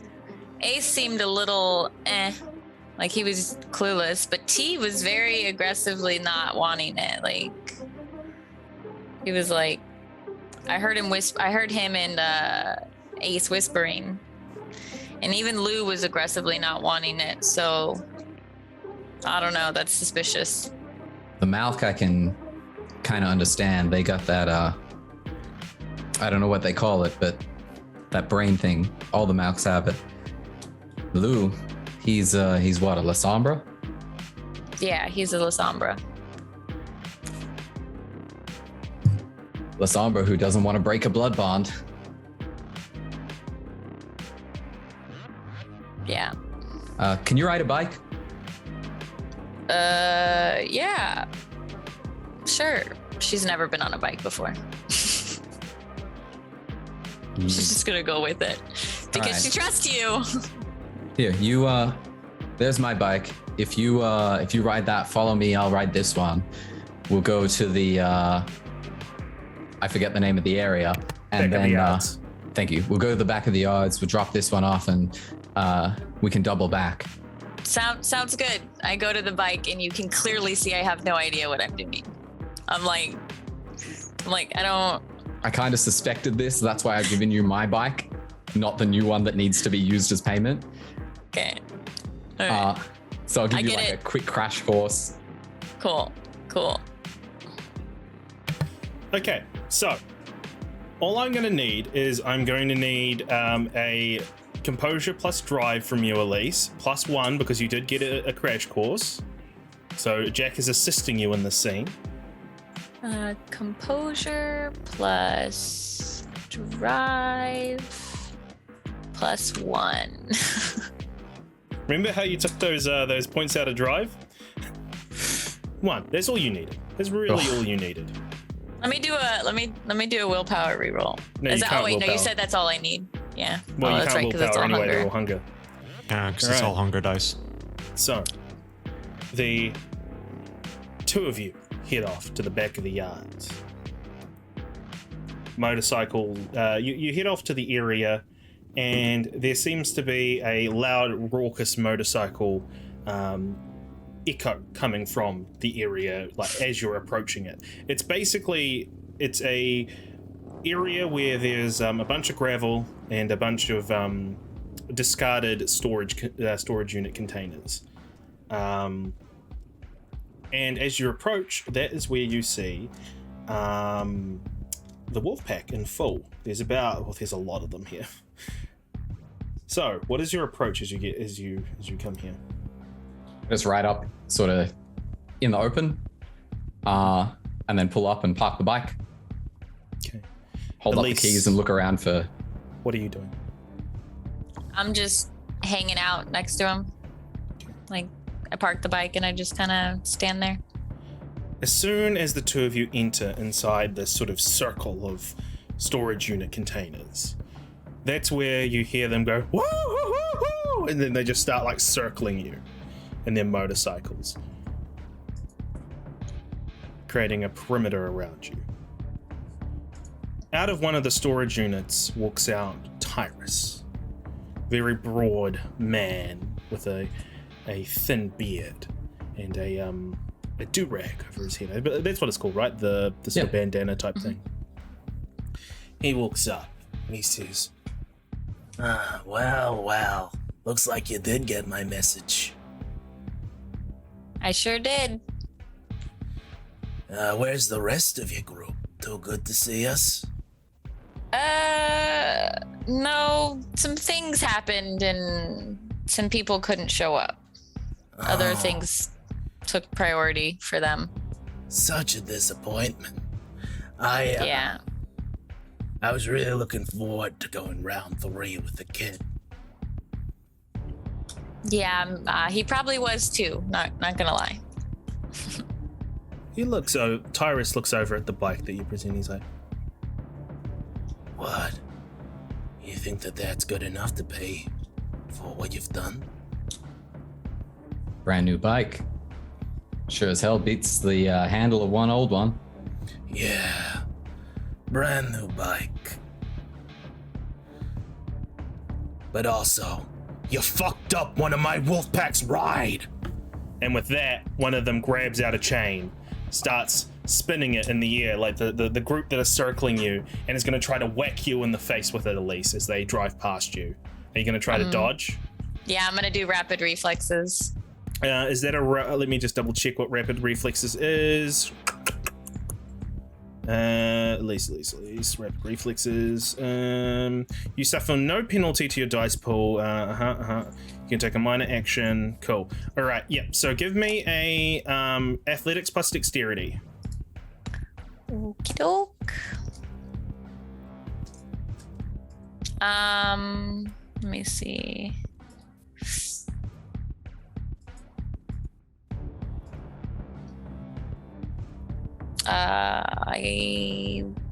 Yep. I guess that's. I won't reroll. See what happens. Mm-hmm.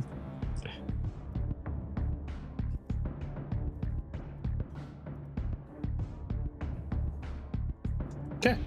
You're able to dodge out of the way as one of them tries to hit you with the chain, which surprises the female driver. She looks at you in your supernatural speed. Jack, what are you doing?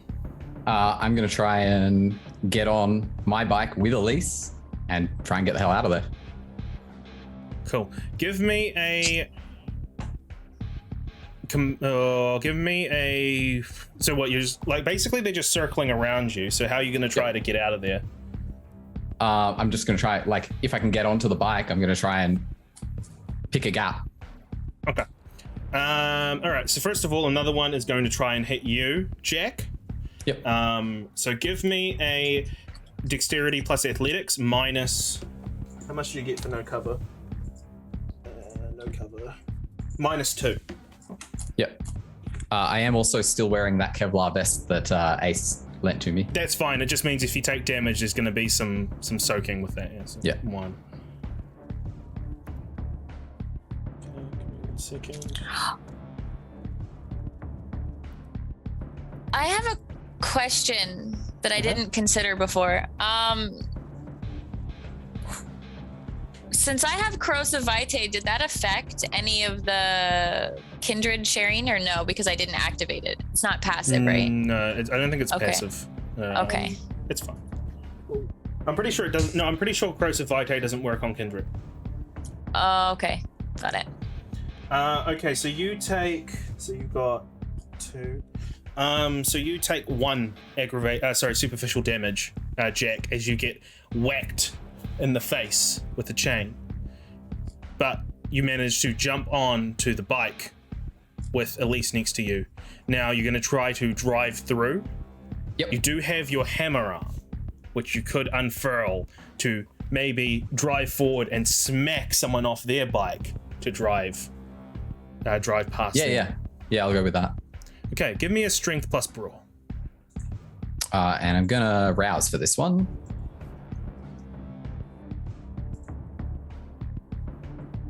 Nice. Roll strength. And this is with my weapon, so I get a specialty. Yes, Cool. +1. And so it's 1 for the specialty, and was it 3 for rousing? Yes. Or 2? So 3. +4 total? +4. Cool. Easily done. There's this one guy that's on a bike who doesn't quite look like he wants to be there. You smack him in the face, and he's just like, "Oh, fuck's sake!" And he falls off his bike and skids. And you hear one of the guys say, "Fucking get back on your feet, you rookie Vitus!"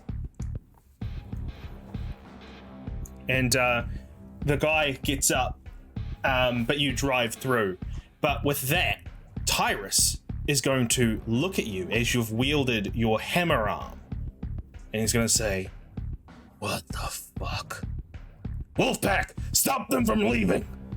The group so you've driven forward, the group who are circling suddenly stop, and they drive to the entrance to create a line to just block you from exiting.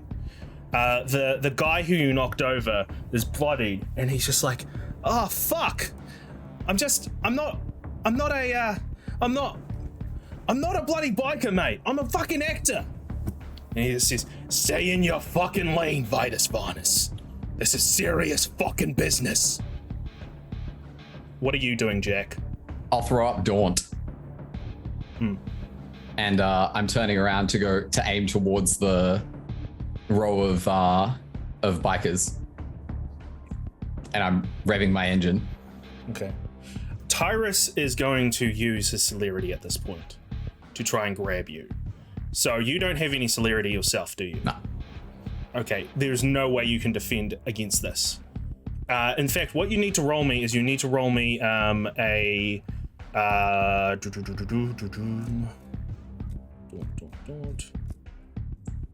roll me a... Oh, no, you just add... Okay, so Daunt is a... Okay, I need to roll a Composure Resolve for Tyrus. Yeah, Vitus Varnus should sound familiar. So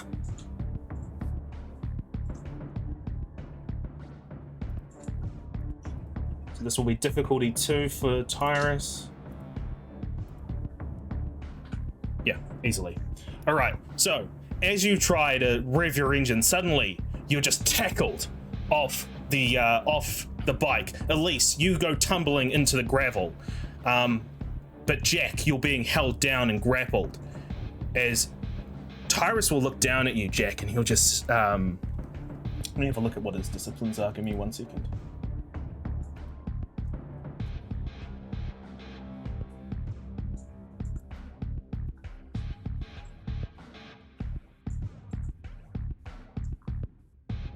Okay. He's gonna he is going to hold you down, and he's going to put his arm up, and suddenly I'm going to do a rouse check for him. Succeeded. His arm changes into a serrated type blade as he like puts it up to your neck. Can I catch his eyes? Yes. I'm going to try Eyes of the Serpent to freeze him in place. Okay, that's fine. It just means that you'll both will be frozen in this. Like, he's still got a grip on you, so he'll just be frozen in this grip. Okay. Yeah. I'm just going to allow. What is it? It's a charisma presence versus his wits composure. Yep. Oh, fuck. I'm going to willpower reroll. Ugh. Yuck. Yeah, nah. Okay, you Nothing. try. Your eyes change, and he has the blade against your throat, and he just says, I heard rumors that your kind were coming here. I didn't believe it until I saw it. I've seen one of those things before. I know what kind of fiends can make that. They don't call me an Archon of the Camarilla for nothing.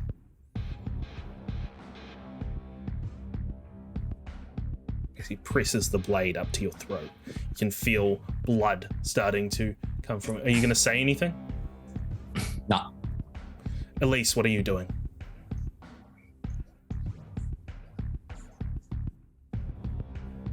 Oh, muted. I don't really think I have anything that I can do to him. Corrosivite. I'll use Corrosivite on the blade. At least I can get rid of the blade weapon. is technically his hand. Oh, He never used feral mind. weapons. He used feral weapons to make his. Got it. To make His yeah. protein thing. Got it. Yeah.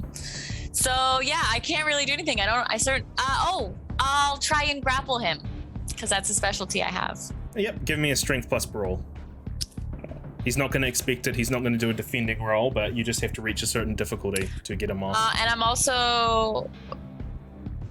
Nah, I'll just do strength plus roll and see if that works. Boop.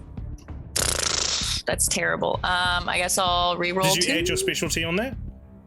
I didn't. What's my? That's just a plus What one. do we? I did not add the modifier to that. Yay, 4 and the beast, whatever. That's fine. So, what's going to happen is Tyrus is just going to. He's going to say, It's not my place to kill you. If it was up to me, I'd kill you right now. Cut your fucking head off, you goddamn fiend. But I need to present you to the court, because you're some evidence of some shit going down.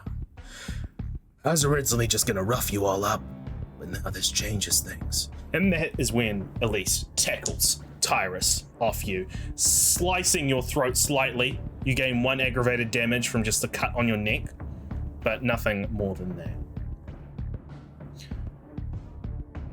Before things devolve into too much more chaos, that is when you hear a voice that just says,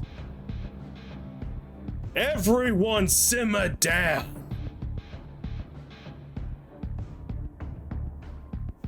Out of one of the storage containers walks out a dark-skinned man with hair slicked back and a goatee. He's dressed in an immaculate suit, and he looks at the chaos that's happening. Elise, you're with Tyrus right now as you're on the ground. Jack, you've just gotten up.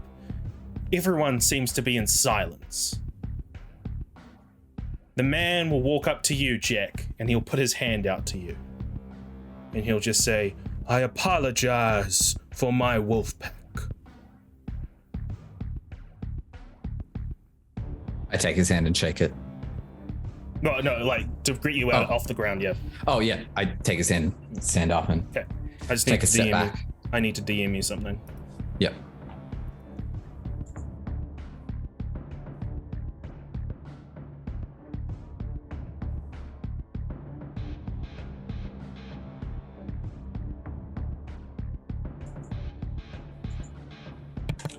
Okay. He says, "Tyrus, get off the ground and get you." And he points at you, Elise. "Move away. Everyone move away from each other right now. Elise. And I motion to, you're muted. Yeah, I move away. You might not know who I am. My name is Maxwell. I used to be Prince around these parts. Before Loden, fucking hell, way before Kevin. Now, I want to know what the hell is happening. Tyrus just looks at him and just says, Maxwell, you know damn well what's happening. Can't you see? As he points at Jack, and he just says, all I see is you attacking another kindred in my city. We don't do things like that, Tyrus. I thought when I bought the services of the Wolfpack, you'd be different. But that's not the case. Maybe Jackson was right when he said that you're too loud. Tyrus goes to respond. But that is where there's a shot in the ear, a loud ricochet.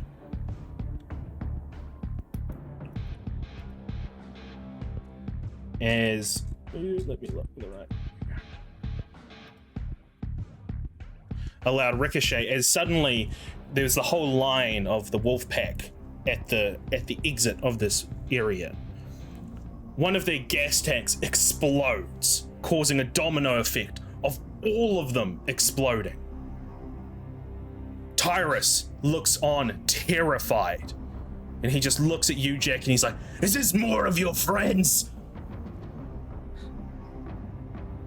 Shots start raining down as Maxwell ducks for cover. Elise, Jack, what are the two of you doing? I'm running to take cover near my bike, and I'm going to try and get my rifle that I've got stashed on it. Yeah, Elise. I'm gonna run for cover. I'm gonna use my rapid reflexes again to try and get away from the raining down. Okay, give me a athletics plus dexterity, and give me a plus. Well, no, yeah, this will just mean that you won't get any negatives. Okay.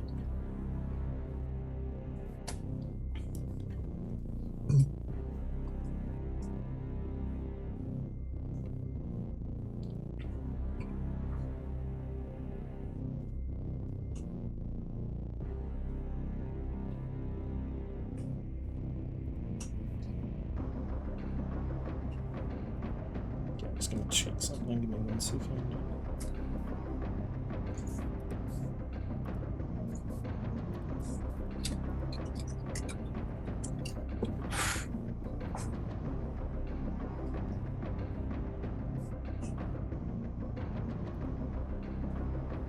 Okay, sorry. What did everyone roll?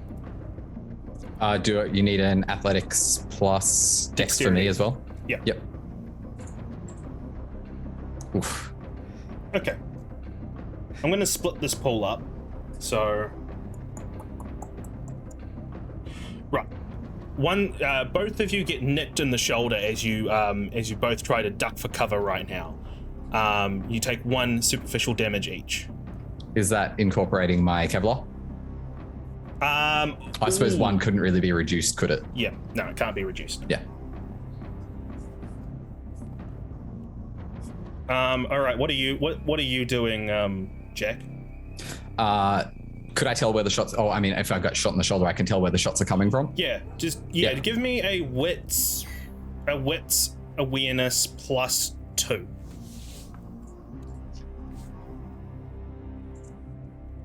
Oh, come on. Oh, fuck that. I'm re-rolling. Your rolls are awful today. They're fucking trash, aren't they? Yeah. Fucking hell. You don't quite know where it is. There's a lot of chaos happening right now. All right. Well, has Elise got to cover? Yes, she's next to you. Cool. Oh, she's with me at the bike? Yeah, I'll say she's with you at the bike, yeah. Cool. And is there better cover somewhere that's relatively close to us? Where Maxwell is, he's covered behind some compacted vehicles. Yeah, cool. So if that's where he is and he's there in cover, I'm going to run towards him while shooting suppressing fire in the opposite direction. Okay. Obviously, I don't know exactly where the shooter is, but I'm just pop, pop, pop, pop, pop as I run to there, and I'm like sort of pull Elise as I get up to shoot and go. Yep, no, that's fine. You're not going to hit this person who's shooting, but you're able to get cover with Maxwell. Now, the three of you, at this point, you'll notice while the wolf pack has been decimated, the guy, the Australian guy on the ground has just fucking run. He's just run. He doesn't want any goddamn part of this. Tyrus gets onto the bike that you bought, Jack, and drives off. Yeah, fair. I would have thrown him the keys as he walked up. That's fine. He drives off with one of the other passengers behind him, shooting off fire at a direction, which will give you the position of where this person is. So the three of you are behind cover right now: Jack, Elise, and Maxwell. You are in no danger of getting shot right now. So at the moment, there's just shots happening around you. What are you doing? So I'll turn to Maxwell and go, you got to have an escape plan. You got a 3-person escape plan? Can I see anything? Can I look and see if, can I look around the corner just to see if I can see, who is shooting at us? Wits awareness.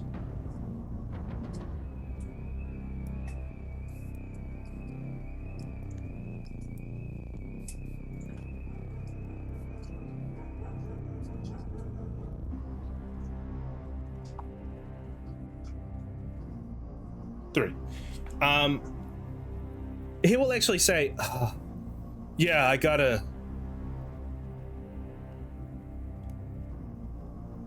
something, but it's like a nuclear option, if you understand what I'm saying.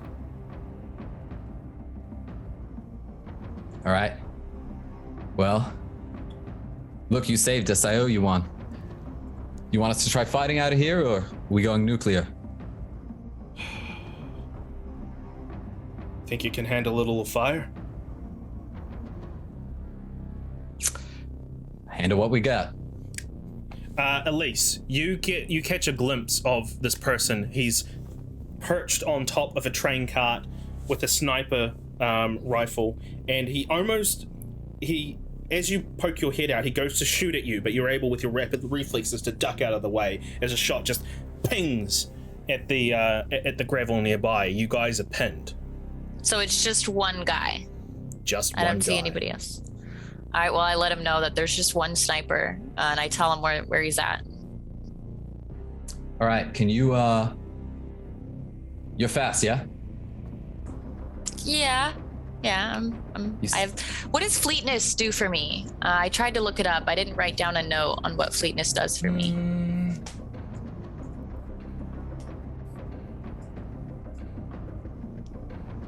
It just allows you to move and react with dizzying speed, so you are allowed to run fast AF.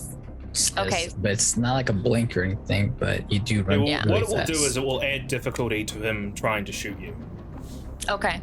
You Cool. draw him out running to other cover, and I'll take him down. Okay. I can do that. I'm gonna. Okay, you pretty much add your celerity rating for once per turn when defending with a dexterity athletics. Okay, and so this running in the opposite direction towards cover to give Jack time to shoot would be like that defense, right? Like a distraction. So you add to your dice pool. All right, cool. And you said athletics and dexterity? Sorry, Jack, what was the plan? You're not going to go with the nuclear option? Elise is going to run from the cover that we're under to other nearby cover to try and draw out the sniper. As she's running, when I see bullets start coming towards her, I'm going to pop up because she's told me where he is, and I'm going to take my shots at him. Okay. Give me Jack, give me a firearms plus composure. I'm going to blood composure or dexterity. search I'll give you one either one. Yeah. So I got a 4. Nice.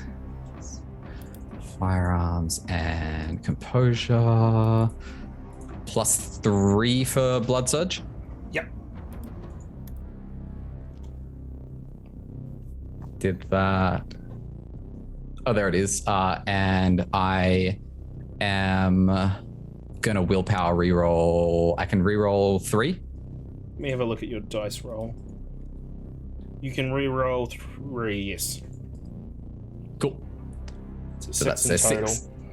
Yay! Elise, you got a 4. He got a 4, so ties go to the player. You're able to just barely dodge as these sniper shots hit nearby you, but you manage to slide into cover. But meanwhile, Jack, you pop off a few rounds, knocking this sniper off his position. But you don't see where he goes after. You don't see him after that. He just falls off the train car. So I'll turn to I forget his name. What is Maxwell? Maxwell? Yeah, I turn to Maxwell and I go, he's off his perch. I don't think we're gonna need to go nuclear. Move! Let's go! I got a limo waiting around here. I'm assuming I'm gonna run to his bike because I think that's what we're gonna take. Yeah. Where's your limo? It's a few blocks away. All right. So if he's running, all right, I'll look quickly to Elise and just be like, run, meet us a few blocks away, point whatever direction it is that he's pointed us to going, and then I'll just, Maxwell. And like, right. He's coming on the back of the bike. You've got celerity, you can run faster. Okay, I will do that. I'll run towards the direction that Maxwell says the few blocks away is. Okay. All right. So you're using celerity to do this? Yeah. Okay. Let me just have a look at something.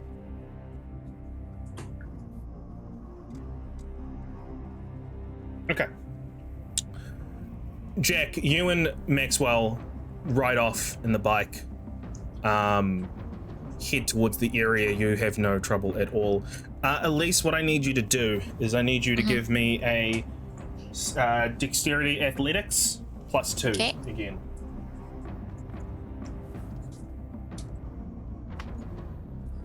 I just need to look something up. I need to rouse check. Okay, he's fine.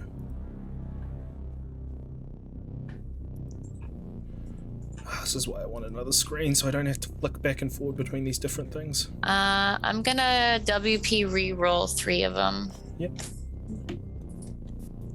3 total. The dice don't like this today. Yeah, right? Right. I am going to have to roll my physical dice just because it doesn't give me a dice pool here that I can roll.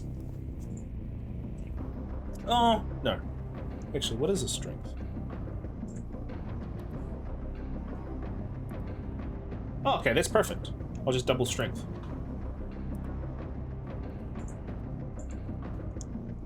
So what did you get in total, Elise? 4? No, 3.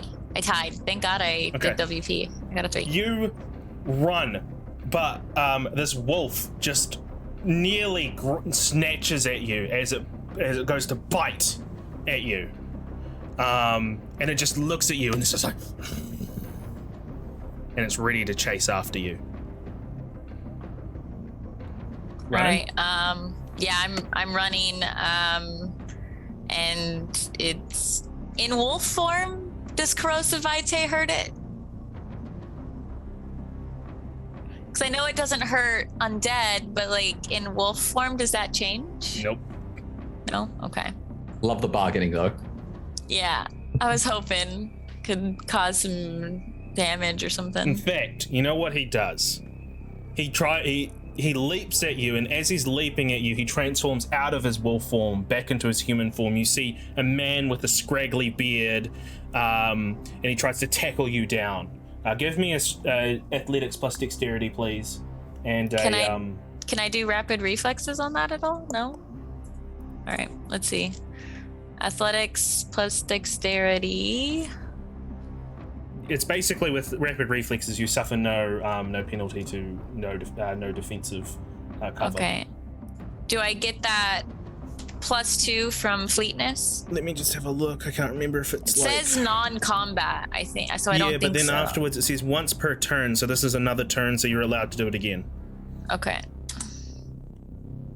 So 2. Son of a biscuit. Okay. He tackles you down, and he grabs out a knife, holding it up to your neck, and he just in a very quick motion. You don't take any damage from this, but he's just like, Okay. I wouldn't move around, love. Better stay down. At least you don't want to lose your fucking pretty head. I'm going to. I'm gonna Jack. do. Yep. you drop off. We're gonna pause that moment for now. Okay. But Jack, you drop off Maxwell at his limo. I'll pull out my old phone, give it to him. I'll call. Oh no, I don't. No, there's too many things on there. I pull out my phone and just be like, "How do I contact you?" Gives you a number. It says, Cool. "You've done a service. Great service. Go save your friend. You know what Handshake. you need to do." And then straight burn out around, coming straight back. And as I'm going, I'm kind of using my club arm to steer and trying to aim as I go. Give me a composure plus firearms at a -2. Elise, what are you doing as you're being pinned down by this guy? I'm gonna ask him, who the fuck are you? I'm Sergeant Duncan McTavish. I'm an Anarch enforcer. What the hell is your problem with me right now? Nothing. You just seem to be consorting yourself with cammy bastards. I can sort myself with all types. I own a club. It's what I do. That is when he gets shot and tumbles off you. I'm gonna say Did he what actually happens. shoot him? Yes. Oh my God. I'm gonna say what happens is, Elise, you get scooped up by Jack just to save time for this scene because we're pretty much three turns and done. You get scooped up by Jack as Jack just drives off. I'm just be like, bye, Duncan. You know that guy? No, he just introduced himself to me. Sergeant Duncan McTavish. And he's an Anarch enforcer. And he doesn't like that I'm associating with cammy bastards. Here, hold this. The I gun. hold it. Yeah. And I switch back to riding normally. All right. Where did the two of you go after this explosive moment? I guess back to the asylum. Yeah, I'm probably back just to like the getting club. out of there, cutting different alleys, different turns to break off any possible pursuit. Yeah. And so for the very final scene for you two for this very hectic session, do you want to have a discussion now or do you want to save it till next session? Probably save it, because on the back of agree. the bike, we're not it's not exactly talkable moment on a back No, of I the mean finish bike. up the like as in session? cut. I mean like cut to the asylum and have the discussion if you want to have that now, or if you want to have this start next. I like the idea of like cut while we're on the bike and then have the Yeah. conversation at the start of next session. Okay. I think Elise And agrees. With that, Yeah. we'll fade from you guys and we'll go back to Ace. Now, Ace, I believe you were looking. Well, actually, we'll go to T because we haven't gone to T in a while. So, T, what are you doing when you're inside the room by yourself? I don't know. I thought Ace was gonna look for me, because I mean, I obfuscated am for looking no for you. reason. Okay. I am looking for you. I just don't know where you're at. That's like calling your name out. Well, you hear him Yeah. call your name at the very least. Guess I'm just undoing the obfuscate, and I walk out of Lou's apartment, just like I'm here. Oh, Ace Oh, could see okay. that I have my pistol in my hand, so he can presume what he wants to presume, and I took it back into my waistband. all right, cool. All right, so we got to do some investigation. let's go to the warehouse. I told Lou to wait outside. We're just gonna go into the, we're gonna check the surveillance real quick to see what happened to Tommy. Tommy is an innocent guy. He's not a kindred. We gotta check what happened to him. Maybe we get some other information that might help. Cool. As long as I don't have to help him. You don't have to do anything. All right, let's just go real quick. As we're walking away, I'm gonna pull out my phone, just cause. So I wanted to do this anyways, and I'm gonna shoot Elise a text for when she sees it. It's gonna read, "You're crazy, but I thought you should know. Jack equals Sumise question mark. Send." And with that, Ace, you're going to look at the surveillance footage. When you get to the warehouse, yeah. Oh, when you get to the warehouse. So we'll pick up on that next time as the scene fades out. And as the scene fades out, we head over to outside of Chicago.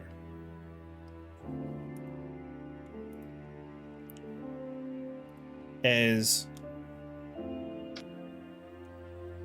Tyrus and the only other surviving member of the wolf pack is with him.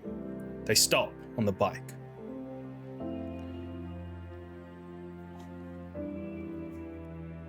Tyrus looks back at Chicago and pauses. The woman with him says, "We need to go back. Dread's there. The rest of the..." And he just says, "They're gone. Chicago's gone. We backed Maxwell because no other kindred would try to back us. Chicago is gone. We're gonna go somewhere else. We backed the wrong horse. And if that other kindred, that Jack, that's what I think he is. Chicago's in a whole world that we don't want to be part of. How about we go to Milwaukee? As long as we'll be safe there. We might have a chance for the war that's to come. Because it will come. It's already started. Let's go." Tyrus drives off with the woman behind. And on the bike that was gifted to them by Jack. So the bike that can be tracked, unbeknownst to them. We cut back to Chicago. There's a plume of smoke emanating within Chicago. It's almost commonplace now. Fires starting out of nowhere. The fire started out of nowhere. Onlookers look on in horror as the apartment building that T used to reside in is burning up in flames. One of the onlookers screams that there's a child in there as the small boy continues to stare out the window, seemingly unaware of the flames that burn up around him. The scene, according to Bronwyn, had to be cleaned up.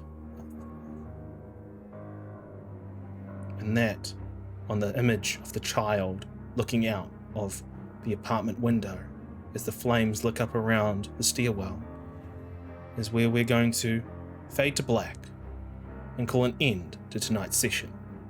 Thank you. It's a very long one, but it was a very fun one. Oh my god, we did literally nothing that we planned to do. That was fucking incredible. Thank you so much, Chris.